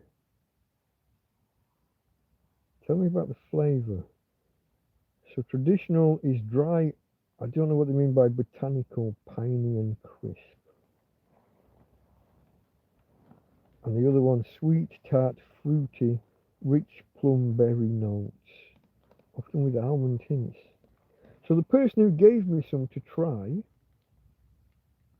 can I remember the brand and look up what it is? It's big in Spain. They had it on the big banner over here. It's a Spanish gin brand. Sorry folks, I'm just diving off just out of my own curiosity because I know nothing. Who was that? Socrates. The more you learn, the less you know. One of those. It's the more questions than answers thing. I think Socrates. Plato would be a contender. But those philosopher blokes. Into natural... What was it called? Natural philosophy. I think it was called. Which developed into physics eventually, didn't it? Natural philosophy branched off into mathematics, philosophy and physics. Maybe? Someone want to fact check me on that? Oh, it's turned off. I didn't touch the screen for 5 seconds. Spanish gin brands. Let's do that. Or marks, as they would call it. Larios. That would be the one. 12 botanicals.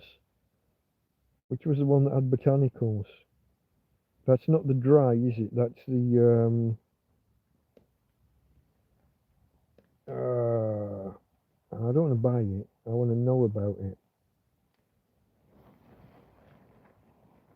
What were the two types called?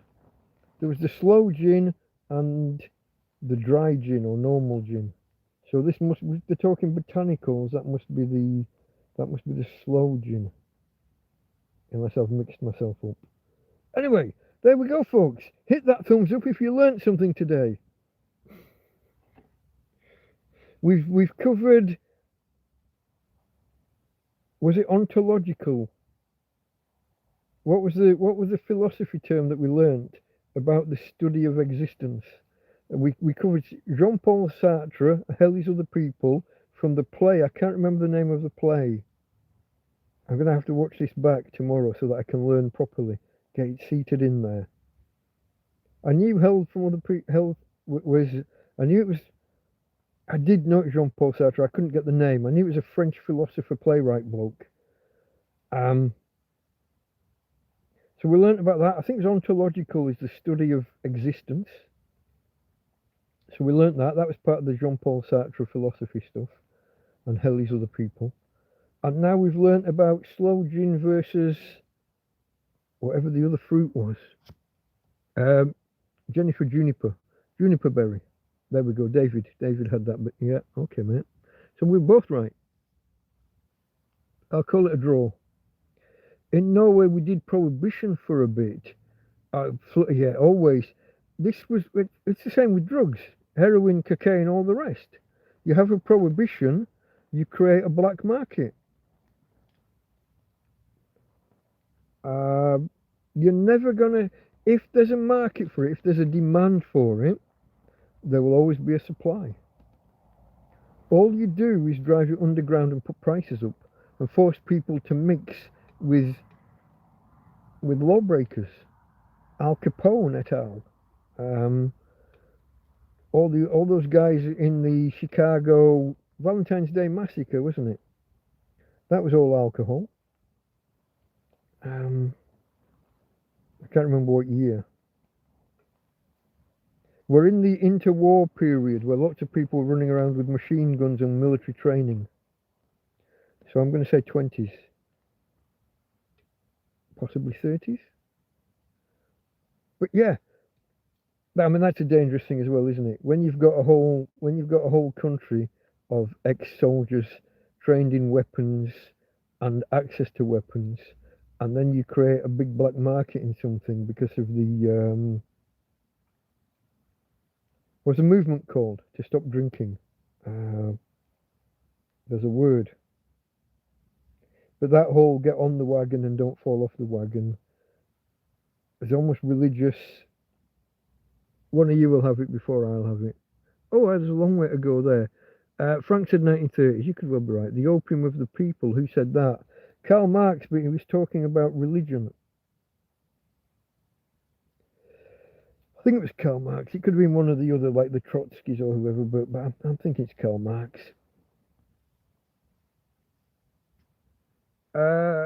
Super Enriched is leaving before I knew he was here. Kisses to Tina. Tina says, woof, Oscar. Woof, woof, says Tina. Catch you later, mate. Did I not know you were here? Have you been lurking in the background, or have you made, was it a hello goodbye and I haven't got back there yet? The older I get, the more I realise how little I know. Yeah. You always discover something new. And everything you learn raises more questions. Or should. This is why science will never be complete. Goes back to my thing earlier about science not being settled, and ignore anybody ever who tells you the science is settled. Which goes back to conspiracy theories supposedly on COVID and all the rest of it. But if you were to list all the conspiracies around COVID, I think at the minute we're running at more than 50% of them being true. I don't go in for full pandemic, all of that. But hiding the news and suppressing people and governments talking with... When social media companies set up their own departments to liaise directly with government, to draw up lists of words and people to suppress, words, views and people to suppress. All of that's true. Escape from the lab, more than likely, I mean, massively more than likely true than not by now. And everybody seems to be coming around and agreeing with it. When you look at all of those conspiracy theories, was the 6 feet 2 meters thing, was that science, or was it a random number pulled out of someone's ass? Pretty much random number pulled out of someone's ass. Did the police and governments use it to remove rights, and did the police jump straight in and start enforcing new powers on day one? Yes. Did the police beat people up in the street for going and buying alcohol and not the police's chosen supplies, not your essential supplies? Yes. Alicante, the region, not the city, Alicante police drew up a list that they thought were your essential supplies, and if you were caught walking home from Mercadona with 3 crates of beer in your carrier bag, they beat you up, and it's on video. Even though the guy had been shopping for his regular supplies the day before, so he was just topping up on what he thought were his essentials. All of these things happened. They're not conspiracy theories. Pandemic. A little bit stretched too far. RNA vaccines. I have serious doubts about them, but were they deliberately pushed with some agenda? I doubt that. It's probably just fuck up. The way the market works, a company sees a chance to make money, thinks they've got a good product. Maybe they get a few bad test results and suppress it. Maybe they have an ineffective testing system, because they shouldn't be the ones testing it. They shouldn't be funding tests and then telling the government, yes, our product works. The fuck's that? That's bad systems. That's bad. But is it deliberately bad? Is it a plan? I doubt that. But I am highly suspicious of all RNA vaccinations. It's an unproven technology, not thoroughly tested. When it was used, there seems to have been a higher rate of complications than any previous vaccine. Doubts, folks. The guy who invented the technology said, no, it shouldn't be used this way. That's a doubt. The guy won a fucking Nobel Prize, and then he said, whoops, no, don't do that. And nobody listens to him. He's a crank. He's a conspiracy theorist. He's a Nazi. Sexist, misogynist, homophobic. All the isms and ists. Anyway, I did put my phone down. Why did I put my phone down? I put it down to look up about sloe versus juniper. Let me finish this can, guys. I've been on for 5 hours nearly, and I haven't finished my first can of beer. I have finished both my coffees, though.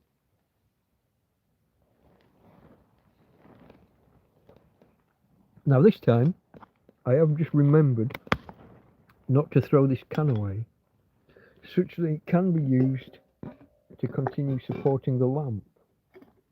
Is Farmer still here? I can't remember who's left and who hasn't. The lamp is securely back on top of 3 cans, 2 that are full, 1 that is empty. So we shouldn't have any issues with being attacked by the lantern. Which way am I going, backwards or forwards? I think I went to the bottom and now I'm working my way back. UK Richie headed off. Cafe Solo, where are we going here? Cafe Solo con leche separado. Cafe Solo is black, isn't it? Con leche is white. Separado. Quadrado, I know, I think. Quadrado is like it's like an espresso with extra water. No, is that not Americano? Oh, what's a Quadrado? Quadrado is a white normal coffee with a splash of milk, rather than con leche, which is half water, half milk. I think I got that right. I can't remember the last time I drank a coffee in a cafe. That's not because I only drink the other stuff. That's because I just haven't been to many. In the 3 years, 3.25 now, years that I've been homeless,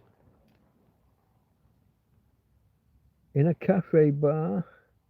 What? I've been to Tweety's, I think it's twice this year. Karen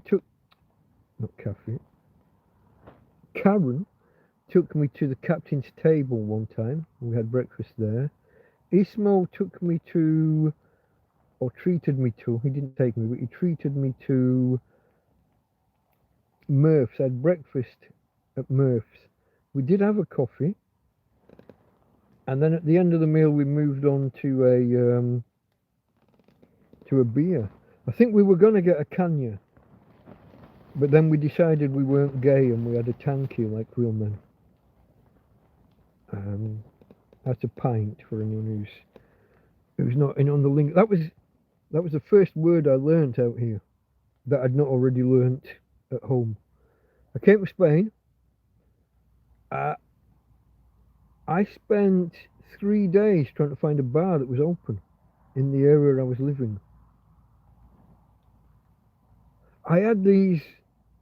I'd earmarked these bars on a Google map thing.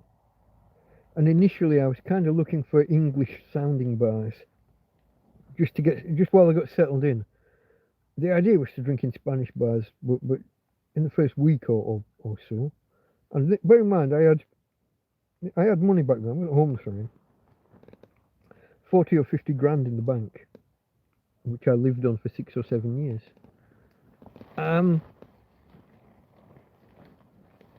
But I had these bars, these cafe bars, marked out on and I'm walking around. Some of them were quite a distance away. This is before I had Tina, so it's just me walking. And everywhere I went, they were closed for winter. I arrived February 17th. And all the bars that I'd got earmarked, all the bars that I might have gone to, they were all closed. Not just not open that day, closed. So I eventually went to this bar called the Mung Bean Tavern. It might have just been Mung Tavern. Can't remember, it's changed names now anyway. But I went there and I asked for Cerveza Grande. and which large beer, literal translation. And the girl said, "Oh, un tanque." Okay, yeah, that. And when she came back with it, I asked her to say it again. Como se dice? How do you say? Um, and I think I've been pronouncing it wrong forever since. I put the emphasis tanque. Yeah. I get the emphasis wrong. However I say it is wrong. And now I can't remember which way I say it and which way is wrong or right. So try and split into the two syllables and try and stress one and not the other. So I think I say tanque, and it's meant to be tanque, I think. But anyway, you generally understood when you throw these words out. They are actually two separate words with different meanings. This is a lot like English. One means English, one means, is it church or penis?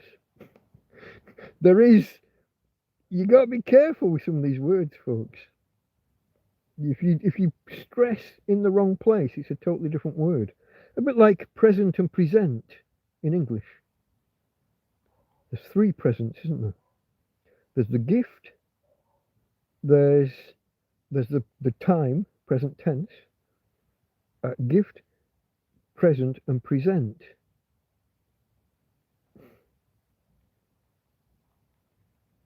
Yeah, I don't know. Language, difficult thing. I'm no good at it.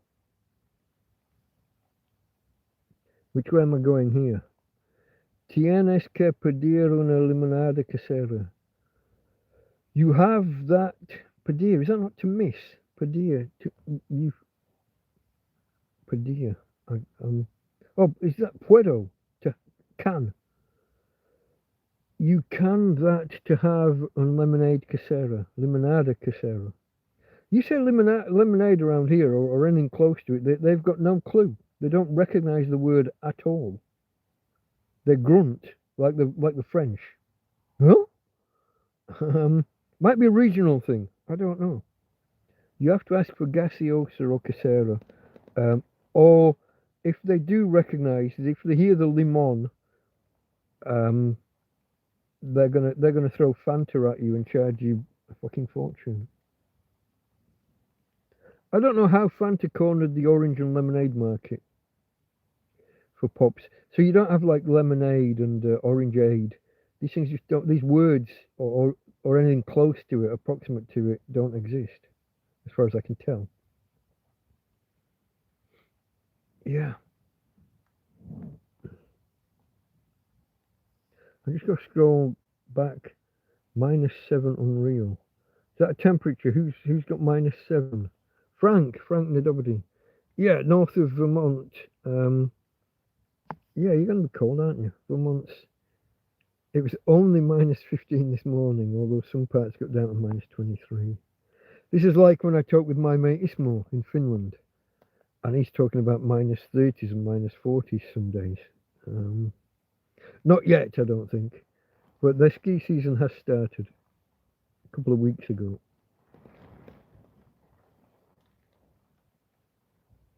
Tom doesn't like anything stronger than wine. Makes him loopy, so he stays clear.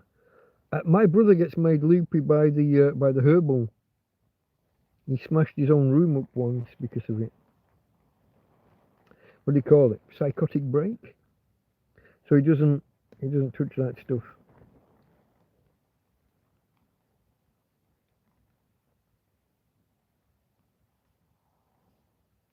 Hold on, where are we? Tom's saying something about 96% the gold standard, but it's rank if you ask me. Only good for coffee. What are we talking about? No, we did prohibition for a bit. Moonshine.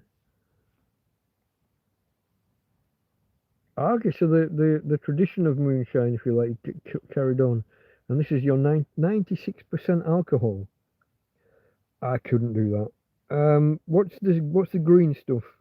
Absinthe, the modern version. I also said Ismo Kino, the guy who runs the bar up the top of the field, not my field, the park, the 3 park fields. Kino gave me and my nephew a bottle of. Well, we'd had a shot or two each. Didn't really like it. Just just burns your mouth once you get above 70-75%. Literally like Listerine mouthwash. That same burn on contact with the flesh, but more, because Listerine's not even that strong, I don't think. I have got a bottle of mouthwash around here somewhere, but I don't know the strength.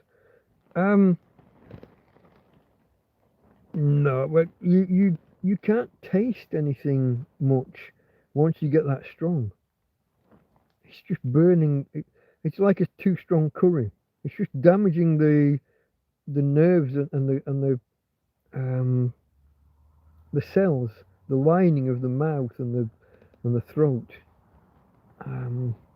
I got no use for anything that strong.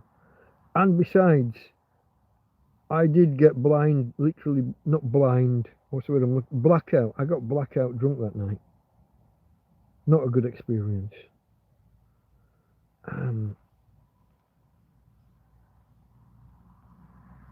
Yeah, no.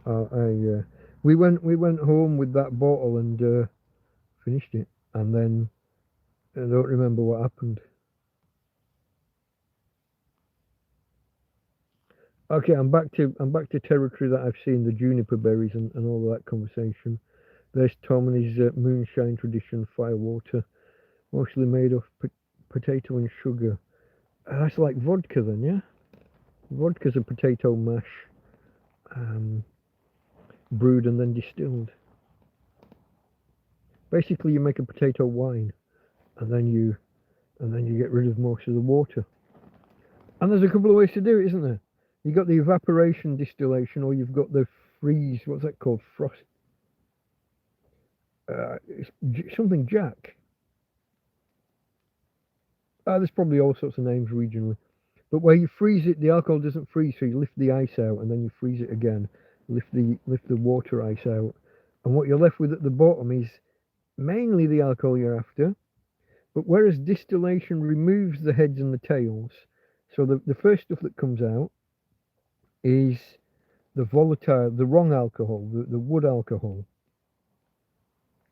What we got, ethanol and methanol. I never remember which is which. Ethanol's proper alcohol, methanol's wood alcohol. That's the stuff that literally makes you blind, eats away at the optic nerve. Not just blind that night, blind. No optic nerve left if you drink too much of it too regularly. Which was why the green stuff that I mentioned before, the green fairy, I can't get there. I had the word before, didn't I? It got banned because of people going blind. All of the artists in Paris, the poets, the artists, what do you call them all? The outgoing guys they were all there. They were all at it. I've lost the word for the green stuff, but yeah. Anything harder than wine, Frank doesn't like. Tom doesn't like. Frank's minus. He's in the negatives of. Oh yeah, okay. That was good of you, Frank. Frank converted to Celsius for us rather than giving us 20 Fahrenheit or whatever the hell it would be. Because that would lose us. We'd have no idea. I can convert on the positives, but once you're looking at negatives, I think my formula breaks down. I haven't tried it.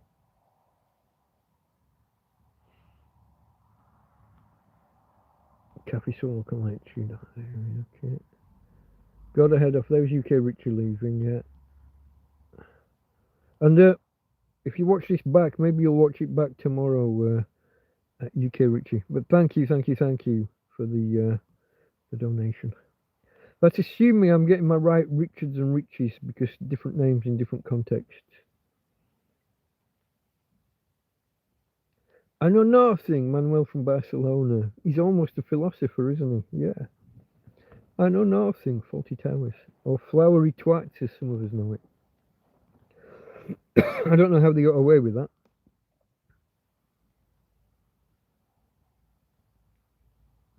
There was Oscar leaving. The opium of the people, yeah. 1930s, Frank suggested for the gangsters. Temperance society, not the word I was looking for, but it is. Or maybe it was. I think you are correct. I think temperance. See, you want to see it? I didn't recognise it. Makes me think there's maybe another word. But no, the temperance society, all of that. It's like your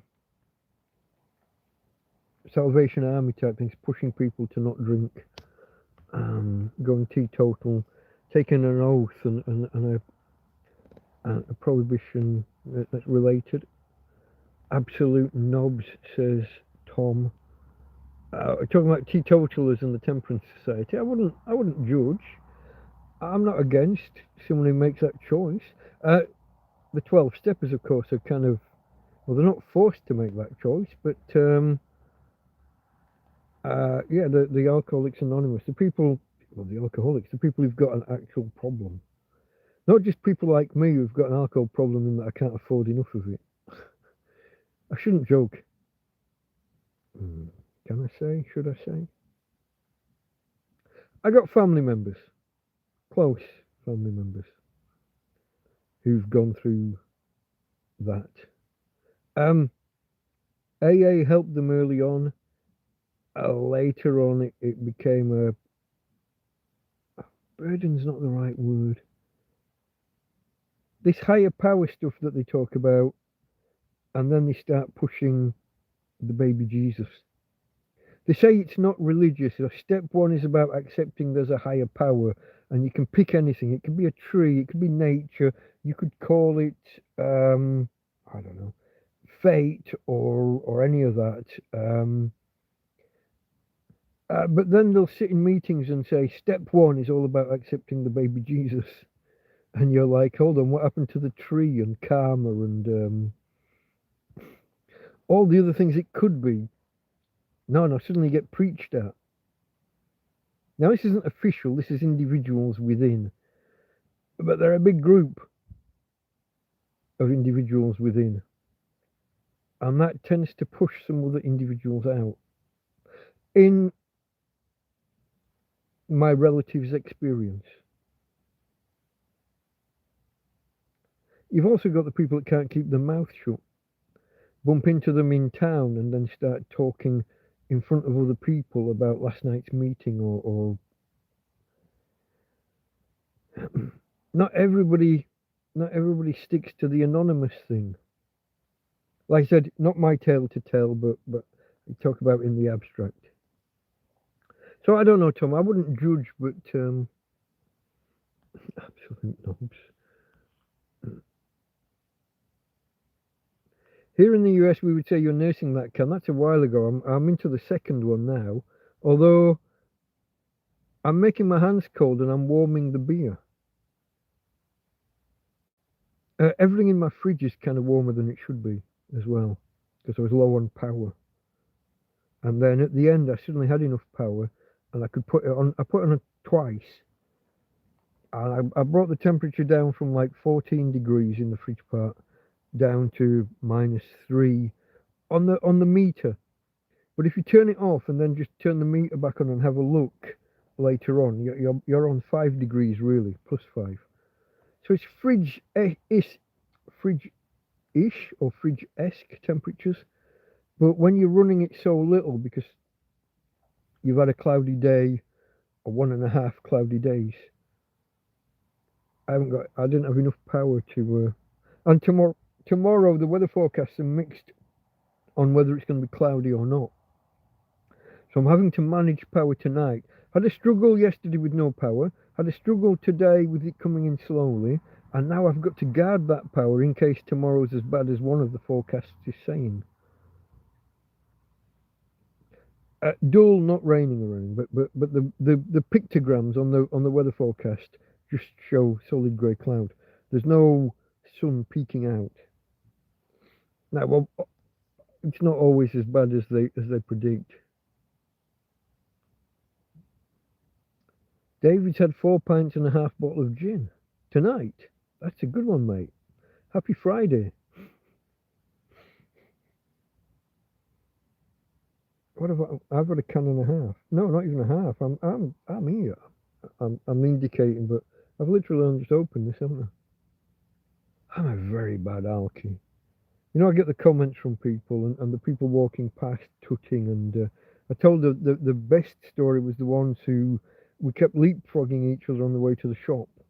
And I got there well ahead of them. This was back when Tina could still walk properly. She was struggling, but we were walking faster than these people. And they were British.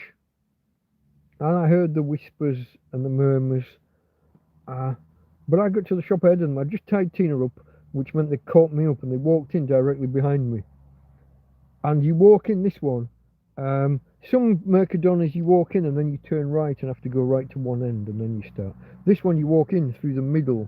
There's a middle aisle through the middle of the tills, through the checkout. And the first aisle is the booze aisle.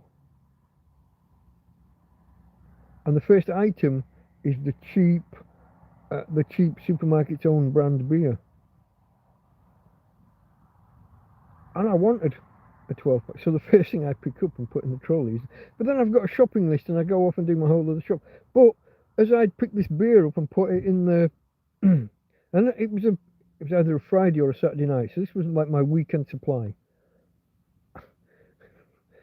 First comment out of the fucking mouth to, see, I told you so. Judgmental, arrogant pricks. It might even have been my first case of beer in a month or a fortnight, 2 weeks. It is a while back. I wouldn't have had as ready access to it sounds like I wouldn't have had as much money. It's not like I would have had a lot in PayPal or anything. I certainly didn't have the prepay. I didn't have the debit card back then. The tap and, what are they called? There's a phrase, tap and go, tap and something, tap to pay maybe. Not sure, but I didn't have that. So this would have been money donated to me directly by people, which is fairly infrequent.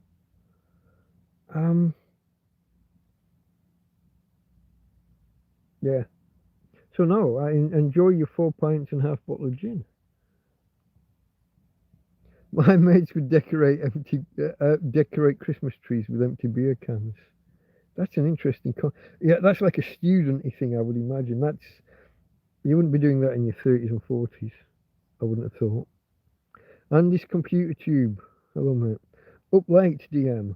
I didn't think I had anything to talk about, and I almost brought it to an end. Was it an hour and a half ago? But somehow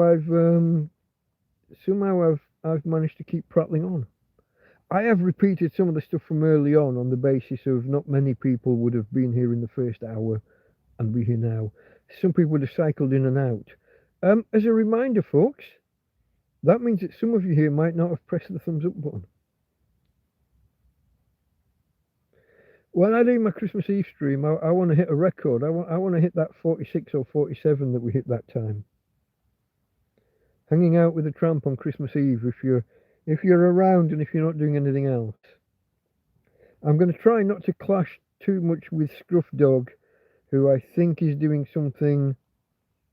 I'm not sure if it's Christmas Eve or Christmas Day, but because of the time difference, we shouldn't clash too much. I can't remember. I'll have to look again at his thing, but I am going to do something Christmas Eve. Probably not Christmas Day. Maybe Boxing Day. For anyone who doesn't know, that's the day after Christmas, usually. What day's Christmas this year? Technically, Boxing Day is never a Sunday. So if Christmas was a Saturday, Boxing Day is technically the Monday. The guys in Ireland have St. Stephen's Day, which I think is always the day after Come What May. It's always the 26th. I don't think it avoids the Sunday. You farted. Or worse. Hold on. Hold on, babe. Where are we? Let's find the right piece of anatomy. Oh, no. No. You might have farted, but you haven't done anything worse. Okay. Got a whiff. I got a whiff of something. I had to check. 5 hours away from keyboard. In the southern... No. Okay, that's southeast. There's an R that threw me, but it's in the wrong place. In the southeast US, they mix milk with Coca-Cola. To do what? Have I missed something here? Is this just Christmas traditions? Milk and Coca-Cola. Here they'll mix red wine and Coca-Cola. I don't think anybody mixes white wine and Coca-Cola. Rosé would give you I'm not sure where you would fall there. But yeah. They also mix fruit juice with red wine, don't they? That's the base of your sangrias. And put fruit in and sugar and stuff.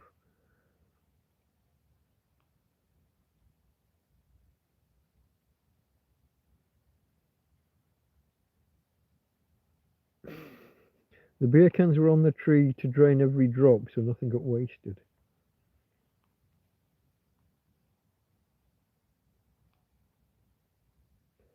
I'm seeing one of those rings around the moon. How does it look from Torrevieja? No idea. It is very clear. The last time I was out, it was very, very clear.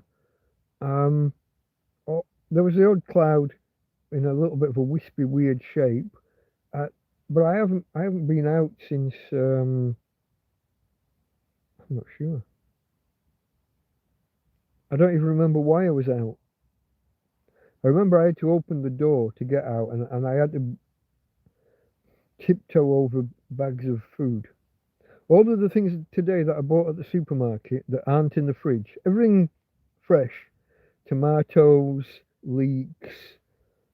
What did I bought? I bought a kilogram bag of tomatoes, 3 huge leeks. I've had to cut the leeks in half to put them in the fridge. What else was there? I bought some pork, pork steaks, pork. There's another word. Anyway, I bought a fiver's worth of pork just because I like to have some meat at least once a year. What else did I buy? There's a lot of fresh stuff in there. I put it in one plastic bag and lowered the whole bag in and had to move things around to make room.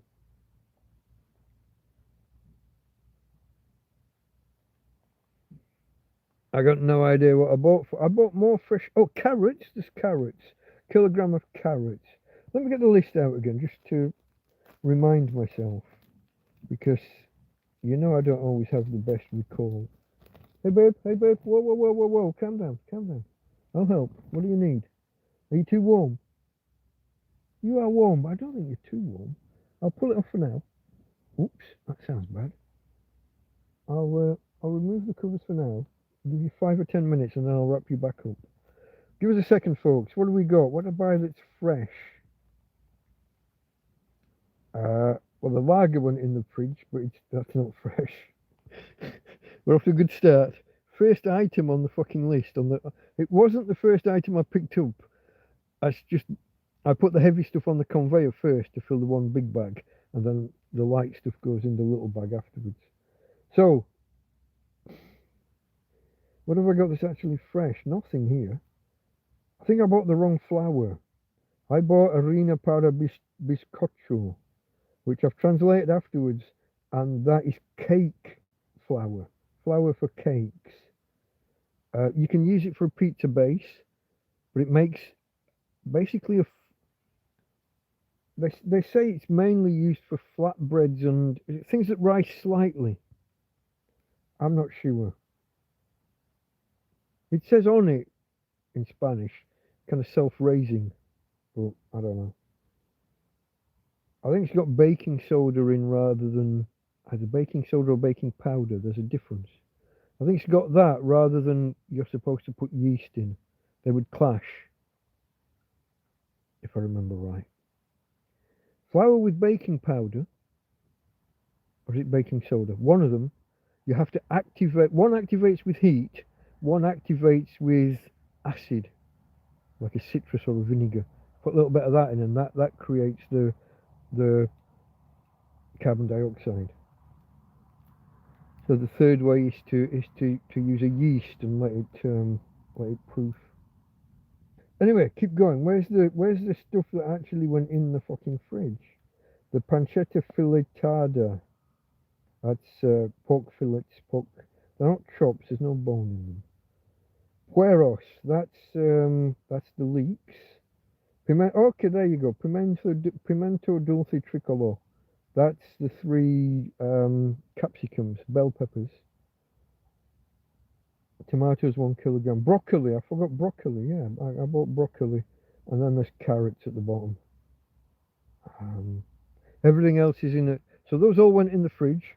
Everything else, I'll just quickly run down the list of what everything else is. Oats, Copos Avena Integral. Apologies, Copos Avena. V's and B's are the same sound, usually more the B sound. Lentejas Bolsa, that's a bag of lentils, kilogram bag I think. Garbanzo Bolsa, that's a bag of chickpeas, a kilogram of chickpeas. The Harina para Bizcocho I've already talked about, kilogram of flour. What have we got that's not in there? Sunflower oil, cooking oil. Don't really like to have sunflower oil because it's not a real oil. But yeah, I needed cooking oil, so and I've not got a lot of money, so. And the other one was a pepper mill with peppers, black pepper. That's it. So the fresh stuff's in the fridge, the other stuff's in the bag in the doorway, because I've only just managed to get rid of half of the stuff that Karen brought me, and even some of the stuff that Josie brought me way back. I've only just managed to clear some floor space, so I thought it would be a great idea to fill some of the floor space back up, so that I'm treading over things looking for fucking stepping stones to move around.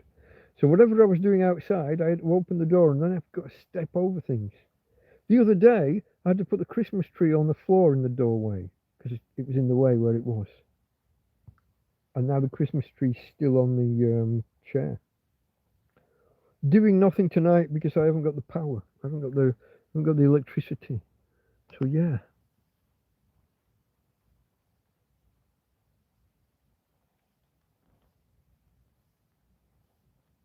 We'll just scroll back. Oh yeah, there's Andy's computer. Okay, there we are. So Tom's seeing a ring around the moon. I haven't been outside to see, and I haven't got a window. It's got a curtain in front of it. Let's have a look.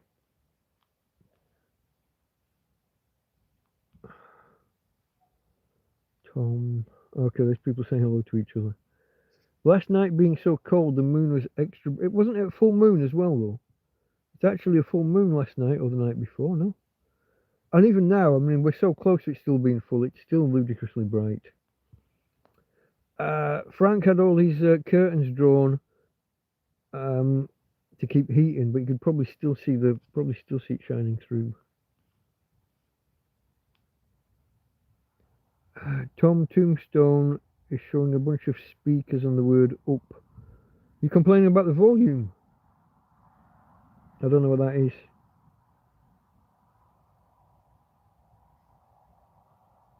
I don't know. And then David says good luck. And I don't know what that's in relation to. That is a fucking fly. That was just a small fly, not a mosquito.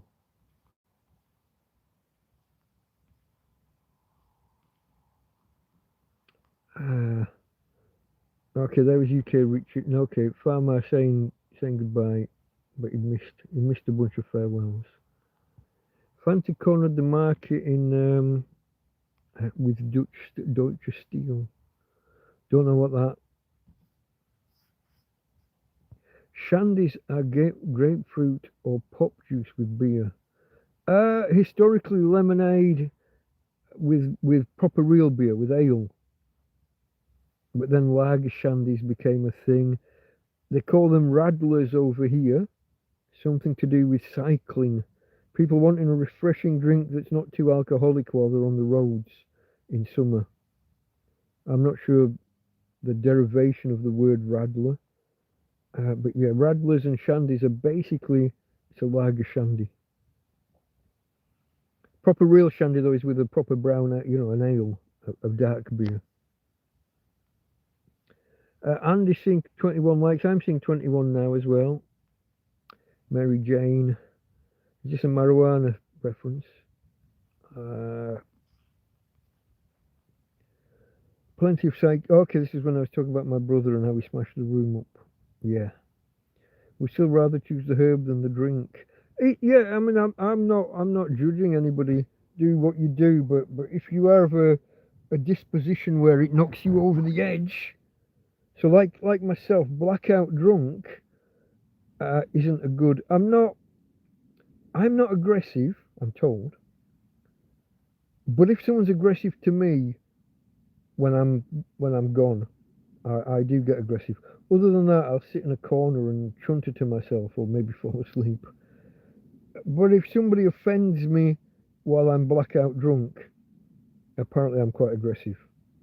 Even though I'm not in any real position to do anything about it, you know, I'm talking about literally when you wake up the next day and you've no recollection of it. I've had them where I don't even know I've been out.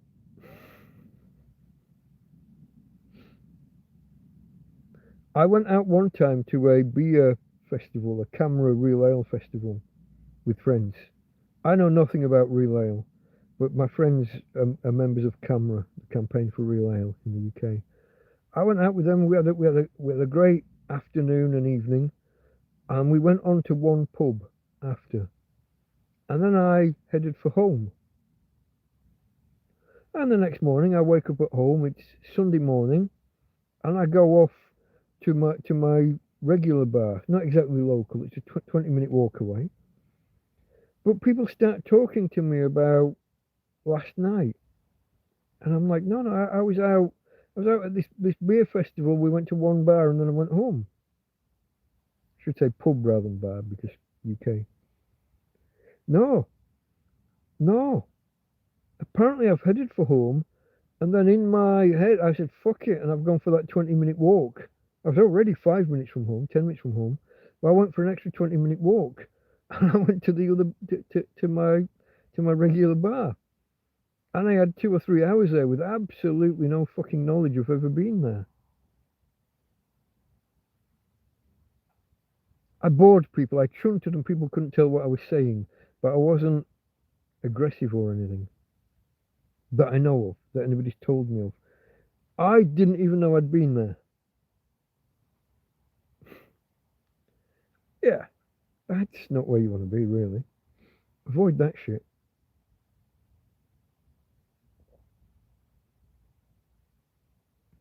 Take 5.5 hours to drink 1 can plus this much.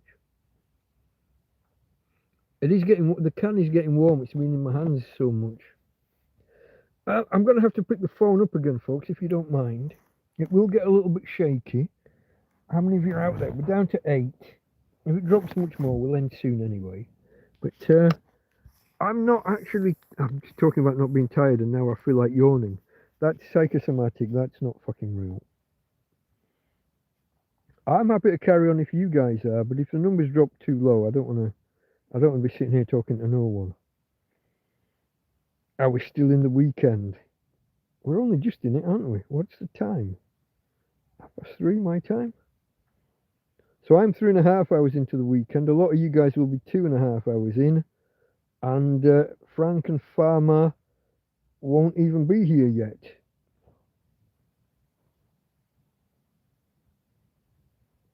They got another, I'm going to say 3 hours. 2.5 on one instance and probably 3.5 or 4 in the other. If it says, oh, is that an I? If I have too much, I go to sleep. Too much drinking, it's guaranteed padded cell and much regret. Yeah. You got to know your limits. And if you cross, it's okay to go over your limits occasionally, you know, once or twice a year and have, you know, and have too much of it. But if you're doing it, the more frequently you do it, here's the other thing. Marijuana you tend to do like at home or in someone else's home. When you're drinking and getting drunk, you tend to be out in a bar. And you've got that journey home. So in a bar, there's 2 problems with drinking in a bar. Well, 3. It hits you harder, like we were discussing earlier. It hits you harder than drinking at home. You're surrounded by other people. Other people can get you into trouble. Someone starts a fight, you're in trouble, and you're at risk of ending up getting arrested, locked up, and all the rest of it. And thirdly, the walk home.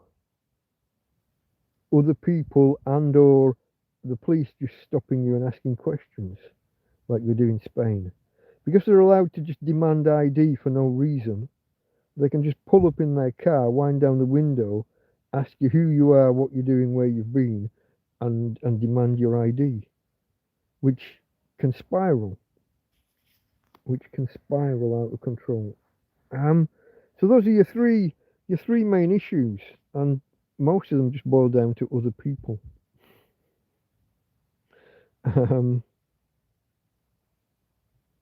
Again, if you're walking home and you stagger a little bit, they can pull up and tell you that you're drunk in public. And there's no legal limit for being drunk in public. If a policeman says you're drunk, then you're drunk. And in a lot of countries, that's against the law. And it's a movable feast. If he just says it, then it is. And judges just go along with this shit. I think if you're arrested in that kind of thing, a kind of a drunk in public, you should be allowed to ask for a blood test. And even if the drink driving limit doesn't apply. You're drinking, but you weren't fucking driving. You're not in charge of between 0.5 ton and 2 tons of heavy machinery. But there should be some threshold. Oh no, look, yeah, he's had a drink, but no, he's not 10 times over the drink driving limit, therefore he's fine. Something like that. I mean, we can argue about whether 5 times over, 3 times over, whatever number you want to pick. But there should be some. They shouldn't be able to just say, in my opinion, you are drunk and therefore I'm arresting you. That's far too open to abuse. I saw one on. I'm pointing over there for the phone, which is in my hand here. What a dick. I saw it. This was an American case, but the police pulled up behind a guy who was walking home along a road that had no footpath, and they say he staggered. So what? Oh, for your own safety. They initiate it on the basis of like a health check, but then they escalate it into giving him sobriety tests, which he passes flawlessly, but they arrest him anyway because I think you're impaired. He's like, but I'm not driving. No, but if I think you're impaired in public. And off they drag him to the cells. I think he was there for it wasn't just like, oh, he was there for 2 days before somebody said, no, you can't do that. They initiate a welfare check and escalate it. They literally started off the conversation by saying, you're not in trouble. I just want to check you're okay. You haven't done anything wrong. There's no crime. You're under arrest, arms behind your back. I know there are arguments at the minute about free speech in Britain, and the Americans are piling on and calling Britain, names. But there's a lot wrong in America in the legal system, and your police who get about an hour and a half's training before being let loose with guns on the street. They don't even understand the basics of a consensual conversation, an investigatory detention, and an arrest. Which is why they keep applying handcuffs to everybody who's been detained for questioning. And they don't understand that you don't have to participate in the investigation of yourself. I keep seeing them arresting people for obstruction, for not answering questions. You obstruct an investigation of someone else by coming and getting involved or telling the police to fuck off or coming and getting in the way. It's usually a physical thing. Literally, an obstruction is obstructing, standing in between, pushing the cop away and telling him to go away and don't arrest the guy, whatever. It's very difficult to obstruct an investigation of yourself because you're under no duty to take part in that investigation. Your right to silence and all that. But anyway, I'm not wanting to have a dig at the Yanks, but it. I just want to point out that yes, we've got a free speech problem in the UK. There's a growing sense of it amongst the public, although they've been slow to wake to it. We've also got a media and corporations complying with government. Police, judiciary, media, and large corporations joining in what looks like a conspiracy to suppress some truths. I'm not going into the full rant again about Afghani men and all of that. Afghan, you don't say Afghani. Afghan men and men from Pakistan. Not going off into that, but there's a definite issue. If it's a white man, they're quick to tell you the colour of the person they're looking for or of the perpetrator.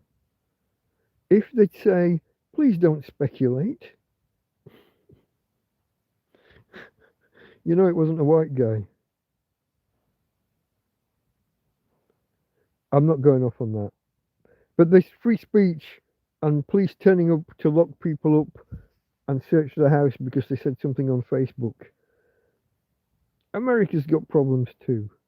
And a lot of it is that your police are undertrained, ill-equipped, and have little understanding of the legal basis of their actual job. They think that every time they tell you something that's a legal order. They stop someone, let's say they stop someone for speeding. They pull them out of the car. Technically, they're allowed to get you out of the car if they believe there's some kind of officer safety issue. But that's not an automatic. They think that's an automatic right that the police have. It's not. There has to be, or is there supposed to be, some material evidence to point towards there being a threat. You see a bulge under a shirt, or the guy's moving erratically and his hands are all over the place. You need some.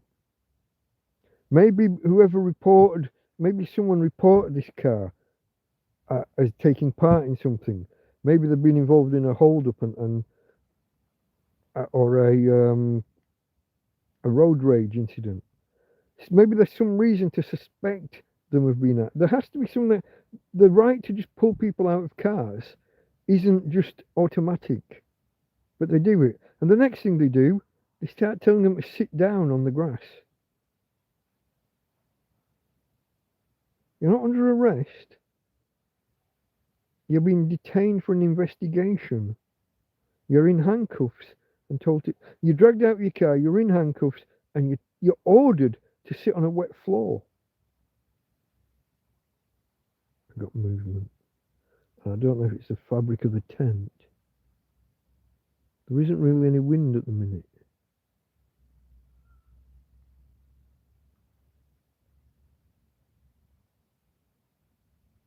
Is there someone in the field?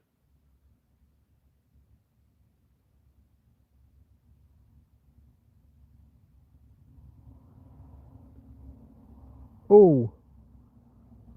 No, it's not that. Hold on, folks. Bus going past. Not a bus, lorry going past. I can't hear anything now.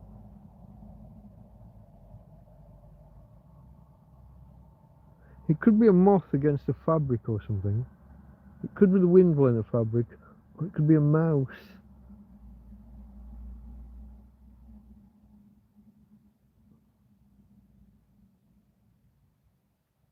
Another one you get.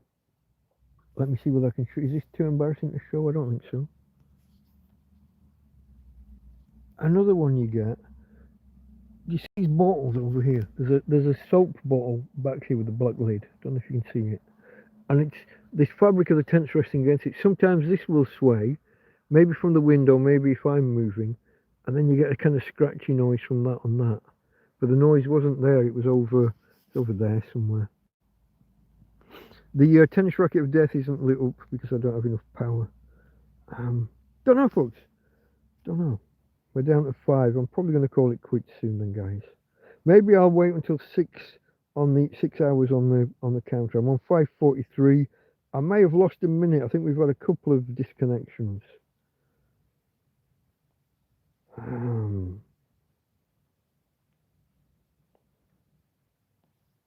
Hold on, I'll just scroll back. I've lost context.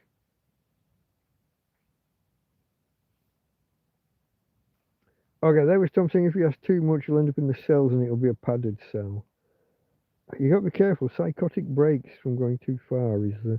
And a blackout, being blackout drunk can be classed as a psychotic break. You're not there anymore. Your body is, you're not there. That's pretty much the definition of a psychotic break.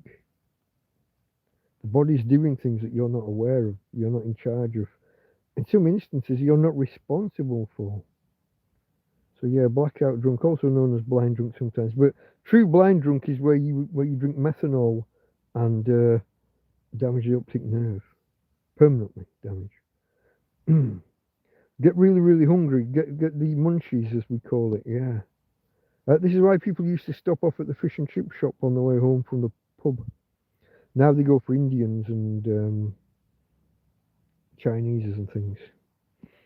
I hope it's not shaking about too much, folks. I honestly can't leave the phone on the stand and then reach over with this arm. I've knackered the shoulder too much for that. Have I gone backwards here?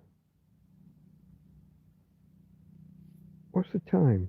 3:46. I'm looking at posts from 3:08 my time. So almost 40 minutes ago.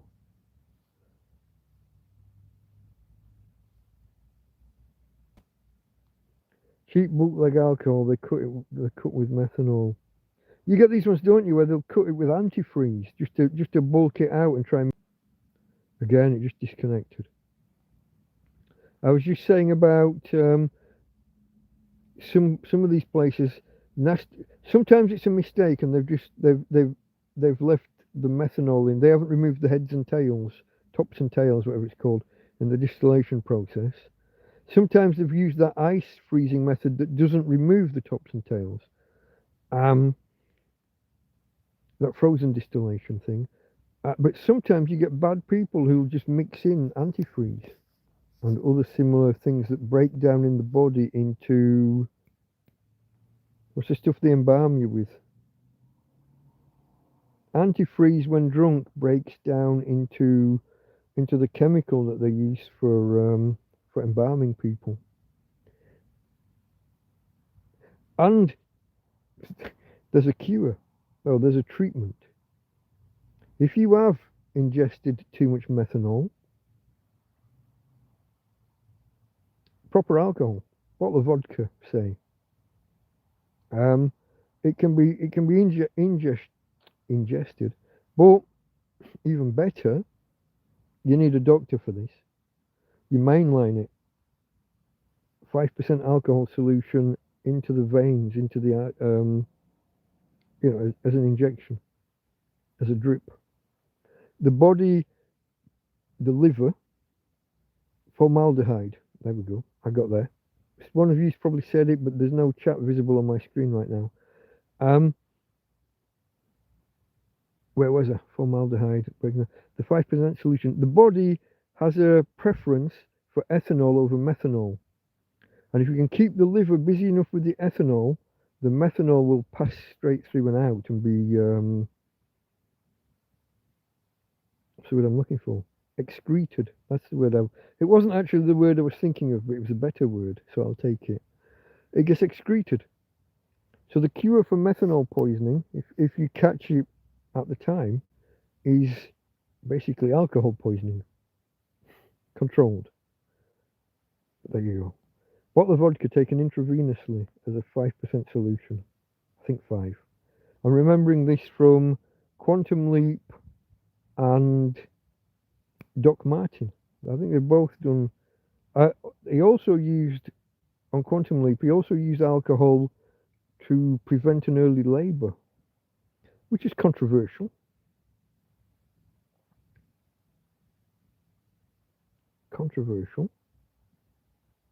He did also use Viagra to stop a heart attack, because that's what its original purpose was. The erection thing was a byproduct while they were investigating a drug for a totally different use. But that, what's it called? Not vasoconstrictor, because that's closing the veins and arteries. But that effect of the erection comes from opening up arteries that were constricting. And that can stop certain heart attacks. I think it can also stop certain strokes. There's two kinds of strokes, isn't there? One's a bleed and one's a blockage. And I think a similar thing, the one that's a blockage, the one's a block, you can release the embolism or whatever it would be by opening the pipes, opening the tubes. In the other kind of stroke, the bleed, that would be the worst thing you could do. But anyway, we're not talking about quantum leap. We were talking about alcohol versus methanol versus antifreeze. I introduced the antifreeze, not you guys. And this was, what country were we talking about? Did someone say Lagos? Which it would be. Is that Nigeria? I've lost. Oh, Laos. Oh, no, we're out in Laos is more what? Thailand, Philippines. I'm not. My geography isn't great on that, but yeah. I thought I'd read Lagos, which I can't position that on a map either. Lagos would be Africa. Laos is the Far East. I'm gonna go Thailand, Philippines. It might even be. Is it its own country? You got some of these things. What's the country that's about 1,000 different islands? I can't remember. I'm not great out that way. My knowledge is limited.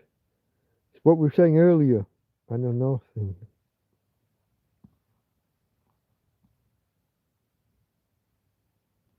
After this, I'm watching your sunrise walk video again. It was a beautiful sunrise. Yeah, it was kind of a slow video though. It's not a great video in that nothing happens for 15 minutes. Apart from me prattling on just to... It starts with a glorious red sky before I even get going. Then there's a shot of Tina, obviously, and there's a little bit of Tina in a wheelchair. Very unsteady camera work. And then we get around the corner. We had to go a different way to normal because normally we would walk through this narrow path, but that's overgrown and Tina's wheels make her 3 times wider than normal.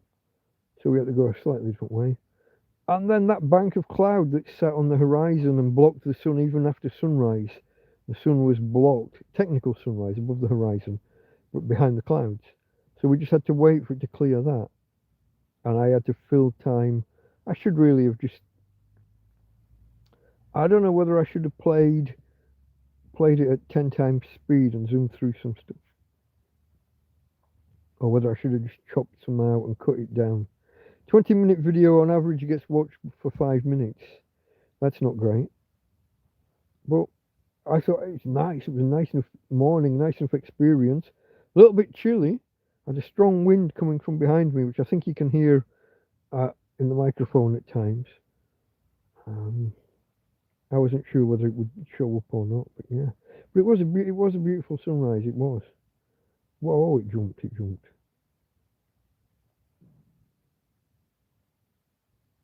What do we got here? Barry says, been freezing in Benidorm. What are we calling freezing? Because for some of us it gets below 20 degrees and that feels fucking cold. As Roger was saying earlier. I had a night like that. I'm talking about the night getting below 20 and I'm feeling cold. That was at the back end of summer and into autumn. Hold on. Foal? Is that foal as in a horse? Or is this a Welsh or Irish term? You've got all that Fina foil, Fina. I'm not sure where we are here. Let me just scroll back to something I've seen. I'll scroll back and then I'll scroll forwards. David was off. Okay, David. See you next time, mate. We had a few Davids. All dependent on the pressure angle. Where are we? Oh wow, the way they abuse the handcuffs. Ever since they've had these fixed ones that don't have a chain between the two halves. Oh yeah, they're deliberately taught how to inflict nerve damage. I've said in the past, when they arrested me, my thumb and the the heel of your thumb, you know, a big patch. I don't know what it's technical. I'm going to go with heel. But that big patch that's moving there, that thing that they press when they're doing the stake test thing, I was numb for a month. At the bottom of my forearm, my thumb, and that big pad, there at the bottom of the thumb, numb for over a month. I couldn't tell you, I couldn't swear that it's fully returned. I now have feeling in it, but I don't know whether it's 100%. They know what they're doing. They'll lock them down as tight as possible, they twist them. I had a guy lift my arms up as high as he could while they were behind me. I had a guy while I was in the back of the cop car get in the back with me, hold my head against the window and raise the cuffs as high as he could behind me, and hold me like that all the way to the Guardia Civil, to the cells. No, I tell a lie. All the way to the Policia Local initially, and their small cells, and then I was transferred to Guardia Civil later. Then, and as we got out of the car, Policia Local, you have to go up some steps. He lifted them as high as he could, forced me to bend double, and I had a knackered shoulder for the next 2 weeks. And you got to be careful there. Rotator cuffs and shit from having arms bent too much. Having your arm put up your back just on its own can knacker your shoulders permanently. And they know this, but the cuffs, yeah. Let me scroll back.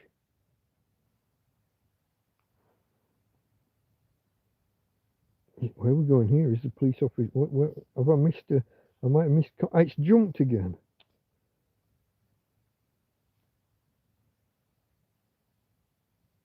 Affecting the heart, yeah, with the COVID vaccines, yeah, that was one of the first. That was one of the first recognisable symptoms. What was it called? It's a swelling of the membrane around the heart. And all the young people all the young sportsmen, super fit people that were either fainting or dying on or basketball courts and football pitches. Yeah, I can't remember. Cardio, what was it called? There was a lot of news about it for a lot of time, yeah. Hold on, yeah, okay, there's Tom. If you get bad moonshine, the cure is proper moonshine, yeah. There was, I don't know how to pronounce that, mate. I'm going to go fail, but I'm not sure. I need guidance. And again, this might be down to the changing display names within YouTube.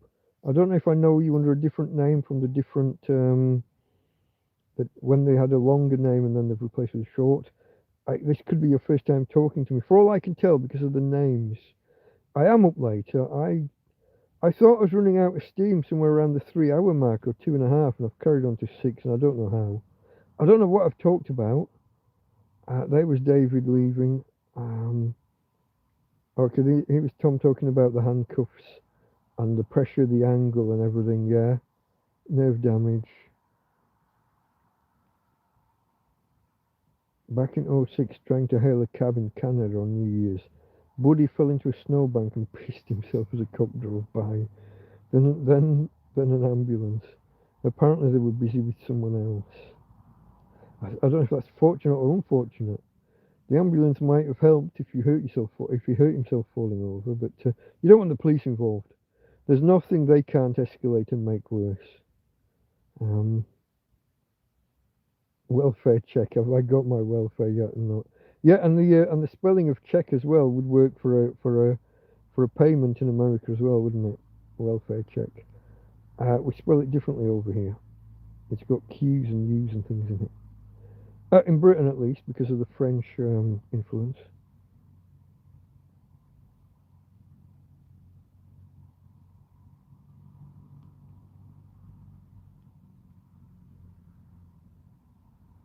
Get you for high or drunk, intoxicated, or impaired in public. Yeah, but there's no. They don't have to prove it. They just say it. Now they might do a drug test to say yes, look, the presence of drugs and therefore illegal. But the presence of alcohol isn't illegal in and of itself.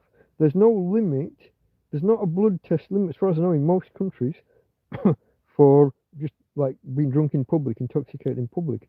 If you're not operating a car, there's no fucking legal limit. But they can just arrest you anyway. And judges just take the words of coppers far too often. I watched one today where a cop lied in court. A guy got pulled over. The guy gave the cop the finger as he drove past.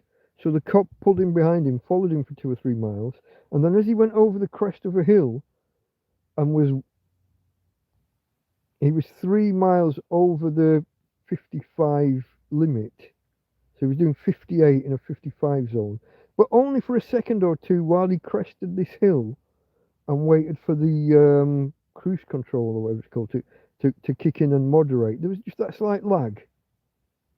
He pulled him and did him for that. And for another made up thing. The judge, was he doing, he might have been up for obstruction or some crap. The judge said, no, that doesn't constitute infraction of the law. Over the speed limit for a couple of seconds while either the human adjusts or the cruise control adjusts. He just, no.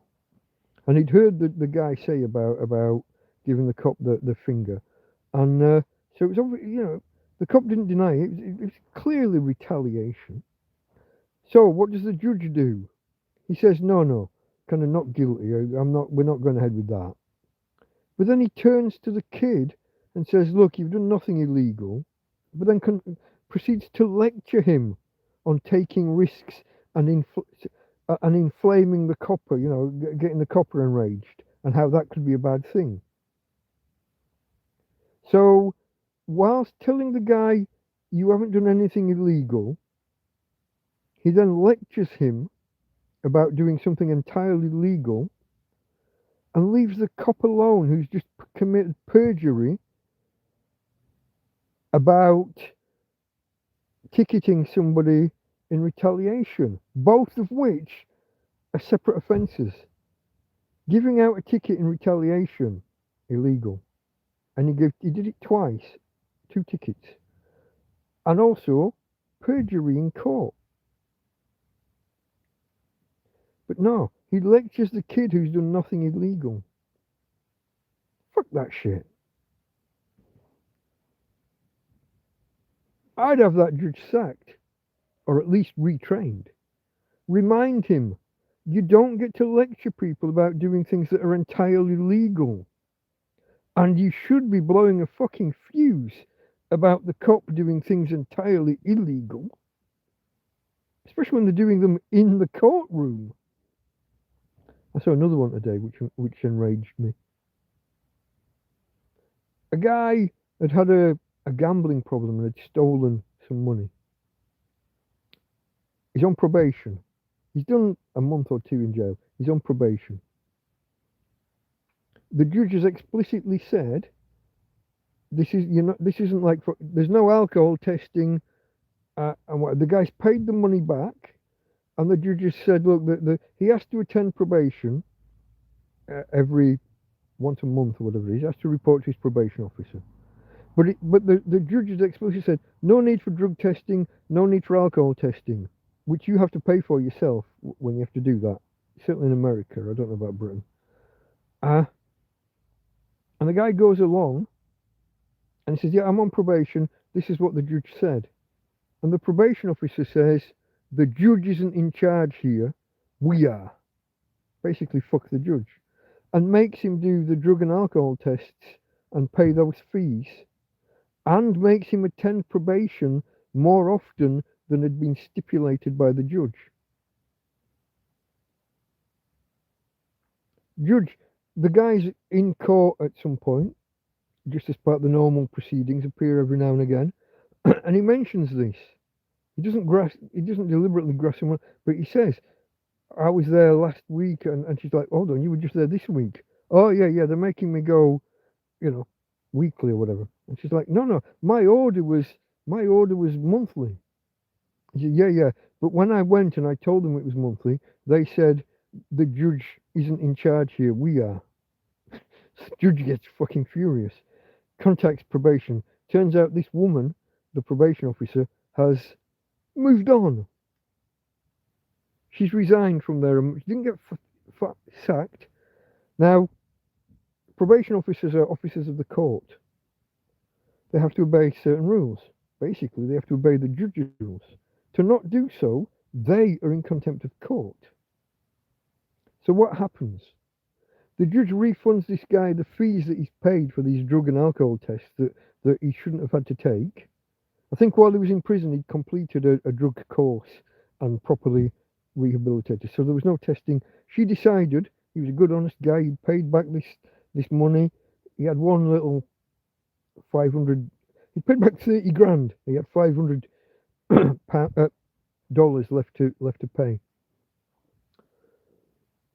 So she'd made the order that certain things weren't required. What happens? The judge goes ape at the probation service, but the woman herself, who was in contempt of court, she's resigned and gone off. She's probably just working elsewhere, the next town down the road.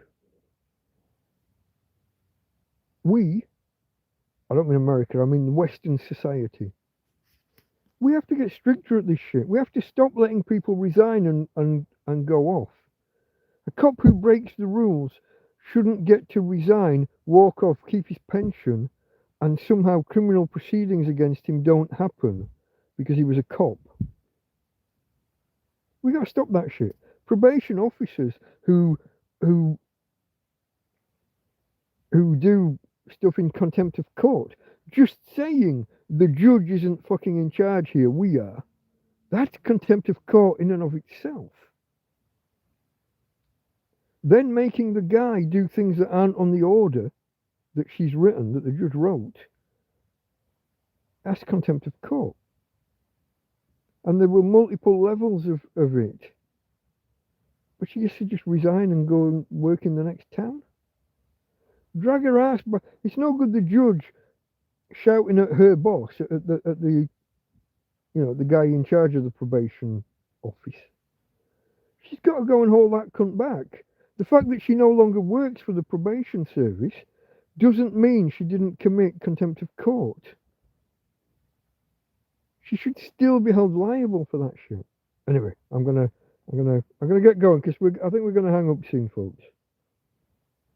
I'm just checking that I haven't missed anything too significant. Tom yawns in church. It's the unmusical psalms. I don't do church. I don't even know what a psalm is. I know it's spelt funny, but Tom, how far back are we? Tom saying loves a good Radler. I thought it was ages ago. Mixed fresh. Yeah, they came about after the war in Bavaria. First World? Or Austro-Hungarian? No idea.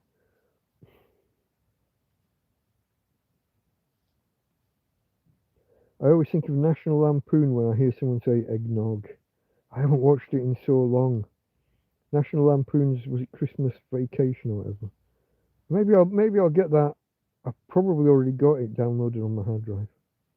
Probably. Whoa. Keep the lamp away. God, how far back is this? Mix cheap oil with mantequilla. Oh yeah, oil and butter when you're cooking. Yeah. You put the oil in to stop the butter smoke. The butter would reach its smoke point early. Or I could batch up some. What's the word? Where you heat up your butter and the milk solids fall to the bottom, leaving you like ghee. Clarified butter. That's the one. Clarified. I could do that. Tom's still seeing a ring around the moon. Is it clouds near you, or do you think it's literally around the moon? Because there shouldn't be a ring around the moon, as far as I know. Unless you're seeing the... no, you probably wouldn't, because of the brightness of the moon. You wouldn't see the Milky Way anywhere nearby, would you?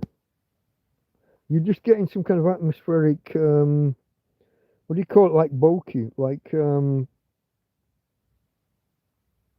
a glare, like a, I don't know. I've tried eggnog once, and it's all right. No, it's just uncooked custard.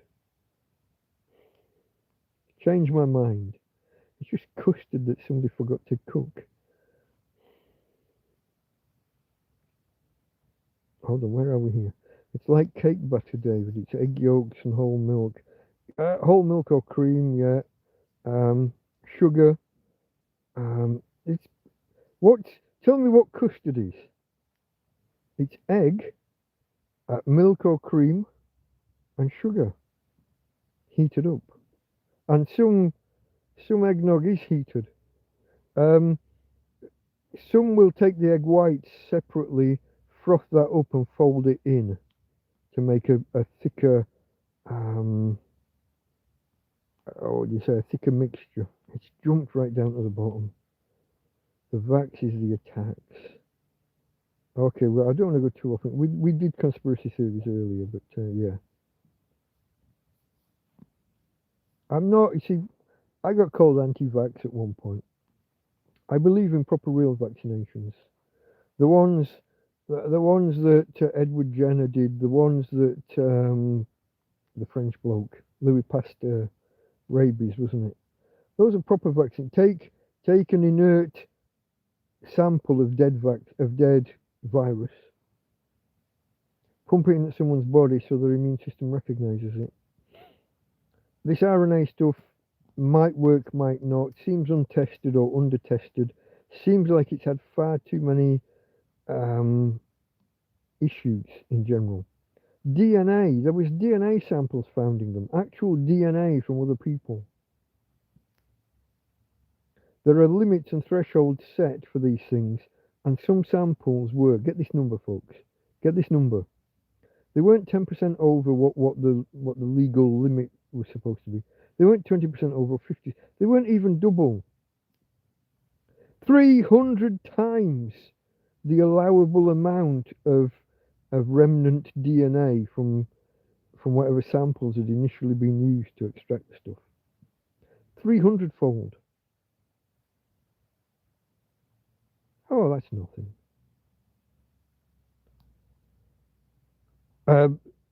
All sorts of not just rumours, workers reporting that lax testing protocols, and some people being hushed up to not tell about certain test results.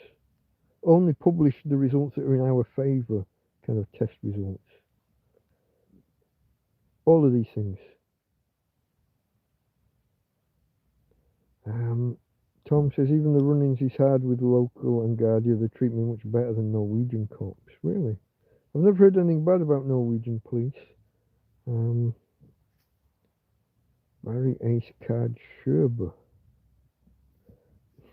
I'm sure I asked, last time I saw your name, I think I asked what that was about, but maybe I'm just not passing the breaking words properly. Cards Herber? Sherber. No, there's not a she Herber. Don't know. What far are you like Pablo Escobar? Escobar, drug dealing cartel leader. Frank. Tom and Frank saying hello. Where are we here? Because I'm reading backwards because it jumped. Tracksuit on jeans, on body warmer, etc. Hat on like UK at night here in Benidorm. Okay. So you got tracksuit over jeans or under? I would have gone under. Depends how tight your jeans are. I've got my base layer from my running days, from before I moved out here.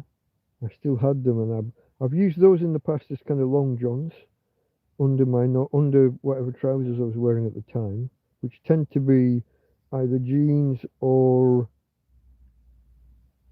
cargo pants with all the pockets, like now.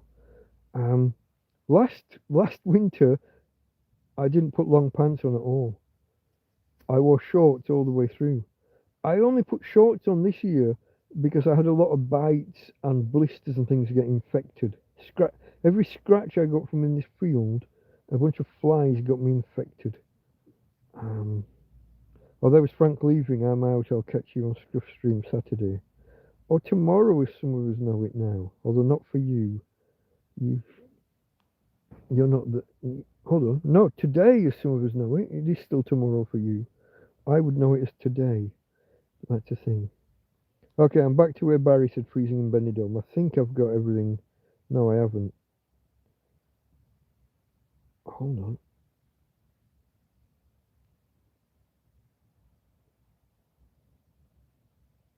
Affecting that with high metal content.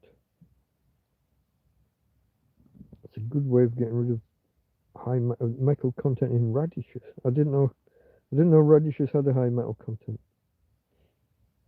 Okay, I'm on territory I recognise now. There was I'm going to say fail. You got to give me a phonetic version of that. I don't know, and then maybe an explanation. It looks Celtic to me, unless I'm misreading and it is the horse thing. But I don't know. How do you spell foal as in a baby horse? Is that F-O-A-L? That's what I would have gone with, but I can't be certain. Okay, I'm moving forward again now. Oh, I was moving forward, but it just jumped me right back down to the bottom. Okay, folks, we're over. I was going to finish on the 6-hour mark. We're way over, and we've got 5. It's borderline whether I stop here or not.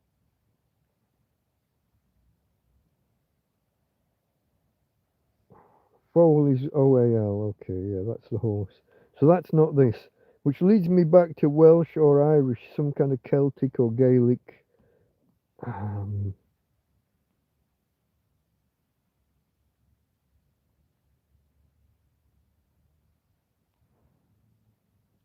And then we're off into conspiracy theories, are we, about vaccines? I don't mind talking about vaccines. I'm not too harsh on the pandemic type stuff. I'm not a big believer. I would credit more to lax government, lax oversight of pharma companies chasing money unethically. What's the other word that's not ethics? One you apply yourself, and one is applied externally by a body, or ethics is applied externally. Morality. Businesses don't have morality. They're not an entity in that way. So it would be ethics, unethically. I mean, you probably could still say immorally, but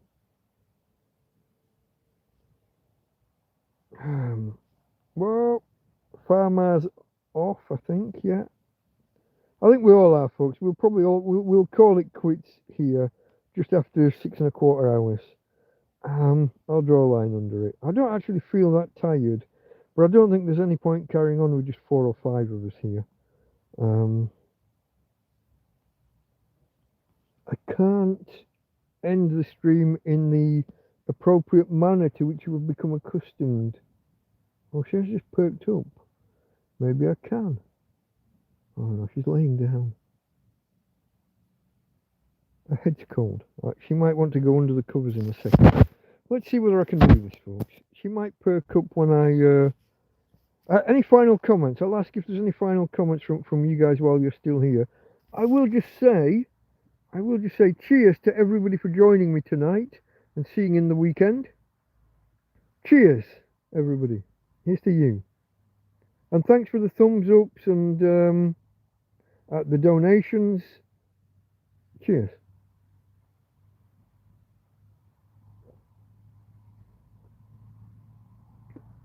Okay, guys. Let's see if I can end this in the manner to which we have kind of become accustomed. I need to find the light. You can just about see, you're looking at the back of her head and one of her ears. Hey, babe. Here we go. Here we go. I don't want to wake you up. You are awake already. So, folks, skål. Cheers. From Tina. and from me, oh, I need to turn the camera back around, from Tina, and from me, Delta Mike, out. Tina says